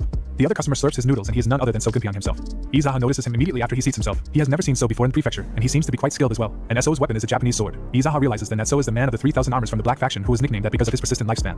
So will be a big shot in the Black Faction in the future, but here he is having some noodle soup in the Springtime Inn. So calls out to Duxu and asks him for a place where he can meet a person named Izaha living in this neighborhood. Duxu acts oblivious and tells So that he hasn't seen Zaha recently, and that he might have ran to somewhere far away as he is quite the troublemaker, but he can try asking around. Izaha gives a hidden thumbs up to Duxu from behind. This is the wisdom of a store owner. So glares and chuckles. He had heard that Iliang Prefecture is full of crazy people, and it seems like that's true. So is pissed off and his brows furrow in anger. He knows Duxu is lying right to his face when Zaha is sitting right in front of him. So asks Zaha if he knows who he is. Izaha tells him that So is the So Gimpion of the Black Cat Union, and he swears at So to watch his tone. So is shocked that Zaha knows his name and asks Zaha who he is, about his nature. Izaha begins mumbling. The question about his nature is quite deep and he is not sure. He needs some time to think about such a deep question. So has decided that Izaha's crazy and slurps more noodles. Izaha asks Duksu when his spicy noodle soup arriving. Duksu is pissed that Zaha is asking for spice when he is about to die and tells him that it seems that they're all out of noodle soup. So gulps down his soup. This neighborhood is quite amusing. So calls for Duksu so he can pay the bill, and Duksu begins sweating and doesn't move from his place. So slams the money in his hand on the table and beckons Izaha outside as it is too cramped inside the springtime inn. So tells Duksu that his soup was delicious and he will come again and goes outside. Izaha demands a kitchen knife from Duksu because he didn't bring a weapon with him and heads outside too. As soon as So sees the kitchen knife in Zaha's hands, he's taken by surprise and asks him what he is planning to do with that kitchen knife, and Zaha tells him that he just didn't have a weapon on him. So just stares at him. Izaha sniffs the knife and he smells garlic. It'll hurt if garlic gets into SO's wounds. Izaha tells the third-rate black faction man, so to remember that anyone who messes with the errand boy will be done in by a kitchen knife that stinks of garlic, and think about how painful it will be when garlic gets into SO's wounds. Izaha is indeed insane, and so can't believe that the Golden Phoenix Pavilion master was beaten by a guy like him. Zaha wonders why So Gunpyeong is alone. The black faction members move in groups usually. So tells him that they wouldn't make such a commotion for a mere errand boy because that's just embarrassing. Fighting Zaha embarrasses So. Izaha can't even hold a proper conversation, and so can't believe that Zaha killed the Golden Phoenix Pavilion master. Zaha wonders why So has such a moronic look on his face. He must have been thrown away, and So grits his jaw. Izaha smirks. He is right. So is thrown away by the Union master. So can't listen to any more of Zaha's bullshit, and unsheathes his sword. He has no idea how an errand boy from the countryside can be so impertinent. And Zaha doesn't know how a third-rate black faction member can be so overconfident. So Gunpyeong's eyes glint, and he charges. Gunpyeong swings at Zaha, and Zaha jumps back to dodge. So Gunpyeong's blade is so sharp and sturdy that the edge of the kitchen knife will be destroyed if Zaha blocks it head-on. Gunpyeong slashes again, but Zaha twists and keeps dodging. It is inefficient to pour internal energy into the kitchen knife. Gunpyeong arcs his sword and Zaha darts and jumps forward. Gunpyeong is pissed and he turns and takes a swipe again, but none of those hit Zaha. Gunpyeong shoots out and Zaha tilts and dodges the blade by a hair's breadth. Zaha judges Gunpyeong's skills to be passable but far from sufficient. Zaha's finger shoots out towards Gunpyeong's sword, but he jumps back, sensing the threat. Gunpyeong finally realizes that attacking his own won't be effective against Zaha. Gunpyeong still doesn't believe that Zaha is an errand boy when he came here knowing that's what he is. Gunpyeong tells Zaha to shut up and answer if he is one of the heavenly generals like the Union master. Gunpyeong must be crazy, telling Zaha to shut up after asking him who he is. And how can Zaha not see through Gunpyeong's crappy movements? He is using a crappy martial arts technique that the slaves of the black faction learn. Gunpyeong is annoyed at Zaha calling his technique a slave's martial arts technique. However, all the forces led by the 12 heavenly generals are the Slaughter's slaves. In reality, they don't even deserve to be called slaves. They aren't normal members of the black faction. They are all the Slaughter's puppets, his pawns, his gamecocks, his toys, his cleanup crew, an association that provides him with women, and they only exist to lick his ass. Gunpyeong tells Zaha to shut up, but he keeps going. Just look at the pathetic state of the Slaughter's disciples, the 12 heavenly generals. At his command, they wear those moronic masks. They're told to kill and train. They are each given unions to run. They display their secret techniques to determine ranks for the Slaughter's entertainment, and they flatter him with money and women. They are a group of trash. Gunpyeong wants to deny all these accusations, but he can't refute any of this errand boy's words and he trembles in place. Gunpyeong should not be so surprised. The black faction was never cool, so there's no need to feel so depressed. The Slaughter, that old pervert, will die at Izaha's hands in the future. Gunpyeong glares and dares Zaha to just keep talking. Zaha stares and then smiles, impressed by him, and continues talking. The chief level 12 heavenly generals battle for ranks and first place and learn more martial arts from the Slaughter. But there's no point in learning that. He isn't the strongest in the black faction. There's no way that narrow-minded guy would ever pass on his greatest technique. He is using that as an excuse to exploit those slaves acting all cute as much as he can. Gunpyeong hopes that is all Zaha had to say, and if Zaha is so almighty then he won't just keep dodging. Izaha smirks. Looks like Gunpyeong will need a beating to get himself together. Zaha adopts his stance and touches 2 fingers to the kitchen knife, forming a fire sword of energy on top of it. Gunpyeong is shocked and gulps. As expected, Zaha is a martial master that he never had a chance against. However, he won't back down even if he dies fighting. Izaha calls this technique Fiery Taste, but the official name is the Way of Flame. Gunpyeong readies his sword as well, and both men smile, preparing to clash. Gunpyeong attacks first and swings. Blue energy shoots out towards Zaha. Zaha counters and swings, and a thick coarse layer of energy slashes the blue energy in half and strikes Gunpyeong with a spin. Gunpyeong rolls and falls to the ground. Duksu, who is watching this from the inn's entrance, is in awe of Zaha's skills. The fight looked very cool to him, and it was a true battle between the people of Mirim. Izaha keeps kicking the knockout Gunpyeong again, and only one thought goes through Duksu's mind. What the fuck is this son of a bitch doing? Izaha and Sungtae watch over the Gunpyeong who lies knocked out on the bed. Zaha orders Sungtae to wake Gunpyeong up. Sungtae rolls up his sleeves and slaps Gunpyeong, swearing at him and simultaneously beating him up. Gunpyeong groans and abruptly sits up, shocked to be alive. Izaha asks Gunpyeong to immediately tell him the Slaughter's whereabouts. But Gunpyeong doesn't know. Even the Union Master probably doesn't know. Izaha asks Black Cat Union Master's whereabouts, who is in his own union. Zaha asks what that Union Master is doing these days. He is in the middle of training for the battle ranking. Gunpyeong is surprised, and it is indeed strange that Izaha knows about the battle ranking because it is something that only the leaders of the Black Cat Union know. But the HAO clan knows everything except the things they don't know. Though Zaha only knows because he returned from the past. Sungtae announces arrogantly that there is nothing that the HAO clan doesn't know. But that's not true. They don't know what they don't know. What's most important is having the ability to find out whatever they don't know quickly. Sungtae turns and repeats himself. There is nothing that the HAO clan doesn't know, and the HAO clan is the greatest intelligence group. As Gunpyeong expected, Zaha isn't an ordinary person. He was a stooge of the HAO clan. Before Zaha can correct him, Sungtae punches Gunpyeong in the face. He must be out of his mind. And how dare he call the clan leader an errand boy, and keeps raining punches on him. It seems strange that Gunpyeong is weak enough to be beaten by Cha Sungtae. Cha Sungtae, the bastard, is acting all strong because Zaha is with him. When Sungtae's finally done with the beating, he turns to Zaha and tells him that Gunpyeong is very good at asking for a beating. Izaha orders Sungtae to leave them for a bit, and he obliges. Zaha turns to Gunpyeong and asks him if he has any thoughts of coming under Zaha's wing. Gunpyeong says no. Izaha should just kill Gunpyeong then, and he shivers. Zaha smiles and orders Gunpyeong to put away his bravado and answer properly. If Gunpyeong wants to be killed, then Zaha will kill him. It feels like he will be killed if he asks for it. Gunpyeong lowers his head and pleads with Zaha to spare his life, and he wants to live without serving Zaha. Gunpyeong will never touch the HAO clan if he is spared. He swears it. Not only the HAO clan, but he will never lay a hand on anyone related to Izaha. He swears upon his sword. Izaha is planning to subordinate this bastard, so it's best to let him go for now. No matter how straightforward the person is, they can be subordinated if one catches and beats the shit out of them about 7 times. That's what the saint, crouching dragon that Zaha admires, said. Zaha orders Gunpyeong to go and get the hell out of there. Zaha will accept his challenge if he comes back stronger. In exchange, if he hears that Gunpyeong killed merchants or any ordinary people from now on, Zaha will kill him by tearing his limbs apart. Gunpyeong will surely keep that in mind, and he stands up and bows to Izaha in gratitude for letting him live even when he lost, and he will keep his promise until he dies. Gunpyeong trudges outside and leaves. Sungtae asks Zaha why he let Gunpyeong live, but a life clan leader can't kill every single person they see. Gunpyeong realizes that he lost. He remembers the Union motto telling him to die if he fails. He wonders why he has to end his own life, and why should he? His stomach grumbles, and since he can't go back hungry, he goes to Duksu and asks him for noodle soup in exchange for an advance sum of money. Duksu welcomes his dear customer inside. Duksu asks Gunpyeong if he can get him anything else since he paid too much money, and Gunpyeong agrees. Gunpyeong's future looks bleak. The Union Master will kill him if he goes back like this. But he cannot leave without saying goodbye to his subordinates. Living is quite tough, but that's the same for everyone, who doesn't have a tough time staying alive. However, it's gotten much easier for Duksu because they don't have any more taxes to pay thanks to the HAO clan. Duksu smiles broadly and tells Gunpyeong that the HAO clan doesn't force them to pay taxes and protect the regular working class citizens. The clan leader said that is the reason why he created the HAO clan. Gunpyeong realizes that Izaha is not completely crazy. Duksu serves some pork rib soup on the table, and it looks delicious. It looks plain, but it will be delicious, so Gunpyeong should eat it comfortably with his hands. Suddenly, Izaha enters the springtime, and how dare those bastards have pork rib soup without him? Izaha joins Duksu and Gunpyeong at the table, and they all have pork rib soup together. Zaha wonders what Gunpyeong is doing here eating pork rib soup when he went out of his way to spare him. He must have nowhere to go since Gunpyeong was abandoned by the Black Cat Union. However, Gunpyeong was staying here for a bit because he had something to think about his subordinates left behind in the Black Cats Union who he thinks of as brothers. Zaha guesses Gunpyeong has at least some sense of honor. Most of the people in the Black Cats Union are those who have surrendered after the Slaughterer killed the former Union Masters. It is the same for Gunpyeong. The Slaughterer killed the existing executives and pushed those remaining into their places. Gunpyeong stayed alive because he wasn't an executive back then. If so, Gunpyeong doesn't return, then other people, or even the Black Cats Union Master himself, will appear. Things will get annoying if it comes to that. Izaha orders So Gunpyeong to take him to the Black Cat Union in a little bit. He is going to attack the Black Cats Union alone, much to Gunpyeong's shock. After guiding Zaha there, Gunpyeong should take care of his subordinates so they do not die. Since if Izaha goes alone, he may have to kill not only the Union Master but every single warrior of the Black Cats Union. And that little bit means right now, Duksu is afraid that Zaha is being too hasty by going without any preparations. But surprise attacks are meant to be done hastily. Iliang Prefecture will be safe only if Zaha raids them himself. Also, Gunpyeong will not come under his wing if Zaha kills his subordinates. Gunpyeong and Izaha arrive at the Black Cat Union. Zaha orders Gunpyeong to stand by until he sees a chance to save his subordinates. Gunpyeong goes around to the back entrance while Izaha kicks the front door.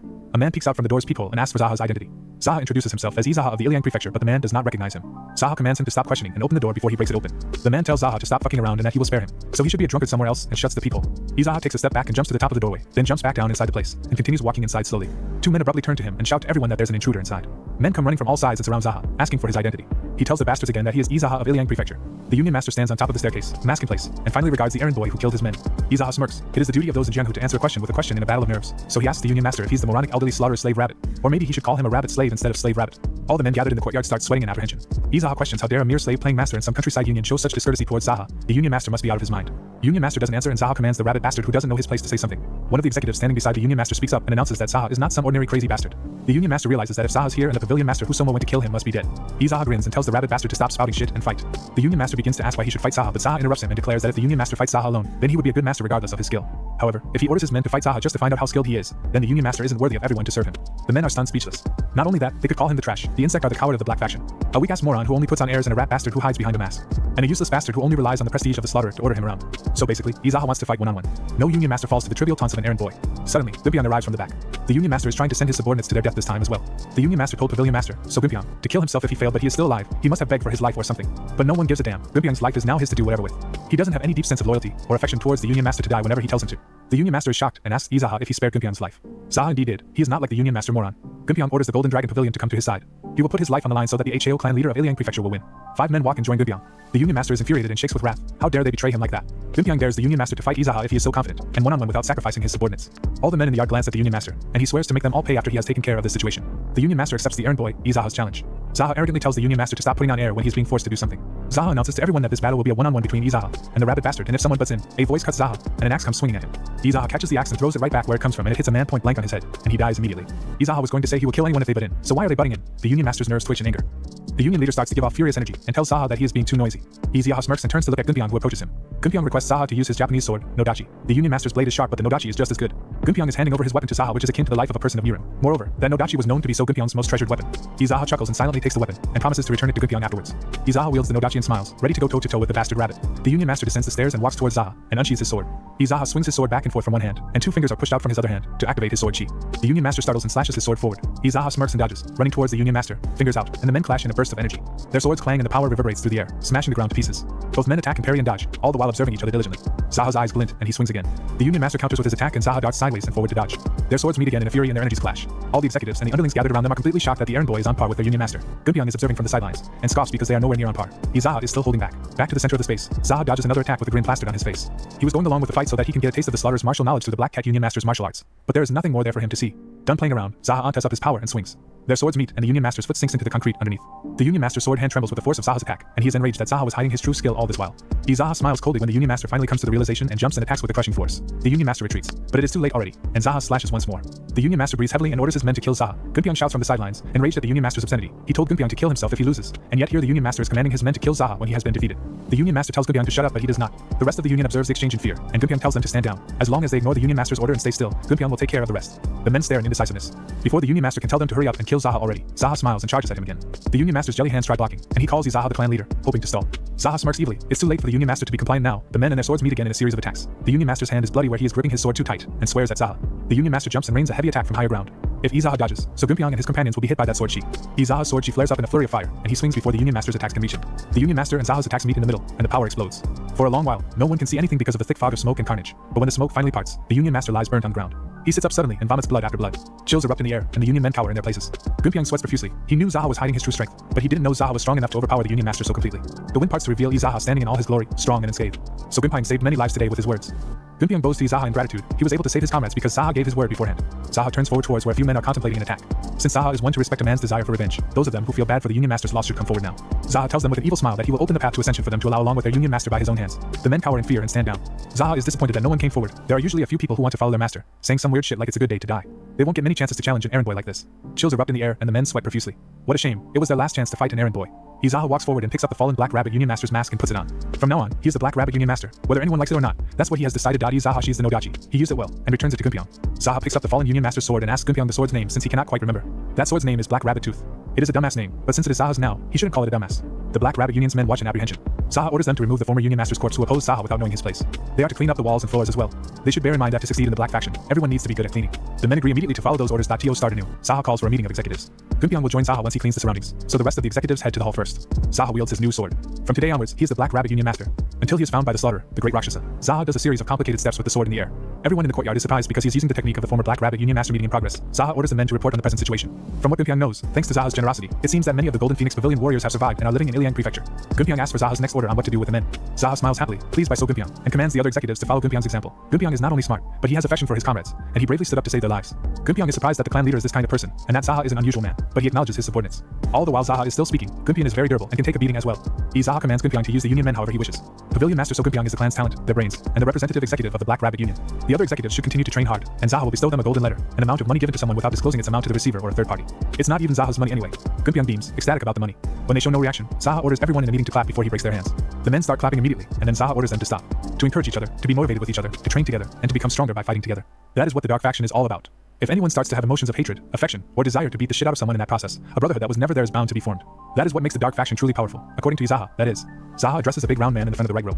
If Zaha is boring that fucker, then he should leave, not be an executive. He can go outside and either fix the broken wall with the other subordinates, or remove the corpses. The man bows his head immediately and apologizes. Zaha TSKS, how dare the man not pay attention to what his Union Master is saying. Some other executives start sweating profusely. Zaha continues where he left from. Zaha asks the men who the administrator is, and an old man with a headband comes forward. Zaha can just call him Administrator Bayok. Zaha commands Administrator Bayok to give the Dragon Phoenix Pavilion Master, So Gunpyeong, a golden letter. Zaha would also like to know the present situation of their current funds, so the administrator should report to Zaha once he has organized it. If Zaha uncovers any forms of embezzlement or shams from now on, he will execute the administrator first. Come to think of it, Zaha forgot about the ranking battle and its date. All the executives gape at Zaha in shock as he shouldn't have known about the ranking battles. It looks to them like Zaha was the Union Master from the start, from how he's talking so naturally. Gunpyeong supplies that there is no set date, but the lower rank Heavenly General expected to challenge the Union Master soon is the Red Monkey. Also, for Zaha to increase his rank, he has to fight the Heavenly General White Rooster. The Union Master of the Black Rabbit Union, Zaha, is the 5th rank of the 12 Heavenly Generals. Zaha is surprised that the former Black Rabbit Master was so high up in the ranks. Zaha inquires about more information on their respective master, the Slaughterer, the Great Rakshasa. The Heavenly General Red Snake seems to have offered the Great Rakshasa a blue-eyed beauty that he obtained somewhere, so he is most likely there. Zaha chuckles, that old bastard has quite a lot of energy to even lay his hands on a blue-eyed beauty. He stops laughing and is filled with rage all of a sudden, veins popping on his body, and dark energy permeates the room. Gunpyeong looks down and sweats. He cannot tell what Zaha is thinking. First Zaha calls Great Rakshasa his master, then an old bastard, and starts getting mad. Zaha continues talking angrily. The Great Rakshasa is still using his disciples to get his hands on those pitiful women. What in the world is the Murim Alliance doing? They should just arrest him. When Gunpyeong just stares at him, Zaha asks if he said anything wrong. Zaha stands up abruptly, infuriated. This won't do. Though the Great Rakshasa is his master, since the old bastard has fallen deep into debauchery, he plans on plotting a rebellion. All the executives gape again in disbelief. Zaha wants to rebel just because an old man is enjoying worldly pleasures. Isn't he just rebelling because he is in a bad mood? If anyone sides with the Great Rakshasa or if they get in Zaha's way, he won't let them live. Zaha inquires about the recent state of the Black Reconnaissance. From what Gunpyeong knows, they have been busy with their gambling and auction businesses. At this rate, there won't be any other sects that can match them in terms of wealth. They are still auctioning slaves. This enrages Zaha. How dare they still auction slaves in the current generation? As a head of the Dark Faction, Zaha cannot ignore such acts of evil. Yizha announces that the Black Rabbit Union will fulfill its duty as part of the Dark Faction by destroying Black Reconnaissance and becoming the spearhead of the Jianghu Slave Liberation Front. The confused executives wonder how in the world Zaha is deciding these things, and since when did the Dark Faction have that kind of duty? A man asks why they are attacking the Black Reconnaissance all of a sudden. Zaha believes that it isn't right to buy and sell people. Yizha swears at everyone and asks why they learn martial arts up until now. Do not avert their eyes from injustice. That is the duty of those who walk the night drunk on the sword. No one knows what the hell Zaha said even means. Zaha demands a quick response from everyone because he is getting all embarrassed now after that speech. His temper is suddenly starting to surge. The executives bow and agree immediately then. Also, for their cause, Zaha will use the Black Rabbit Union's resources such as elixirs, funds, and so on however he wishes. If there is anyone with a complaint, they can have a one-on-one battle to resolve their different opinions. No one objects. Zaha is so relieved that his hands aren't stained with the blood of his executives. He beams. The atmosphere at the Black Rabbit Union is very peaceful. The meeting was finished peacefully, and it was time well spent in Zaha's opinion to think he had talent in things like these. A man arrives to inform Zaha of his meal, but Zaha forgoes that in favor of washing himself. He hasn't cleaned himself yet after getting some blood on him earlier. Zaha removes the mask and turns to the man, the wind blowing his hair back. The man is suddenly shocked and scared out of his mind for some unknown reason. Zaha asks the man if he is so surprised because of his surprising handsomeness. The man immediately apologizes and looks down, sweating profusely. There is no need for the man to shake so much. No harm will come to them. From now on, Zaha is the new Black Rabbit Union Master. The man nods again and tells Zaha it is his pleasure to meet his new Union Master. As the man knows, it's Zaha's first day since his inauguration as the Union Master, so the man will guide him, show him places such as the individual training room and elixir storage room, and will wash himself there. The man obliges.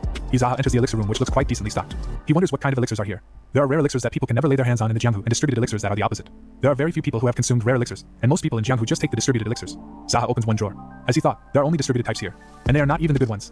He slams open and closes all drawers, hoping to find something special, when he comes across the heart-blazing pill, a high-quality distributed elixir. Zaha takes out 3 pills and swallows them. It is an elixir befitting Zaha's condition, with heaps of internal energy piled up inside his body. He turns and walks a few steps and settles himself on the ground. His eyes close in concentration, and his energy blazes around him. He calmly quells the blaze of the blazing heart pill, activating the journey through the steel lands, the invulnerable golden tortoise technique. His energy twirls and twists inside him. Zaha is confused that the heavenly pearl is absorbing the blaze of the blazing heart pill before he even started his cultivation technique. Zaha opens his eyes and wonders what is going on. Before he even started cultivating, the elixir's energy instantly combined with the heavenly pearl as if it was being absorbed by it.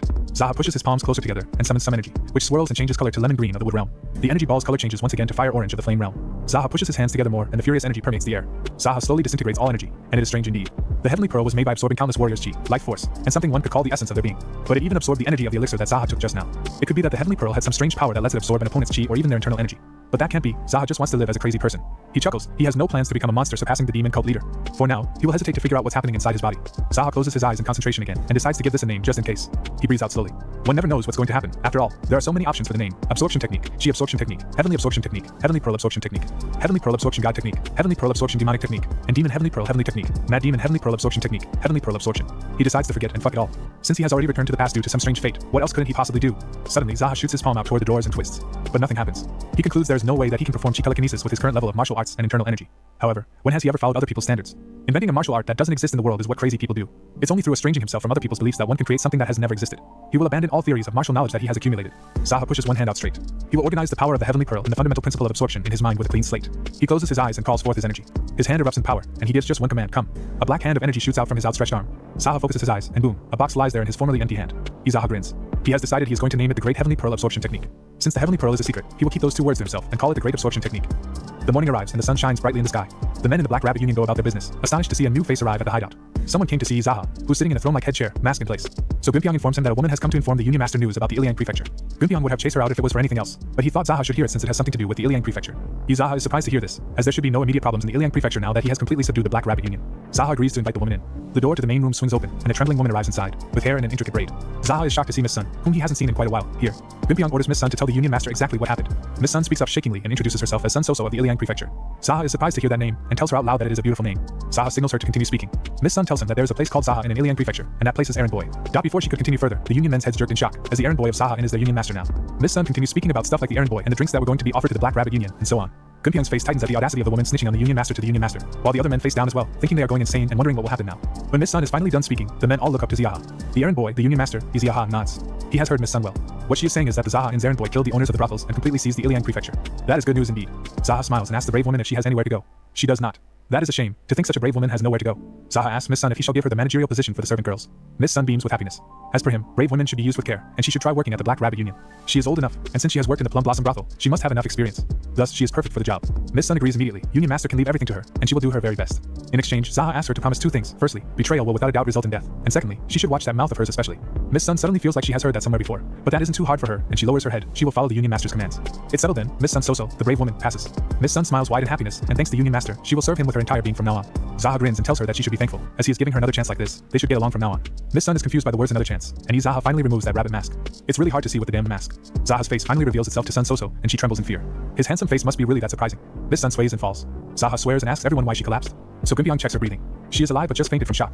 Ziha huffs and orders Gunpyong to have the servant girls tend to her. To think she fainted as soon as she saw her Union Master's face is such impertinence. Gunpyong is surprised by the command to tend to her. Zaha scoffs. He won't throw an unconscious girl out onto the streets when she has nowhere to go. All of them are such heartless bastards. Everyone should remember this moment. This is how merciful Zaha, the Union Master, is.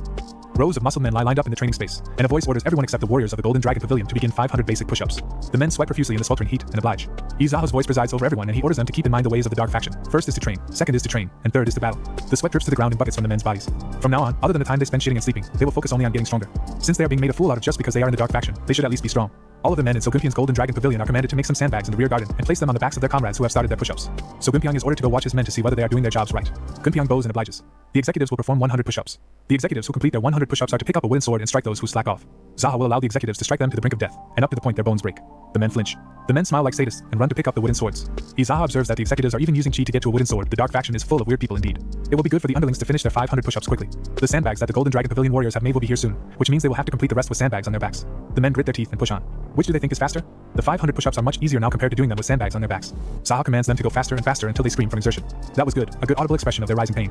Zaha will allow this level of screaming, so they should feel free to scream all they want. The screams rise in the amount. Zaha announces that he will grant golden letters to the 5 people who complete their 500 push-ups the fastest, so they should try their hardest. Zaha walks out with a smile when the sandbags finally arrive.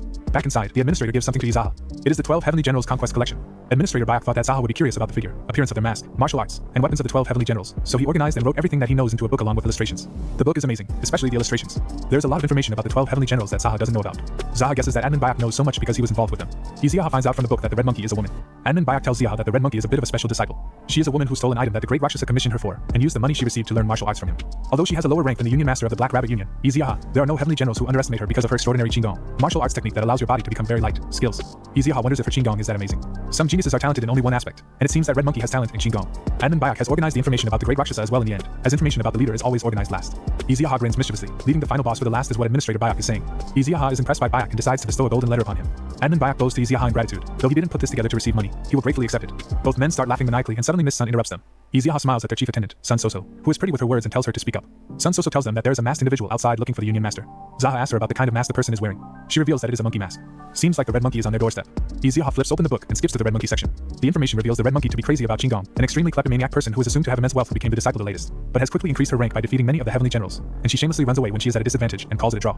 There are many rumors that her internal arts cultivation speed is fast because she steals elixirs, and she made a deal with the Great Rakshasa to learn a martial art that she wants from him in exchange for stealing and replacing an item. It is assumed that her Qigong does not fall behind the top 4 Heavenly Generals. Zaha flips the book close and grins threateningly. He has completely memorized the information. Zaha walks into a separate room and comes face to face with Red Monkey in an obvious monkey moss. Zaha enters the room fully and sets himself on a chaise. The Red Monkey stands up and approaches Zaha. The Red Monkey puts her hands together in greeting and asks if her brother Rabbit has been well. Zaha tells the thieving bitch that it's been a while. The Red Monkey gets pissed. She doesn't appreciate being called that. The Red Monkey observes that the Rabbit Union Master's hair is longer than before and his manner of speaking is strange as well. Zaha realizes his mistake. She didn't have this kind of relationship with the former Union Master, and he tells her that he has misspoken due to fatigue from training recently. He provides her that he was learning quite an extreme martial art, but his throat was injured while being unable to fully control the true chi in his body, and his voice became like this because of a fever. It is perfect for the Red Monkey when he is injured. She tells him that she came because she thought she'd greet him, and that if he gives her some allowance like last time, she won't challenge him and head back for today. Zaha is shocked. Perhaps she is planning on ripping money off him since she thinks he shouldn't push himself before his battle with the White Rooster. To think she's trying to rip money off her brother like Zaha thought, the Dark Faction is a complete mess. The Red Monkey provokes him by saying that he has to settle things with brother White Rooster soon. If he gets hurt while fighting the Red Monkey, his chance of becoming one of the top 4 Heavenly Generals will go up in flames again. Zaha wonders menacingly if she rips money off all the brothers like that, she must be a beggar. The Black Rabbit Union Master's words are quite harsh today. Looks like the Red Monkey will have to settle the score with him today. Zaha interrupts her by asking how much she was thinking of taking. The Red Monkey's attitude changes immediately and she beams. She will take around 30 silvers, and then she won't even come near him for a while, or he can have a battle with his sister. The Red Monkey believes that since he got injured honing his martial arts, he is sure to turn down her challenge. Maybe she should increase her price a little. Zaha smiles coldly and addresses the monkey's sister. He will make her a deal as well. If she hands over all the money she has, he will be considerate as they are both members of the Dark Clan and let her leave with her limbs intact. The Red Monkey is outraged. The Red Monkey can't believe that the Black Rabbit Master is serious, but he is. He will also no longer accept her challenges if she doesn't bring him any money. In exchange, if the Red Monkey manages to defeat him even once, he will return everything that he has taken from her. It's a martial match gamble. There is a saying that theft and gambling are intertwined, so she wouldn't be able to refuse this proposal. The Red Monkey can decide the contents of the martial match. The Red Monkey smirks, wondering what's with the Black Rabbit's confidence, and that he must have damaged his head as well. Whatever the case, it's good for the Red Monkey. The Red Monkey lays down the rules. If he manages to take her mask within half a gak, 7.5 minutes, she loses. That's it.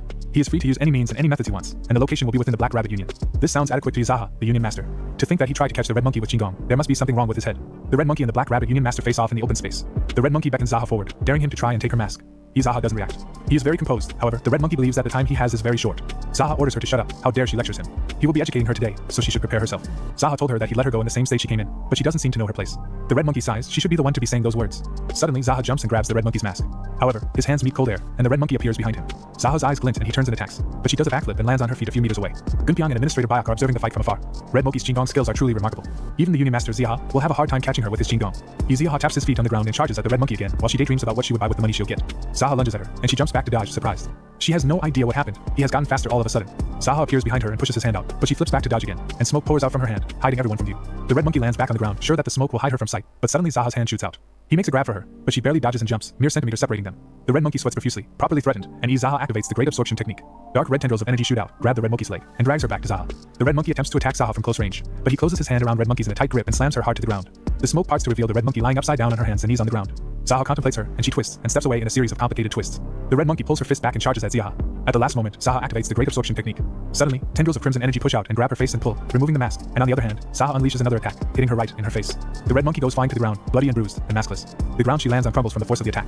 Looks like the Black Rabbit Union Master, Zaha, has easily, comfortably, and instantly won, without even the slightest hint of danger. Gunpyeong and Admin Bayak congratulate him. Zaha asks them to take a look at Sister Monkey. Do they think she is still unconscious? They approach her, and she is indeed still unconscious. Other men arrive outside from inside the house. It isn't strange for her not to be. Zaha tells them no, that she will wake back up in the middle of the night after being carried away. Then she will come to empty the elixir storage room or take the funds of the Black Rabbit Union, and she'll just leisurely escape like a burglar. But that won't work on Zaha. Everyone must be wary of various honey traps, especially in the dark faction. The men nod in understanding. Suddenly, the red monkey awakens and stands back up. She has learned a lot from her brother Black Rabbit today and wipes the blood from her nose. Only one thought echoes through all the men's minds then, she is so pretty, but they all abruptly turn their necks. The men turn their judging glares to Zaha, all coming to the same conclusion that Zaha went too far on such a delicate girl. Zaha scoffs and grinds his jaw. This is the true power of honey traps. The red monkey is tied to a giant pillar with thick ropes. She can't even move because pressure points were pressed. She glares at no one and knows now that the Black Rabbit Union Master is not her brother. His skills, the way he talks, and even the air around him. It's all different from her brother Rabbit. She should have realized it sooner. The door swings open, and Administrator Bayak walks to the red monkey. Admin Bayak has come on the Union Master's order, and he apologizes for the discourtesy. The red monkey rages at the said discourtesy. The group of men in front of her parts in the middle to reveal a chair with some papers and ink on top of it, and the men beam with surprising happiness. Admin Bayak thanks the men for their hard work and ushers them out. He then turns to the red monkey with a pen in hand. Admin Bayak observes red monkey in deep concentration, thus making her uncomfortable and furious with the attention. The Union Master ordered Admin Bayak to draw Heavenly General Red Monkey's face with much detail. He tells her in complete unseriousness that an old man like him can't do anything. If he is ordered to draw, then draw he shall. The Union Master is much more terrifying than the red monkey would expect. Bayak is only following orders, so she shouldn't resent him. The red monkey asks why her face is being drawn. Admin Bayak ignores her and continues with his observations. He heard that she became renowned for her stealing. If she runs away all of a sudden or does not comply with the Black Rabbit Union's demands, the Union Master, Zaha, said that he will give the sketch that Bayak will draw right now to the Murin Alliance. Admin Bayak orders the red monkey to stay still, and he will draw her in great detail. The red monkey reprimands him for observing her so diligently. But how can Bayak draw without looking at her? One looks at mountains when drawing mountains and at rivers when drawing rivers. The red monkey grinds her teeth and orders Admin Bayak to stop right this instant. Though she is a heavenly general like his Union Master, Bayak doesn't feel all that great when he hears someone her daughter's age speaking to him so informally. It is very unpleasant. The red monkey smirks. So what if Bayak feels unpleasant? Admin Bayak innocently asks if he should draw a nude sketch instead, and the red monkey shuts up instantly. Admin Bayak laughs. That was just a joke. He will finish this quickly and requests her to not hate him too much, since he has absolutely no choice but to do this to stay alive. The red monkey swears at the son of a bitch, Bayak. It doesn't look like he has no choice. Admin Bayak addresses her again. As she might have already noticed, the Union Master that he used to serve is dead. Without being able to resist properly, he got sent flying. All the bones in his limbs shattered and he died. The red monkey flinches. To be honest, Bayak expected the red monkey's bones to be ripped into pieces as well, and for her to die. He tells her to be good to the Union Master when he is being nice to her. Admin Bayak beams again, admiring the red monkey's posture, and continues his sketch. Zaha is shown the sketch of the red monkey and he is impressed. It looks like a spitting image of the sister monkey and tells Admin Bayak that he passes. Zaha orders Admin Bayak to make multiple copies of this drawing and send it not only to the Murin Alliance but to all the sects and great families rumored to be looking for thieves if sister monkey ever lashes out. A bounty will naturally be placed on her head. Admin Bayak goes and leaves Zaha alone with the red monkey, still tied to the pillar. The red monkey glaringly asks Zaha who he is. Zaha smirks. Surely she has already realized that he is not that rabbit bastard. The red monkey tells him that he cannot hide his identity with a mere mask. Who does he think he is to show such discourtesy towards the great Rakshasa's disciples? He won't be able to handle their master's wrath. Zaha smiles and tells Sister Monkey that he wouldn't do something like this in the first place if he was afraid of the great Rakshasa. The red monkey warns him to not call her sister. Perhaps she would prefer thieving bitch, but she doesn't if Zaha goes by the slump of her shoulders. She tells him to call her just sister instead. The red monkey addresses her fake brother. He probably kept her alive because he wants something from her. She smiles, for her money is more important than anything else in life. As long as Zaha pays her well, she can help out with whatever he has planned without a problem. Zaha is going to kill the great Rakshasa. The red monkey thinks that he has gone insane. Master Great Rakshasa is stronger than what people of Jianghu think. She doesn't think that Zaha is strong enough to fulfill his goal yet. Zaha will keep that trivial piece of information in his head and confirms that the red monkey has it in her to betray the great Rakshasa. As long as Zaha gives her money, she will help him. Zaha doesn't believe her words. The red monkey grits her teeth, wondering what Zaha wants her to do. He won't believe her even if she tells him that she will betray the great Rakshasa. Zaha ignores her and announces that Pavilion Master Sogumpion will be arriving with a poison soon. Who does she think will be eating it? Of course, it'll be Sister Monkey. The red monkey starts sweating heavily, disbelieving that the crazy bastard Zaha will feed her poison. Suddenly, the red monkey becomes obedient. Instead of poisoning her, she asks Zaha to give her an order. She will not betray him and will act on it without fail. He even has her sketches. Zaha still doesn't believe her. Just then, Sogumpion joins them with the purple haze curse poison in hand. The red monkey is taken aback by hearing of a curse poison. Zaha orders Gumpion to feed the disgusting ball of curse poison to her. So Gumpion approaches her and forcefully feeds her the poison. The red monkey is adamant about not eating it and moves her face left and right to no avail. She is still not swallowing, so Zaha orders her to keep beating her until she swallows. Hearing that, the red monkey immediately swallows the poison and asks Zaha to talk and tell her what he wants. Zaha will give her 10 days. He will give her the antidote if she manages to return after killing either the white rat, yellow horse, or green dog. Since the 12 heavenly generals can have martial death matches, she is not committing a capital offense to the great Rakshasa. Those 3 generals are the ones notorious for evil acts, murder, and robbery. The red monkey is very perceptive, as expected of a thief. Zaha approaches the red monkey and snaps the ropes, freeing her. The red monkey demands to know who Zaha is and if he was part of the Murim Alliance. Zaha is an errand boy from the neighborhood next door. Gunpyeong is bummed that he is revealing his identity so easily. The red monkey believes that he doesn't plan to tell her, and she understands. He will come back after killing one of them. They can talk more after. Gunpyeong is bummed again. The woman is not believing the truth. When she leaves, Zaha calls out to her. Though she has taken the purple haze curse poison, the choice is hers alone. She can side with the great Rakshasa, get the antidote, and also reveal Zaha's identity to him. She wonders what she will gain from her fake brother winning, which is nothing much. She just won't have to watch any more of the great Raksasa's pathetic state as he orders his disciples to get him young women, money, kill someone, or steal something. The red monkey turns and then she is off. So Gunpyeong joins his union master. The purple haze curse poison was made half-assly. He wonders if it'll be alright. Gunpyeong just got some laxatives and digestive medication and made it into a ball. She might shit herself while she is running. As expected of pavilion master So Gunpyeong, he is quite meticulous. The red monkey is off on her new mission running. The red monkey is speeding through the streets like a flash when she suddenly feels sick. She wonders if that is because she ate the cursed poison. Her face clenches, swearing at the bastard black rabbit union master for making hers eat something like that. Say abruptly remembers Zaha's statement about her not having to watch any more of great Raksasa's pathetic state as he orders his disciples to get him young women, money, kill something, or steal someone. The red monkey can't believe that Zaha expects her to risk her life and betray her master just because of something like that. She grins, calling Zaha a crazy bastard when she suddenly freezes. Her stomach is getting worse. She is still in place, hoping it isn't what she thinks it is, but boom, her stomach explodes. This is diarrhea. Even with an excruciatingly painful stomachache, her situation is getting worse in the middle of the street. She promises to whatever god exists to be good for the rest of her life. Her vision blurs and she sees 2 men passing by her, and a filthy smell emits from her. She closes her eyes in humiliation. It just had to happen in a place like this. She grabs her stomach and walks a few steps, just to get to a place where no one is around. She grits her teeth and concentrates all her energy into her sphincters. Finally, away from the people in a secluded forest, she looks around her before deciding to relieve this demon inside of her. But suddenly, she notices movements from somewhere. Someone is approaching her quickly. The person's speed is as good as hers, so that person must be a master. A man appears in white robes appears above her in the air just before he lands on his feet in front of her. Zaha stands in front of her in all his glory, without a mask. He asks this young lady red monkey if something is wrong, and that her face is pale. She tells him that it's poison but shuts up. She can't just tell a person of Jianghu that she has been poisoned. Her head drops and she tells the man with long hair and white robes that she is looking for a washroom. This is a predicament. The man crouches and tells her to hop on his back. He was just heading to his regular store. If she is not going to take care of business deep in the woods, then he will take her there quickly. The red monkey leaves herself in the man's care and hops on. Zaha sings up with the speed of light, well on their way. He tells her to stay calm, and that she can overcome any adversity as long as she stays calm. The red monkey notices that the man's speed is that of a master's. He has a nice voice too. She wonders where a young master like him appeared from. They arrive at the store the man mentioned, and the red monkey hurries to a washroom at the back. The store they are at is none other than Springtime Inn, Zaha's good friend Dux's store. Inside the washroom, the red monkey takes care of business loudly and bites her fingers to prevent any noise from escaping. Done with relieving herself, the red monkey walks outside, embarrassed. There is no way she can look the man in the eyes. He must have heard the noises from the washroom. She swings open a door and walks inside. The man asks her if she is alright. She is alright indeed and bows to him in gratitude. Zaha sits with a bowl of pork ribs in front of him. He sure has good luck when it comes to food. Dux would have used it on rice soup if Zaha hadn't come today either. But Zaha should have at least good luck with food when his life is full of bad luck. The red monkey watches while Zaha prepares to dig in. She beams. The food he is having looks so delicious she is drooling. Duxa tells her that they are pork ribs. Zaha digs in with enthusiasm. Duxa tells the red monkey to not just keep standing but have a bite as well. She tells him it is okay. Her stomach isn't feeling too well. He drags a plate towards her and tells her to have just one bite. It does look delicious. The red monkey contemplates taking just one bite. Duxa tells her to hold the bone with her hands and eat it. The red monkey settles down at the table and chews a bite. It is super delicious. Duxa bends to whisper in Zaha's ear asking what his relationship is with them. Zaha bluntly replies that she is his sister, and the red monkey suddenly freezes in realization. Sister, now that she hears this voice, all the humiliating events that took place with Zaha play across her mind. She shrieks in disbelief. Zaha pushes aside a strand of hair and smiles. He must be that shockingly handsome to garner such a reaction. The red monkey recalls again that she was piggybacked by this bastard and took a massive shit in front of him, and she faints from shock and embarrassment.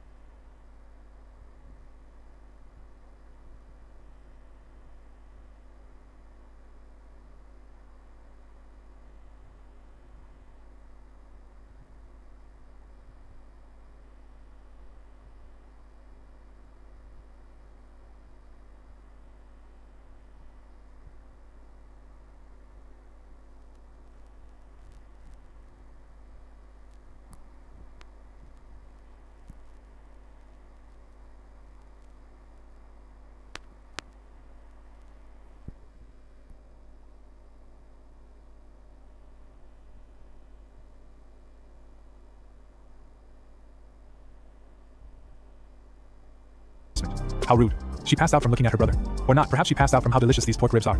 Duxu is unsurprised when he hears that Zaha is now the Black Rabbit Union Master. Zaha tells him that the passed out woman on the ground is one of the 12 heavenly generals, Red Monkey. Duxa now understands why Zaha called her his sister and tells him to take care of his new sister.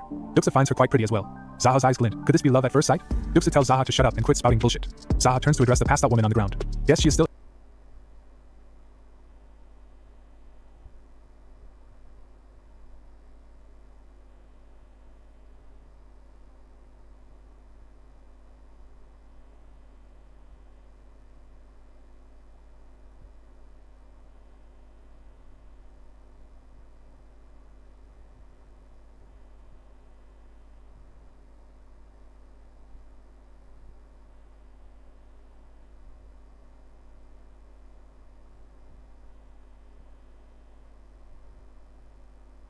উজ্জ্বলতা নতুন glow and lovely serum cream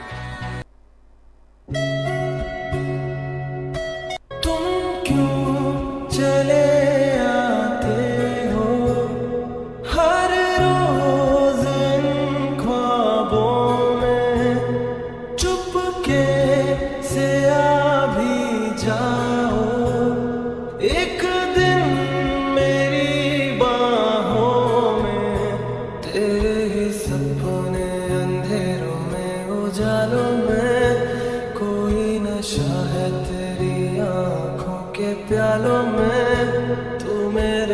ख्वाबों में जवाबों में सवालों में हर दिन चुरा तुम्हें मैं लाता हूँ। यार ये रोलेक्स के फादर कौन होने वाले हैं, हरोल्ड या फिर कुली? तो इस भयंकर लेवल के क्वेश्चन का आंसर पाने के लिए थोड़ा डिटेल में चलते हैं। साल 2023 में आई लियो मूवी में लियो के चाचा लियो का एक फोटो एक्सपोज करते हैं जिसमें उसकी डेथ को 1999 में दिखाई जाती है और इस 1990 और 1999 के बीच काफी सारे कनेक्शन हैं, जिसमें दास एंड को फैक्ट्री भी स्टार्ट हुई जिसे लियो ने जला दिया। अब इधर साल 2022 में आई विक्रम मूवी में रोलेक्स अपने एजेंट को मोटिवेट करते हुए कहता है कि 27 साल लगे उस साम्राज्य को बनाने के लिए। और एलसीयू की पहली मूवी कैथी 2019 में आई, यानी कि 2019 से 27 साल पीछे चले तो 1992 में रोलेक्स ने ड्रग्स की दुनिया में कदम रखा और इधर हरोल्ड दास उसी टाइम पे धतूरे से बनी चीजों को बेचता था जो कि काफी ज्यादा कॉस्टली होता था, लेकिन रोलेक्स कहता है कि उसके बाप दादा कुछ नहीं देकर गए। तो यहाँ हरोल्ड दास की पॉसिबिलिटी 70% है। दूसरी मूवी कूली जो कि डायरेक्टर के अकॉर्डिंग स्टैंड अलोन होगी, लेकिन ये बात लियो के टाइम भी हुई थी। वहीं कूली मूवी हॉलीवुड मूवी पर से इंस्पायर्ड है जहाँ इलीगल काम भी लीगल हो जाते हैं, इवन हत्या भी, क्योंकि वो शायद अच्छाई के लिए किया जाता होगा। हो सकता है रोलेक्स को सिर्फ बुराई दिखे। आपको क्या लगता है, कमेंट करें।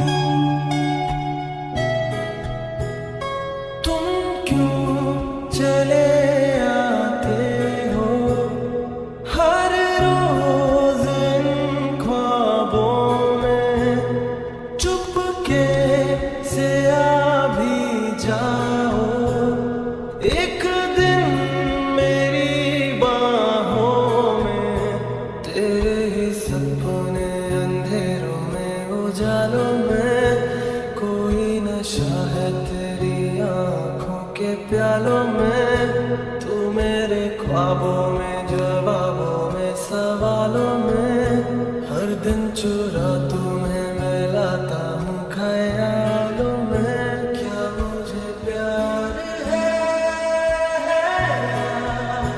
कैसा खुमार है क्या मुझे प्यार है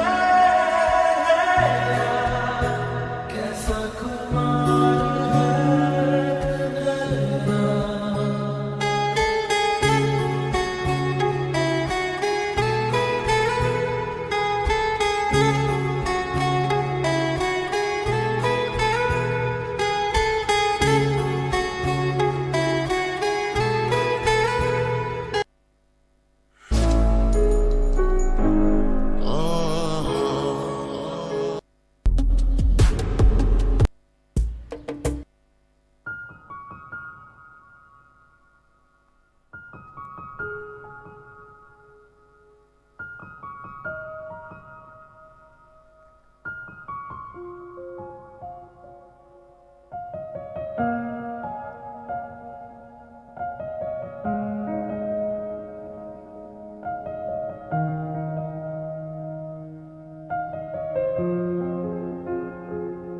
पहले भी मैं तुमसे मिला पहली दफा मिलके लगा तूने छुआ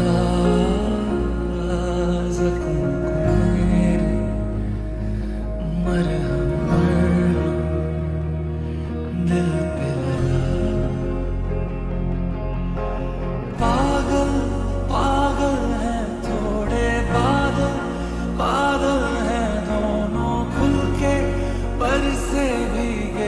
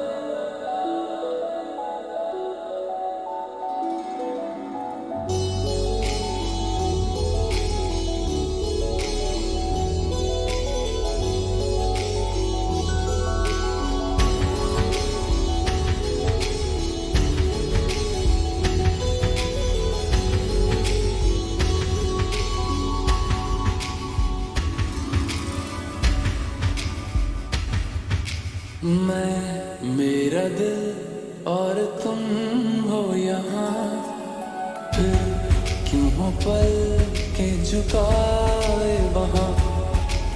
तुम साहसी पहले देखा नहीं, तुम इससे पहले थे जाने कहाँ। जीने लगा हूँ पहले से ज्यादा, पहले से ज्यादा तुम पे मरने लगा।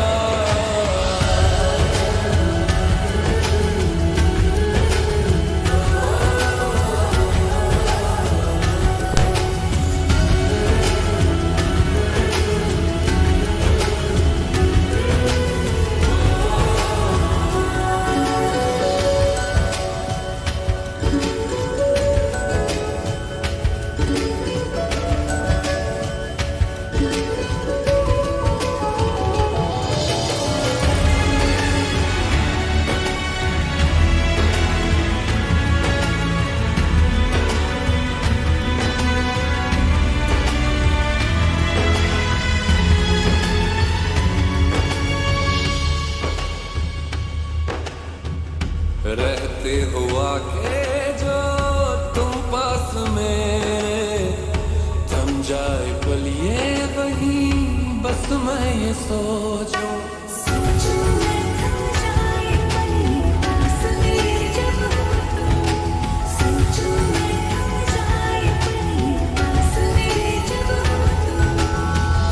चलती है सांसें पहले से ज्यादा, पहले से ज्यादा दिल ठहरने लगा।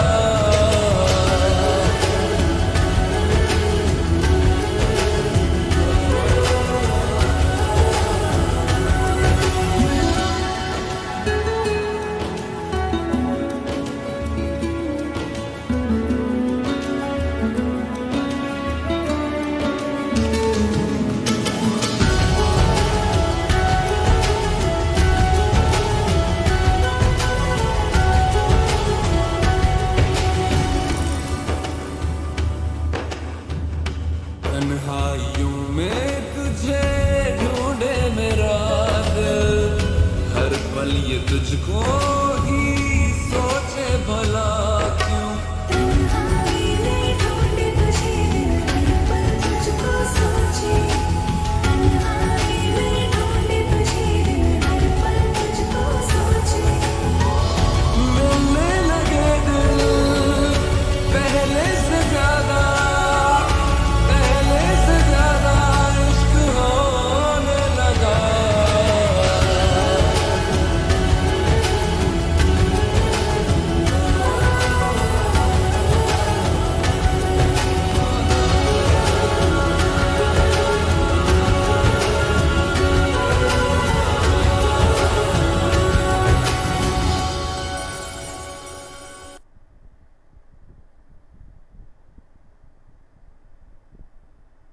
able to sleep when she has only 10 days left.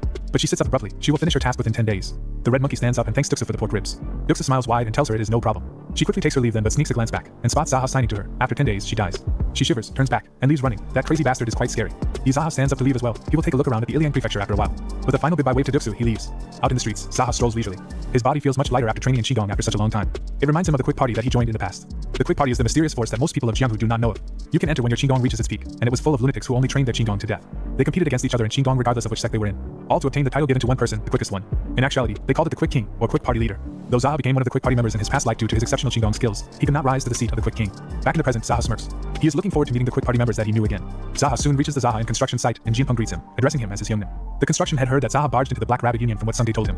Zaha sent the Black Rabbit Union master to heaven since he said he had something to do there, and the responsibility was passed down to Zaha. Zaha smiles and asks if anyone is causing trouble in the prefecture, and about the Black Reconnaissance's movements. Jinpeng tells Zaha that Sima soldier frequently patrols Iliang prefecture with his subordinates, so no one even has the leeway to cause any trouble. Zaha is smiling throughout the exchange and inquires about Cha Sungday. Jinpeng tells Zaha that Sungday sparred against soldier Sima with a wooden sword, and was beaten disgracefully, so he's training these days. He already lost 10 out of 10 times.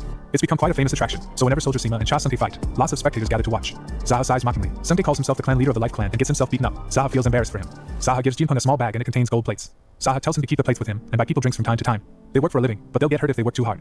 Jinpeng is happy but worried that Zaha is still giving him too many gold plates, but there are a lot of members in the construction clan. He can use it however he sees fit. With that, Zaha is off. Ji and Peng bows to him in gratitude and Zaha leaves, the group of men celebrating merrily behind him.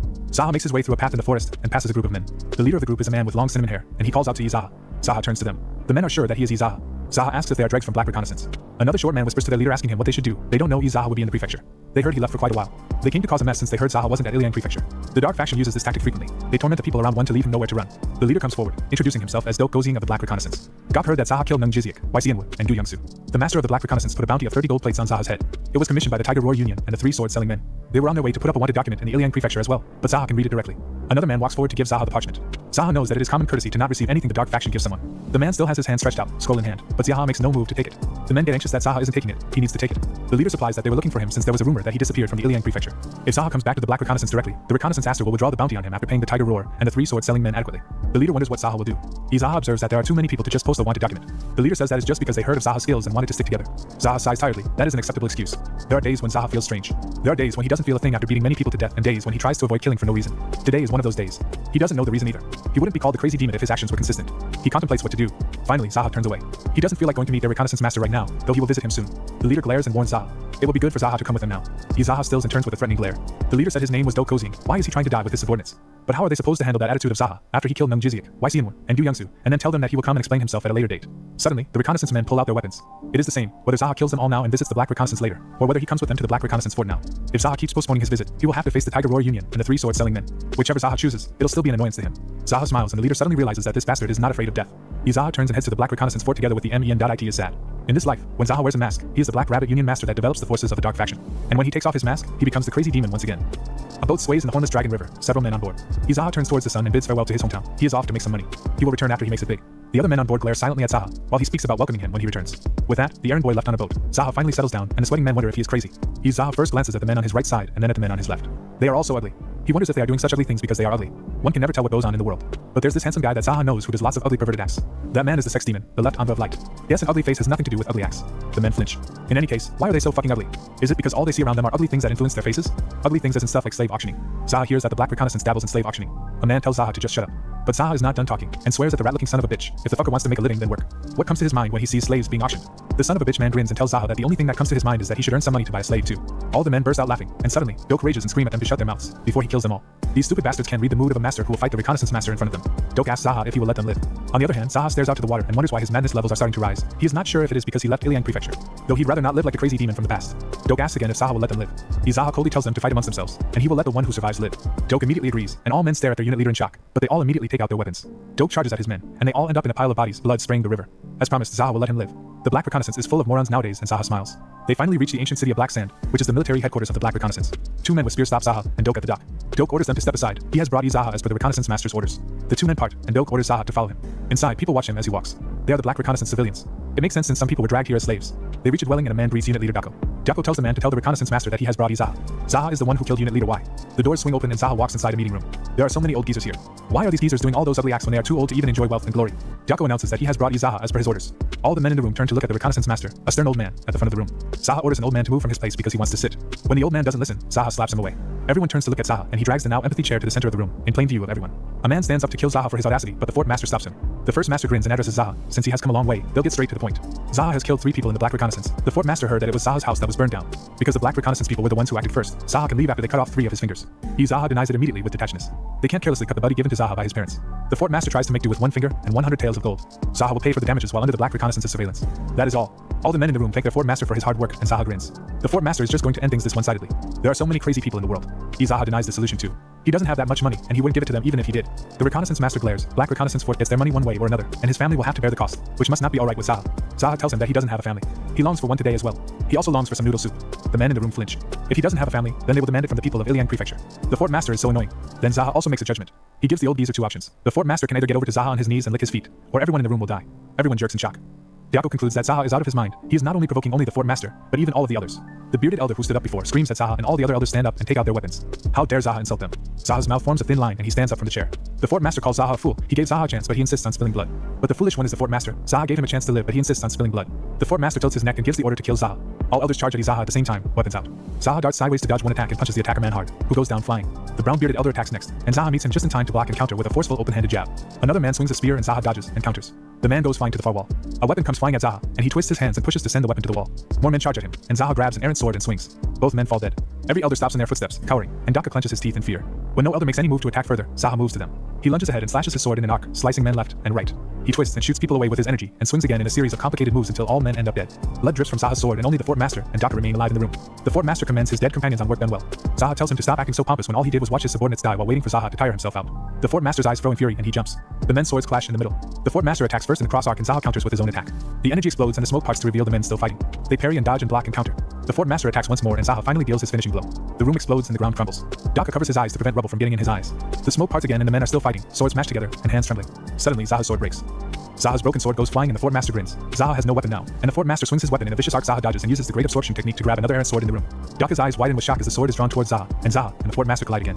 Zaha smirks and his eyes glint coldly. He didn't have a weapon, but then he did. Unimpressed, the Fort Master swings his twin swords again in a wide slash, and Zaha counters with a vicious attack of his own. The men attack and dodge and attack again until they become just a flurry of movements. The fight is inconceivable to any ordinary person. Zaha acknowledges that the Fort Master fights well, and he is as strong as Dako Singh if he trained in the blade for 40 years. Zaha blocks one swipe of an attack and counters again. The men's weapons meet in a blur, and Zaha's eyes glint and narrow. The Fort Master looks to be unwell, although it's faint. His movements aren't good either. His breathing is also rough. Both men charge again at the same time. The Fort Master's breaths are heavy, and Zaha makes a grab for his face, but he jumps. Zaha jumps to meet the Fort Master and attacks viciously. Energies collide, and a subsequent explosion blocks everyone's vision. The mist parts to reveal the Fort Master kneeling on the ground, his weapon barely blocking Zaha's killing blow. Zaha pushes out his hand again towards Fort Master's face. Energy accumulates and twists harshly. A furious blood of magenta energy shoots at the Fort Master, and he goes flying. Zaha pulls his hand back again to gather force, as well as his sword, and both hands shoot out together. The sword pierces the Fort Master harshly and reappears neatly on the other side. The Fort Master is knocked back to the far wall, and he spurts out thick spools of blood. Dako is baffled and intimidated. The few injured but alive elders stare in shock and fear that Zaha was able to take down the Fort Master so easily. Zaha walks to the near-dead Fort Master, who pleads for his life. The Fort Master tries to convince Zaha to allow his subordinates to treat him, and he will then appoint Zaha as the next Fort Master. Zaha has nothing to lose from this. Rather, if he kills the Fort Master now, he will not be able to completely take over the Black Reconnaissance, Black Pearl Fort. And since all of the others are nothing but imbeciles, the Fort Master has to lead them. Zaha looks down at the Fort Master patronizingly. He is speaking an awful knot. He must not want to die. Zaha asks the Fort Master if he lived a good life from the money he earned from kidnapping people, selling slaves, and making his subjects' lives a living hell. He must have killed countless people who beg for their lives just like this. Magenta energy begins to gather in Zaha's claw-like hand. Trash like the Fort Master is better off dead, and he crushes the Fort Master's face with his bare hand. Blood splashes the wall behind. Tangible fear radiates from Dako, who has been watching this, and the others. Zaha twists his neck to the remaining audience, and they flinch with cowardice. Dako grits his teeth and tells him that Zaha has to become the next Fort Master now. Zaha pushes out one finger and beckons Dako to him. Dako obliges and walks over to Zaha. As soon as Dako reaches him, Zaha slaps Dako so hard on the face that he crashes to the ground from the force. Zaha pulls Dako up by his hair and threateningly warns him to stop fucking with Zaha if he doesn't want Zaha to send him to the Fort Master's side. Dako suddenly faces Zaha in a moment of foolish bravery and asks him what else he is supposed to do now that Zaha has killed his Fort Master. Zaha remembers the Fort Master's words about someone having to lead all these imbeciles. What a troublesome force indeed. Zaha abruptly lets Dako go and tells him to come to the hall after gathering everyone directly under the executives. Zaha orders him to have the elders who were lucky enough to live treated. Living people should live after all. Zaha turns away, annoyed. If this was a force entirely made up of people of Jianghu like the Black Rabbit Union, he would have easily been able to absorb it. But because the force is too blended in with the public, one can't even tell whether someone's a person of Jianghu or not. Zaha settles himself in the former Fort Master's perch at the head of the room, his face and dress bloody. Guess there's a price for beating someone to death. All the people Zaha called for gather in the hall. Zaha presides over everyone and decides to be brief. For Zaha, the best option is to appoint a Fort Master and have the entire Black Pearl Fort under his command. The men stare at him silently. Zaha will appoint Dako Singh as the next Fort Master. Dako's first job as a Fort Master is to mobilize everyone available to destroy the old rampart. Everyone is confused about why the rampart needs to be destroyed. Zaha explains to them that they might believe that the rampart keeps them safe, but it's completely useless against the martial masters of Jianghu. The fact that the Black Pearl Fort Master, the strongest among them, could not hold on to his life is proof of that. Also, because they are so closed off, they don't even converse with anyone outside the rampart. They need to understand what Zaha is saying for things to change. Zaha wonders if the foolish guys sitting in front of him even understand that. Zaha is so tired, but he tells them to begin by taking down that rampart anyway. He orders them to go outside more often too, as the world is wider than the Black Pearl Fort. The men agree obediently. Also, when Zaha comes to visit next time and if he sees that they are still running slave auctions or collecting loans from gambling debts, or if there is anything that rubs him the wrong way, Dako suddenly flinches. He will first kill Dako Singh, and continue by killing every single one of the captains whose faces he remembers. Everyone jerks at that proclamation, and Zaha smiles and tells them that they can then send Zaha's regards to the former Fort Master when they go to the afterlife. Everyone is silent, and one man raises his hand to ask for more details on the method. Zaha is immediately annoyed and pissed off. He told them this much already, so what method? What the hell has he been listening to? Also, he should think about the details on his own. If he can't even do that, then the son of a bitch should just go clean up the bodies and destroy the rampart with the other henchmen, and not just sit there calling himself a captain while asking Zaha how to do his job. The man sweats and looks down. It is because of men like him ending up as captains that their organization ended up this way. Zaha irritatingly orders all the men to ask the fucker who just asked the question about any details before doing anything. The men hesitantly agree. Zaha orders them to abandon the Black Pearl Fort name and report to him after they decide on a new name for themselves. And they are not to use the word black in the new name. They couldn't make it any more obvious that they are from the black faction. Another man with big and round cartoonish eyes raises his hand and asks if they can use the word white instead. Zaha turns towards the cartoon man, expression pissed off. Does he think they are from the white faction? He knows they aren't, yet he still asks something like that. Even the method of naming one's force has a right and wrong. Zaha finally orders them to not ask any more questions until the meeting is over. This whole ordeal is so tiring, and Zaha orders them to reduce their rules to 3. He wants them to cut their over 100 rules to 3. They are too many. If they really need to add more, they are to discuss the pros and cons amongst themselves before adding any. He orders them to also get rid of the toll and release the people they've captured. They are to burn all the documents related to bounties or whatever, and captains are not to take the money from the Fort Master storage for themselves. They are to use that money for the people who have been having a hard time and build houses here damn properly. They are to employ some people from outside and erect some buildings. Everyone is immediately tense and silent, so Zaha asks why the atmosphere has changed. One man tells him that Captain Gakko used to say that a lot before, though it is not the same, it's very similar. Every man has heard this before from time to time, and Zaha turns to look at Gakko. Zaha and Gakko stare at each other, and Zaha tells him to do his best, which Gakko will. He also orders Gakko to get Zaha a change of clothes as his are too bloody. The night falls and Zaha arrives back at the Black Rabbit Union headquarters. The men welcome their Union master back with deep bows, and Zaha passes by them with a nod of acknowledgement. Finally inside, Zaha wonders why it is so quiet. Perhaps his bastard men are slacking off on training after he let them be for a second. And then Bayek comes running to Zaha with a notebook in hand, welcoming Zaha back. Zaha asks him why everything is so quiet, and why no one is training. Administrator Bayek tells him that it's not that, but that the Gold Boar is here. One of the 12 heavenly generals, Gold Pig, is at the Black Rabbit Union. Zaha ascends the steps and walks inside the house with steady footsteps. According to the Conquest Collection, Gold Boar is the man no one knows whether became Gold Boar because of his bloodney or if he is gluttonous because he is the Gold Boar. His martial ability is around the 7th to the 8th rank, and he is known to have become the Great Rakshas's disciple due to his physical strength and body condition. It is assumed that he is a young master of a rich merchant group and offers the most money to the Great Rakshasa. Zaha swings open the door and enters the room where the Gold Boar is waiting for him. Zaha walks inside to see a whole ass feast served to a fat man in yellow robes alone, who is enthusiastically chewing on some chicken. The fatty's mask is pushed up and he eats chicken from one hand and something else from the other. This is the Gold Boar. He's Zaha, and the Gold Boar's eyes meet, and the Gold Boar orders Zaha to fetch him some water from behind. Zaha glares and his eyes droop. Something drastic is about to happen. Zaha stares as the Gold Boar asks for water again. Zaha snatches the water jug from the table's end and walks over to the Gold Boar and pours him a glass of water. If the Gold Boar barged in unannounced like this and is willing to show this kind of state, it must mean that he was not afraid of the Black Rabbit, who Zaha is currently pretending to be. The Gold Boar has never seen him before and asks the unmasked Zaha if he knows where the Black Rabbit, the Union Master, went. He went to heaven, of course, but the boar doesn't know that. Abruptly, Zaha turns away and walks out of the room. The Gold Boar is irritated at his arrogance. If this wasn't the Black Rabbit Union, he would have done something to Zaha, but Zaha is no longer in the room to listen to him talk. Outside the room, Admin Bayek meets Zaha again. Bayek has prepared some clothes since he believes Zaha would need them. The Gold Boar lets out a loud burp just as the Union Master, Zaha in the rabbit mask, enters the room. The Gold Boar turns to greet his brother Rabbit. It has been a while since they last saw each other. Ignoring him, Zaha asks him what the piggy bitch wants. Gold Boar is annoyed and Zaha wonders if this isn't how he is supposed to address the boar. Zaha reverts back and asks the boar's purpose to be here. The Gold Boar tells him that his merchant group has gained an elixir. Since Zaha's battle with Brother White Rooster is coming up, the boar thought he'd ask if Zaha has any intention to buy it at a reasonable price. Zaha is curious. The elixir is a 300-400-year white flame herb.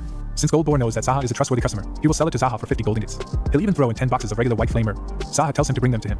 The Gold Boar believes that Zaha has made a wise decision, but he was going to make the same deal with Brother White Rooster had the Black Rabbit refused. In other words, the Gold Boar will change sides whenever the situation calls for it. Zaha keeps being reminded that the interpersonal relationships here are a complete shitshow. 50 gold ingots. The more useful the elixir, the more expensive it is. Zaha closes his eyes in concentration to think. From this moment on, Zaha will completely erase the assets of the Ilian Prefecture and the Black Rabbit Union from his mind. He has no money. He just doesn't. Even if he does, he doesn't.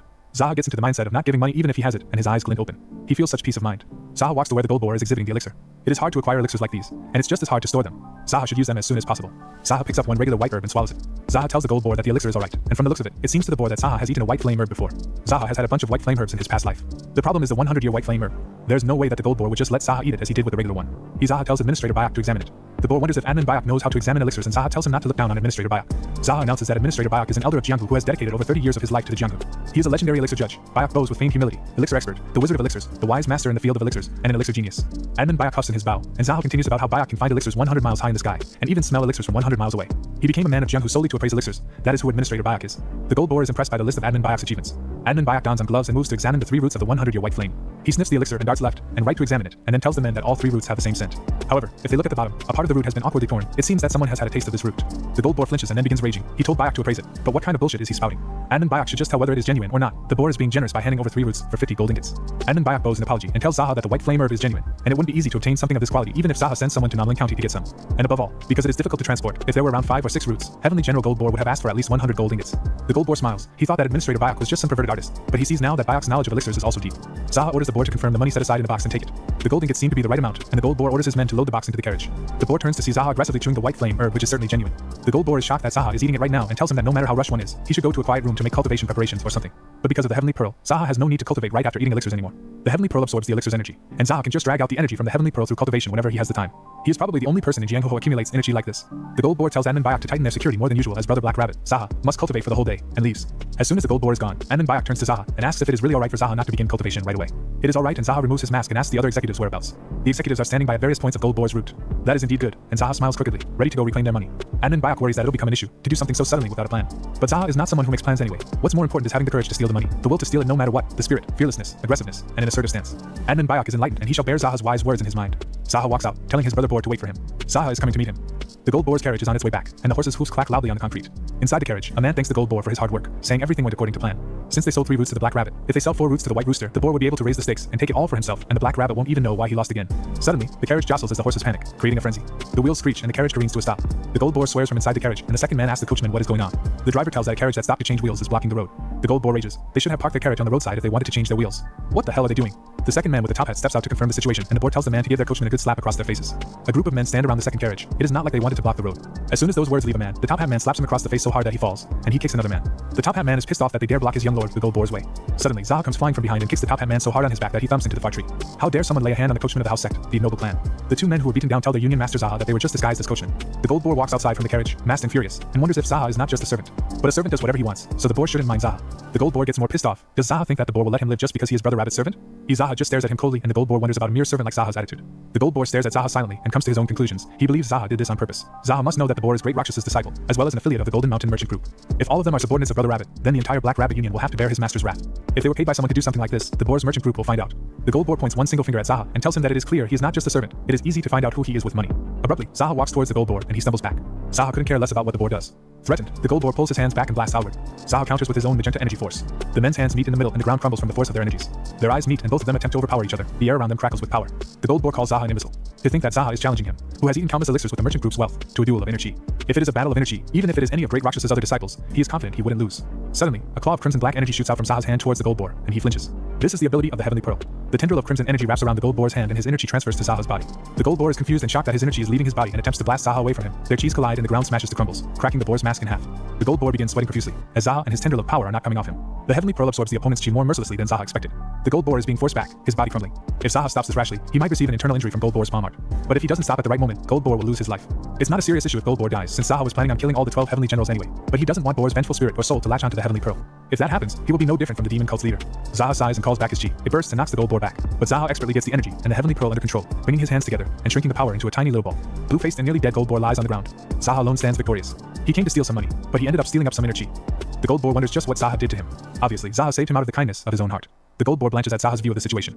Meanwhile, Zaha is sure that there are no fighters more chivalrous than him in the world. Zaha orders his men to check the gold boar's carriage. Now that he has started this, he might as well steal everything. The gold boar screams at them to stop as there are items in that carriage that will go to the heavenly general White Rooster. Is Zaha sure he can handle the consequences?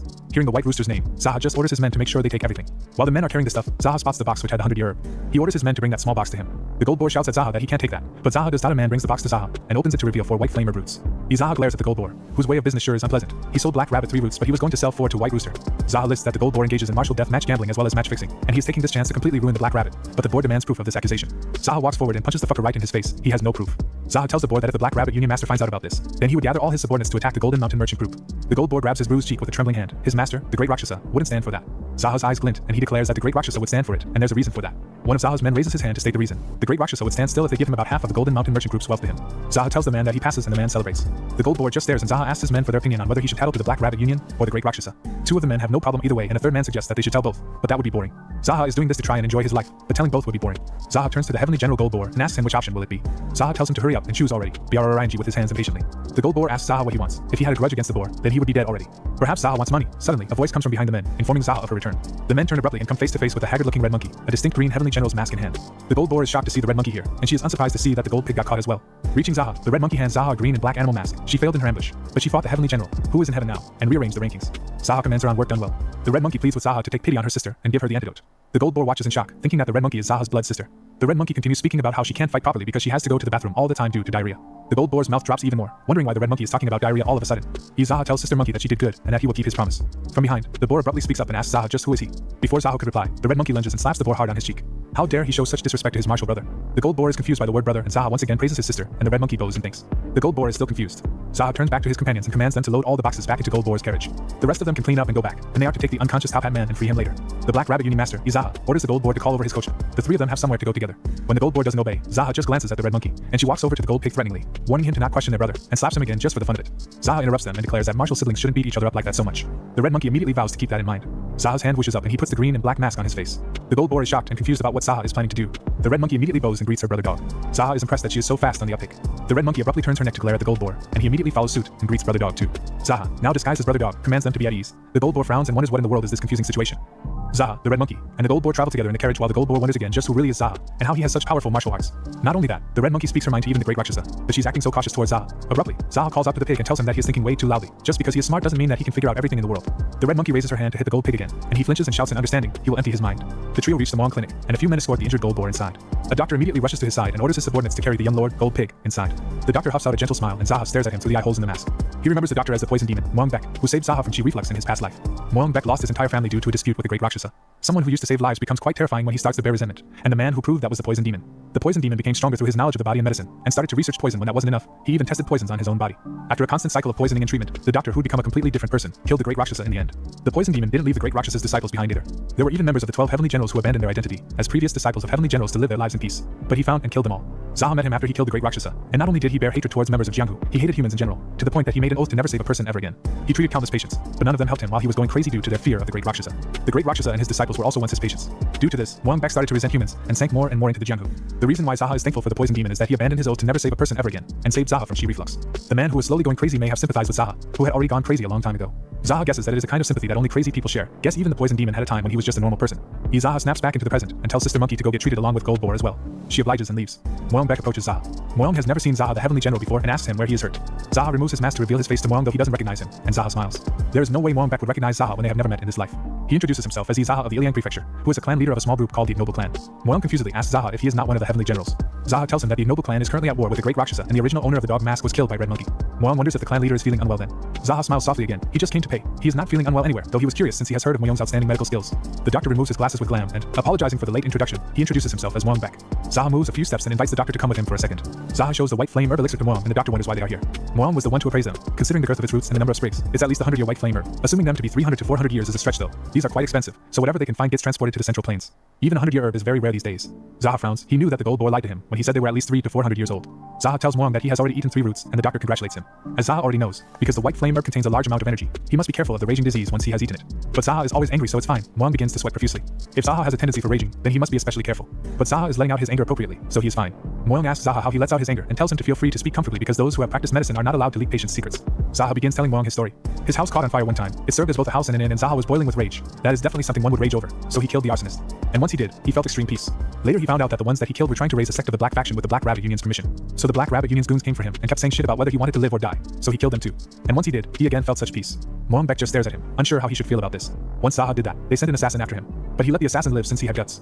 After the assassin and Zaha had some pork ribs together, they barged into the Black Rabbit Union. To be honest, Zaha was pretty excited. Though he had the slightest intention of letting the Black Rabbit Union master live, Zaha made him ascend because he said something that annoyed Zaha. By ascend, he means killed. And once he did that, as he expected, he felt such peace. Moang Bek beams. Zaha the clan leader has done very well in releasing his anger. Moang can tell that just from Zaha's expression. When Zaha met the poison demon, the expression that he had after he fulfilled his revenge by killing the great Rakshasa was completely void. When the once blazing desire for revenge subsides after killing everyone, what should one live for after that? Neither the people that one loves nor the people one must kill are in this world anymore. Zaha will prevent the misfortune that will befall Moang Bek, who has helped him. Though Zaha will likely become the crazy demon again, there is no need for Moang to become the poison demon again. Zaha alone becoming crazy is enough. Suddenly, Zaha hears Red Monkey's voice repeatedly thanking someone behind the curtains to the other room and smiles. Her utmost gratitude must be coming out, now that she has hope that only solid shit will come out of her ass instead of diarrhea. Moang comes out from behind that curtain and tells Zaha that neither of the patients suffered any major injuries, so he shouldn't worry. Their injuries are on the light side, but their mental states have symptoms of instability. Especially Heavenly General Red Monkey, it seems she hasn't slept for days. She also keeps asking about what Zaha is doing right now, and she's also suffering a lot from diarrhea. Especially the diarrhea. She even begged Moang on her knees to stop the diarrhea. Moang and Zaha stare silently at each other, and Zaha reveals that he fed her sister monkey diarrhea medicine and made her think it was cursed poison. Just so Moang knows, Zaha fed her medicine that causes diarrhea, not one that stops it. Moang is unsurprised after what he heard earlier.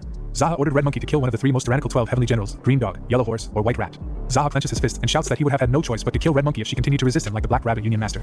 Therefore, the laxative that Zaha fed her is the only thing keeping her alive. Moang is worried when he hears the last part. This is what Zaha calls the theory of laxatives. Moang sweats and suddenly starts mumbling in enlightenment. A laxative that saves people. He didn't know such laxatives existed. However, since she killed the Green Dog as ordered, Zaha requests Moang to treat her as promised. Moang seats himself at the table with Zaha, and Zaha decides to stop talking about shit. The conversation seems to keep getting into the topic of shit. In any case, Moang reveals that the Heavenly General Gold Boar seems to have suffered some sort of psychological shock as well, and his face has been in a ready state too. Zaha tells him that the boar lost a lot of his internal energy and money while battling him. Dr. Moang hesitates to ask Zaha a question, but Zaha tells him to feel free to ask whatever he wants. Moang finally asks if Zaha is the great Rakshasa's enemy, then why has he come to treat his disciples? Moang Bek has pinpointed the heart of the subject, and Zaha taps his fingers on the table in a walking manner and begins answering. There's a person of Jianghu, and he's walking in the same manner as Zaha's fingers. If that person kills everyone that he encounters, if they have diarrhea, if they farted, people worth sparing strangers and pretty much everyone else, then he becomes a part of the demonic faction. Muang flinches in shock and concentrates on Zaha. Though that person kills cruel bastards and people who burned his house down, he spared people who'd be useful if left alive. A woman with a potty mouth, a killer paying for his meal, and a man who could not properly understand the world due to being kidnapped at a young age are people he has spared. This is not the way of the black faction. It is Zaha's attitude toward their ways. Zaha is treating people with the hope that a few of them may one day be reformed. Even if Zaha is to be betrayed later, he is willing to bear that as well. Muang innocently asks Zaha if he is a part of the white faction then, a chivalrous fighter that people commonly talk about. But Zaha is not part of the white faction. It'd be hard for him to become one of them right now because he has no virtue whatsoever. Dr. Muang believes that not everyone in the white faction has virtue, but among them, the sect founders and first clan leaders have a high amount of virtues. They are very skilled as well. The people who lack virtue are part of the white faction because they are their disciples, and the disciples of their disciples. It's the power of heritage. On the other hand, Zaha is not. His house that burned down was an inn, and Zaha was an errand boy. Because he lacks the heritage, he needs time and effort to become part of the white faction. Muang processes this in silent contemplation, and Zaha smiles thinking about how normal he was in the past. Zaha hopes that Muang understands the difference between the demonic, black and white factions. Something makes Muang back jerk, and he looks up at the box which contains more than a dozen gold ingots for the treatment fee. They are too many, and it might not be the case anymore, but giving this much money to Zaha's life savior isn't a waste at all. Muang tells him it is too much, but Zaha contradicts him by saying it's not and to please prepare a quiet place for Zaha to sleep in while he waits for the two heavenly generals' treatment to finish. Muang picks up 3 gold ingots and tells Zaha that even these 3 are excessive, but Zaha orders him to accept them. Muang refuses again with a wide smile. Zaha observes frustratingly that Muang Bek was already this stubborn before he became the poison demon. Zaha then requests Muang to at least take the white flame herbs as a doctor like him needs to be healthy to save lives. Now begins round 2 of negotiations. Dr. Muang politely tells clan leader Zaha that for him to completely absorb this white flame herb, he must cultivate energy for over 10 days. Patients come every day, so how could he possibly leave them to eat these? Muang beams while Zaha pouts in dissatisfaction. He lost in a battle of words again. This is the kind of man Zaha is. A crescent moon shines on a slightly cloudy night, and a subordinate approaches Dr. Muang outside. The female informs Muang that Zaha has begun cultivating in his room, and Muang tells her to pay special attention to Zaha. He seems to have some sort of rage disorder. Remembering back to Zaha unloading his story at him, Muang laughs. That diarrhea conversation keeps coming to his mind. Zaha sits on a bed, eyes closed, and deep in meditation. A voice speaks from outside asking if the clan leader is awake. Zaha opens his eyes and swings open the door to see Dr. Muang back standing with a tray in hand. Muang smiles wide and requests Zaha to have the decoction he brought. Zaha's brows furrow and he contemplates taking a black medicine from the poison demon. Muang just smiles with innocence and tells Zaha to gulp the medicine all in one shot. Zaha just nods and swallows the medicine. Muang asks Zaha how the medicine is, but the only thing he can feel is his chest becoming refreshed, meaning that he feels at peace. Muang is glad and requests Zaha to come by to get his pulse checked from time to time, even if he is busy. Zaha states with a straight face that he will come back with a lighter heart once he kills the great Rakshasa. Just by doing that, he can prevent any mishaps from happening to Muang back out of the blue from then on. The same morning, the two heavenly generals and Zaha take their leave from the clinic. Zaha thanks Dr. Muang for the last 2 days. Muang wishes the clan leader luck and requests him to feel free to come by whenever he feels unwell. Zaha wishes Muang luck too and tells him to be wary of the people of Jianghu and to contact him if anything happens. Zaha will come personally. Muang smiles and wonders what could possibly happen to a physician. Just Zaha's words are enough. Zaha just stares. The bastard doesn't know that Zaha is at war, so that possible thing doesn't happen. Inside the carriage, the atmosphere is the same as it was when they were arriving at the clinic. The gold boar speaks up and nervously asks Zaha for permission to return home. Zaha allows him to return home and he thanks Zaha. But the gold boar shouldn't thank Zaha because he is not letting the gold boar go. Red Monkey speaks up cheerfully and confirms that Zaha is going to give her the antidote.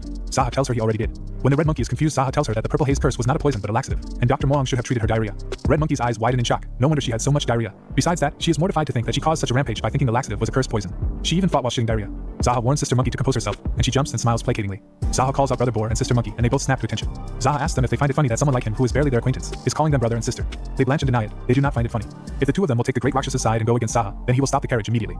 Since the cursed poison has been treated and their internal injuries have been treated to an extent, they are free to get off the carriage and go their separate ways. They are neither Zaha's slaves nor the great Rakshasas, so they are free to do whatever they want. Both of them contemplate this choice, and Red Monkey decides that she won't get off. The gold boar's entire house may be massacred if he betrays the great Rakshasa, so he asks about Zaha's skills and the size of his forces. Zaha grins at this question. Yes, the gold boar is not a merchant for nothing. He is making detailed calculations by comparing their war power. The gold boar honestly apologizes. It's just that it is not only his life that's on the line. Zaha asks them if they side with the great Rakshasa and Zaha loses. Will their lives be satisfactory though? The great Rakshasa will tell them to steal, bring money, and offer him women, like he's always done. They will have no choice but to be his slaves until he dies. Comparing their war power is not important. Even if Zaha is weak, will they continue to live as slaves or will they not? That's what's important. Gold Boar was born into a rich family and raised with everything he could possibly want. He must have some pride towards his clan, but looking at the current situation, the money isn't his.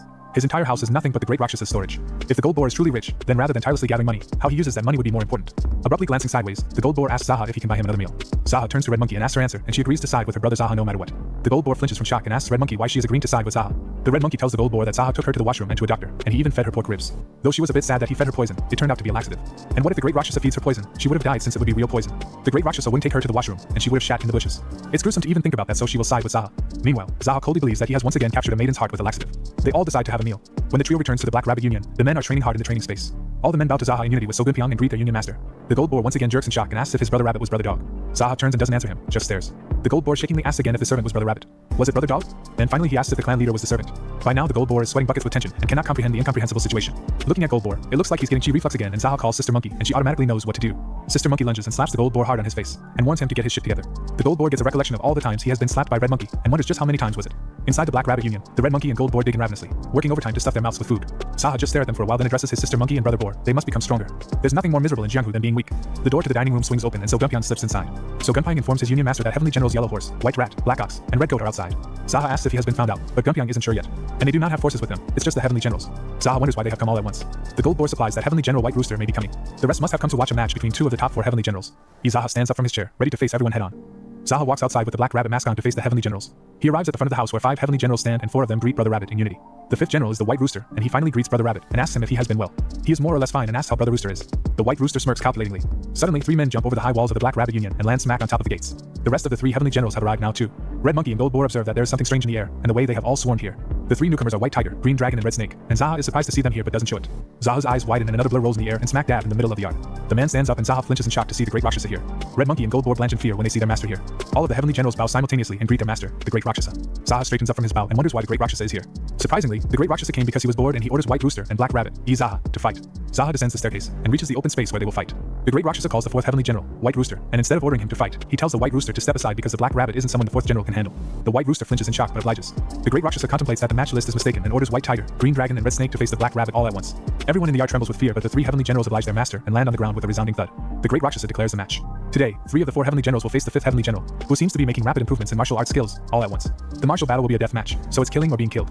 He forbids the rest of the disciples from interfering in the martial battle. Zaha smirks under his mask. Just look at this cunning elder of Jianghu. He must have noticed something. Zaha raises his hand and calls out to their master.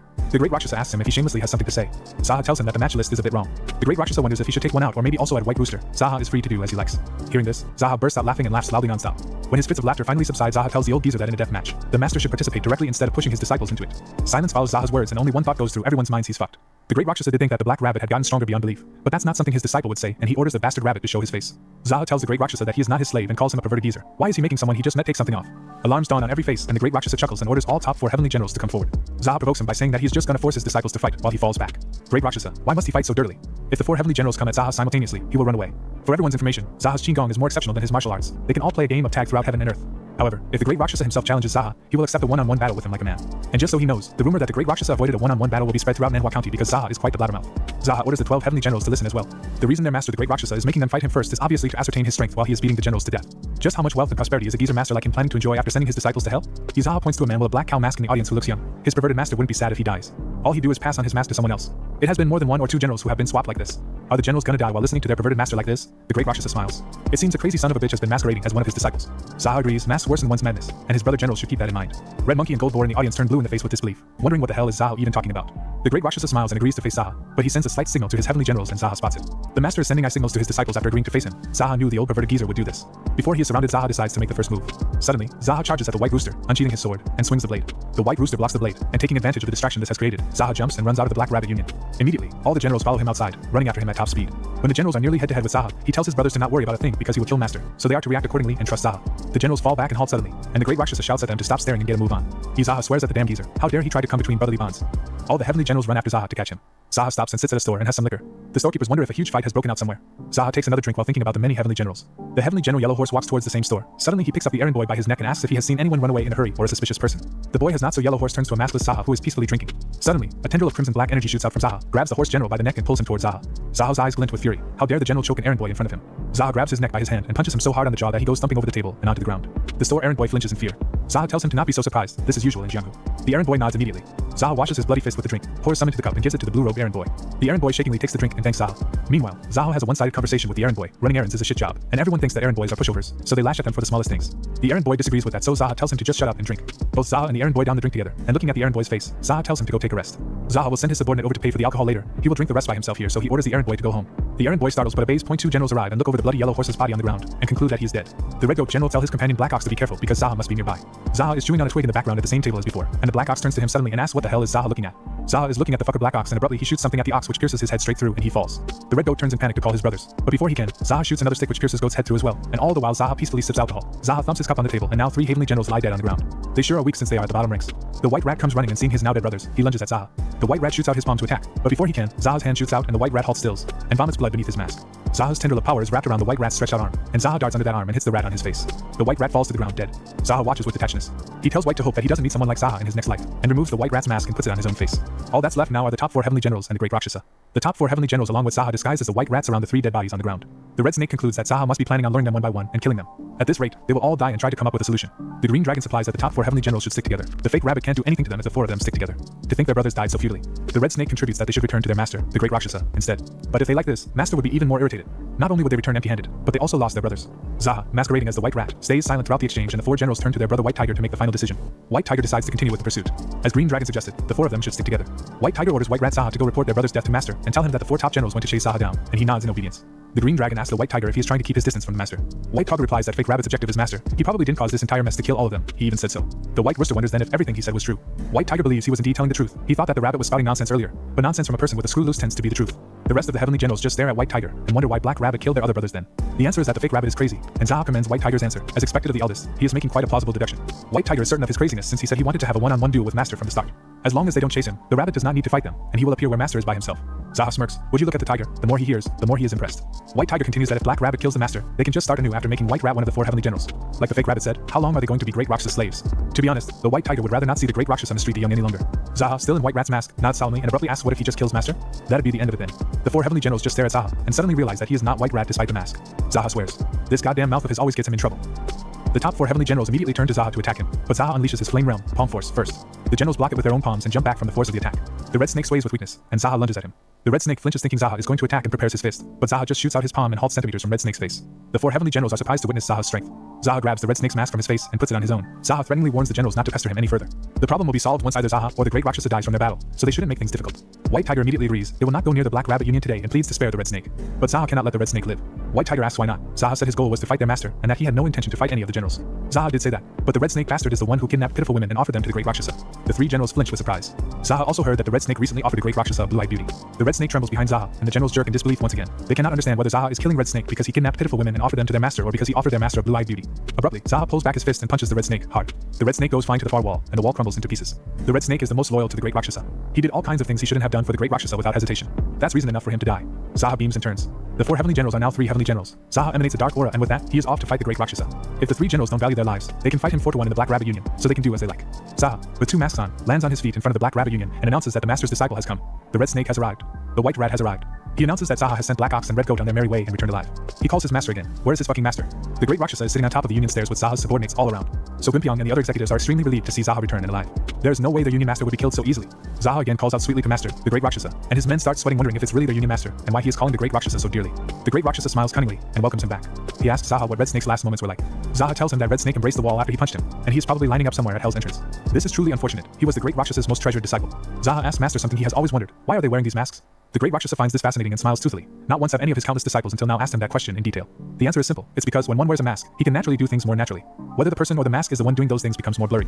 Since the Great Rakshasa has answered the question, he demands to see Zaha's face. Since one of them is going to die anyways, that much is fine. But Zaha denies the order because he doesn't want to show his face. He shouldn't, since he is about to do something bad. The Great Rakshasa chuckles, which is unfortunate, and stands up. Someone like Zaha should have been his disciple. But even if Zaha was his disciple, he still would have killed him. And like today, he would have asked him why he made Zaha wear a mask. The Great Rakshasa descends the stairs and commands Zaha. That is how a man should live. Zaha didn't have much popularity with the normal ladies even though he was on the handsome side, yet someone old and wrinkly like the Great Rakshasa is mingling throughout east and west. All of a sudden, Zaha is filled with immense rage and his eyes glint. The Great Rakshasa addressed Zaha as a disciple and asks him how would he like to compete, palms, fists, or internal arts. Whatever is fine. As someone who has trained in martial arts for a longer time, he will let Zaha choose. Zaha asks the Great Rakshasa what he is confident in. The elderly are confident in their internal arts, and since Zaha will be at a disadvantage in this, he orders Zaha to choose something else. But Zaha decides to go with internal arts for now. The Great Rakshasa smirks. Zaha is one crazy bastard. From his skin and voice, he looks young, but he wants to fight in internal arts against the Great Rakshasa, who has trained in it for several decades. The Great Rakshasa turns serious and stretches out one palm. Zaha follows him and stretches out one hand as well. Their eyes glint and they abruptly clash. Suddenly, she bursts out from each palm, and Yellow and Magenta Cheese battle for dominance. The hand contact is discontinued, but then the palms meet again, and the ground they are standing on crumbles to pieces from the power. Cracks spread throughout the ground as the men's internal arts battle for dominance once again. Suddenly, the Great Raksasa's eyes widen in shock. This boy, Zaha, isn't being pushed back by the Great Raksasa's internal arts. He is shocked to discover that Zaha has the same amount of internal energy as the Great Rakshasa, who has been accumulating it for decades. Zaha's eyes glint as he stands unmoved. Suddenly, a blade appears out of nowhere, and the Great Rakshasa wings the sword at Zaha's neck. However, Zaha grabs the Master's sword hand in time, and the blade shakes just an inch away from Zaha's neck. Zaha's eyes glow. The Great Rakshasa said that he wanted a fight of internal arts, but as he expected, their master doesn't disappoint. The Great Rakshasa flinches. Their master never disappoints. Suddenly, Zaha, still in the masks, jerks forward and headbutts master so hard that he vomits blood. Before master can recover, Zaha headbutts him hard again. Then twice more. The master's face is bloodied and bruised and his teeth broken. Without a break, before he can get up, Zaha sends out his tendrils of crimson heavenly pearl energy, which wrap themselves around master's arms and start training. Shocked, the Great Rakshasa observes his internal energy being extracted, and his veins pulse and bulge with the extraction. The tendrils forcefully suction the internal energy from the Great Rakshasa, and he screams from the pain and force of the extraction. Abruptly, Zaha lets him go, and he slumps on the ground with a thump. One bony and shaking hand raises from the ground, and the bloody, bruised, and toothless great Rakshasa wonders what happened to him. Zaha officially greets him with a nice to meet you. Master turns to look at Zaha, who has now removed his masks. He finally introduces himself as the leader of the ignoble clan, Zaha. Wind flutters and blows Zaha's hair and petals rustle in the air while a trembling great Rakshasa calls Zaha's name. The great Rakshasa would have saved more of his ignorant disciples' lives if he had fought like this from the start. Zaha tells their masters to say a few words to his disciples as their leader before he goes on to the afterlife. Master spits blood and asks where the hell would his disciples be when Zaha has killed them all. Just then, Red Monkey and Gold Boar step in front of him. Before the great Rakshasa, the master can get any significant words out. 3 more disciples appear at the union: White Tiger, Green Dragon, and White Rooster. Master is surprised to see them standing and tells the crazy bastard Zaha that he has left quite a lot of the disciples alive. The great Rakshasa finally acknowledges the ignoble clan leader, Zaha, as an amazing person. The great Rakshasa straightens himself and addresses his disciples. He tells them that they have worked hard caring for a lacking master like him. They are to make sure to devote themselves to serving the ignoble clan leader Zaha from now on. All of them may live without their masks. The disciples all stare at him one last time, and the great Rakshasa takes his last breaths and dies with his back straight and eyes open. The great Rakshasa spoke words of kindness to his disciples at the end of his life. Zaha closes his eyes with his hand and orders the disciples to take off their masks as per their master's dying wish. The generals immediately oblige, and finally free themselves from their masks. Zaha turns to the Black Rabbit Union men and orders them to clean up the interior and clear the streets of the corpses that are lying around. Zaha orders the 12 heavenly generals to talk with him and invites Admin Bayak, Red Monkey, and Gold Boar in as well. The heavenly generals, Admin Bayak and Zaha all gather in the meeting room. Zaha announces that from now on he is their great brother.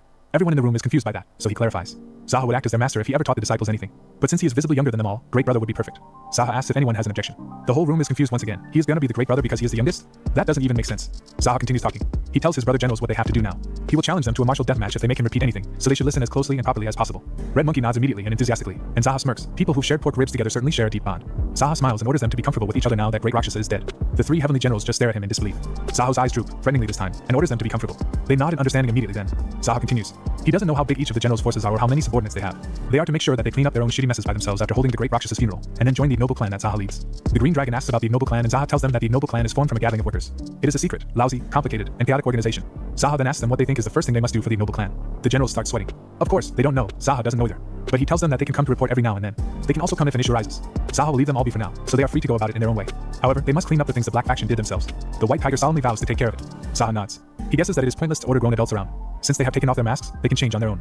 Zaha tells them that he is not a good person, and he is not very patient either. He is the kind of person who has to endure dozens of times harder than the average person just to spare someone. Just like when he spared White Tiger, Green Dragon, and White Rooster. Just then, the White Rooster raises several concerns. Master had enemies and allies. He was especially close friends with Elder Hornless Dragon King, who received a lot of money and women from Master. He will be the most enraged when he finds out that Master has passed away. Zaha asks them who else might be a problem. The Green Dragon supplies that there is also the Cloud Rain Society. They were enemies who were on the worst terms with the Master, and the Master's right arm was cut off by the Cloud Rain Society leader. Unlike Elder Hornless Dragon King, the Cloud Rain Society's leader will be happy. Aside from them, many people hold grudges against Master. They cannot predict how they will react.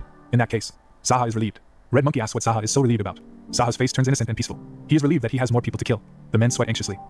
Zaha wonders if the Cloud Rain is part of the Cloud Rain Society. The same characters as fornication are used. The White Rooster confirms that it is. Zaha finds the name immoral and orders Administrator Bayak to send a letter to the Cloud Rain Society in the Black Rabbit Union Master's name, and tell them not to fuck around and live in modesty. Admin Bayak's eyes twinkle and he confirms that he just needs to send them a declaration of war under the pretext of a letter of goodwill. That is exactly what needs to be done, and Zaha compliments Admin Bayak on his capabilities. Administrator Bayak beams from the praise. The White Rooster tells them that the Cloud Rain's forces are nothing to scoff at. There is really no need to provoke them first. Before he can finish that sentence, Zaha orders Brother Rooster to shut up and he obliges. The generals sweat while Zaha declares that there is no problem with declaring war against the Cloud Rain Society. They are not on good terms anyway. Zaha suddenly realizes something and furiously smashes his fist on the chair. The generals cower. Cloud Rain Society. As Zaha thought, there is no way he can leave a clan with such an immoral name be. He orders Administrator Bayak to not disguise it as a letter of goodwill, and just send them a blatant declaration of war. The men blanch in shock. Zaha is just declaring war against the clan just because he doesn't like their name. Zaha screams with fury. The Cloud Rain Society are also the enemies that severed their master's arm. As his disciples, it is obvious that they should take revenge against them. Everyone in the room gives Zaha a wide side eye. He wants to take revenge against someone who severed master's arm when Zaha is the one that killed him. He is definitely crazy. Zaha threateningly looks down at the room and demands their answer. Everyone immediately agrees. Zaha then tells the guys to cheer up. The baffled audience eventually obliges. The sun shines on a new day and morning arises. Zaha is extremely busy while he takes rounds of the Black Rabbit Union. The men sneak glances at him in the yard and immediately bow. So Gimpyong turns to look at Zaha from where he is training the men and greets him. Pink petals float in the air, framing Zaha in elegance. Zaha turns and seats himself with his back to a tree with those pink petals. He closes his eyes and starts his meditation. The petals land on Zaha's shoulders and Gimpyong peruses him from time to time. Day changes into evening and the sun is about to set. By now, dozens of petals have overtaken Zaha's body, yet he is still deep in meditation. More men have gathered to watch him besides So Gimpyong. Zaha eventually opens his eyes and stands up. He unsheathes his sword and swings it in the air in smooth arcs. Men watch Zaha with open mouths. Zaha stops swinging and contemplates his sword swings. Petals still fall and one pink petal lands on Zaha's eye and suddenly he is hit with an idea. He pulls his sword hand back, the other hand stretched outwards and swings the blade clockwise parallel to his body. The men in the audience jerk in surprise. Zaha twists and twirls and swings the sword in position with his body. He halts at a point, pulls back the sword, the petals following the blade's direction, steps ahead and swings diagonally. The petals shoot outward, and Zaha swings the sword in their direction, catching a single petal. Zaha glances sideways at a petal, pulls back, and swings and cuts the lone petal in a precise half. He twists his sword then points it upwards, and pushes out with the other palm, and the petals burst away. The men shield their eyes from the blast of air, and when it finally clears, the men gawk in awe. They stare in disbelief. They just witnessed the creation of a new sword technique. Zaha turns to the tree and asks the men what kind of tree is it. The men tell him that it's a plum blossom tree. Zaha touches the tree softly and smiles. He will call it the plum blossom sword technique. A female voice repeats the technique's name, and when Zaha suddenly turns to look at Sister Monkey, she startles. To think she'd steal a glance at Zaha's personal martial art, as expected of a thief. Zaha just stares at her as Red Monkey starts chattering. She tells him that the Plum Blossom sword technique sounds way too weak for a sword technique name. Zaha asks her with a straight face if he should call it Rakshasa sword technique instead, and she immediately retracts. She supplies that Plum Blossom would last longer. Zaha turns to go inside to eat, and Red Monkey stays outside to enjoy the view a little longer. Red Monkey turns towards the view and smiles softly. Inside, Gold Boar is chewing aggressively on a chicken leg piece, while a feast lays on the table. Zaha is settled at the table along with him, and asks the Gold Boar if he became a heavenly general before Red Monkey. When he tells Zaha yes, Zaha asks him why he let Red Monkey slap him so many times then. The Gold Boar thought about that too, whether it is normal or not, and it is not. It's unacceptable in a renowned Orthodox sect. Slapping a senior brother would result in her being excommunicated. The Gold Boar abruptly turns back to his food, but they are not a renowned Orthodox sect. They are in the Black faction. A junior slapping a senior in Black faction. The Gold Boar thought deeply about it after getting slapped once, and how dare she? He will give her a proper lesson later, or so he thought. But Zaha stole his internal energy, and Sister Monkey's internal energy is nothing to scoff at either. It wasn't a very simple issue to deal with. Zaha slumps in his seat when he falls asleep eating. The Gold Boar calls out to his great brother, and Zaha startles awake.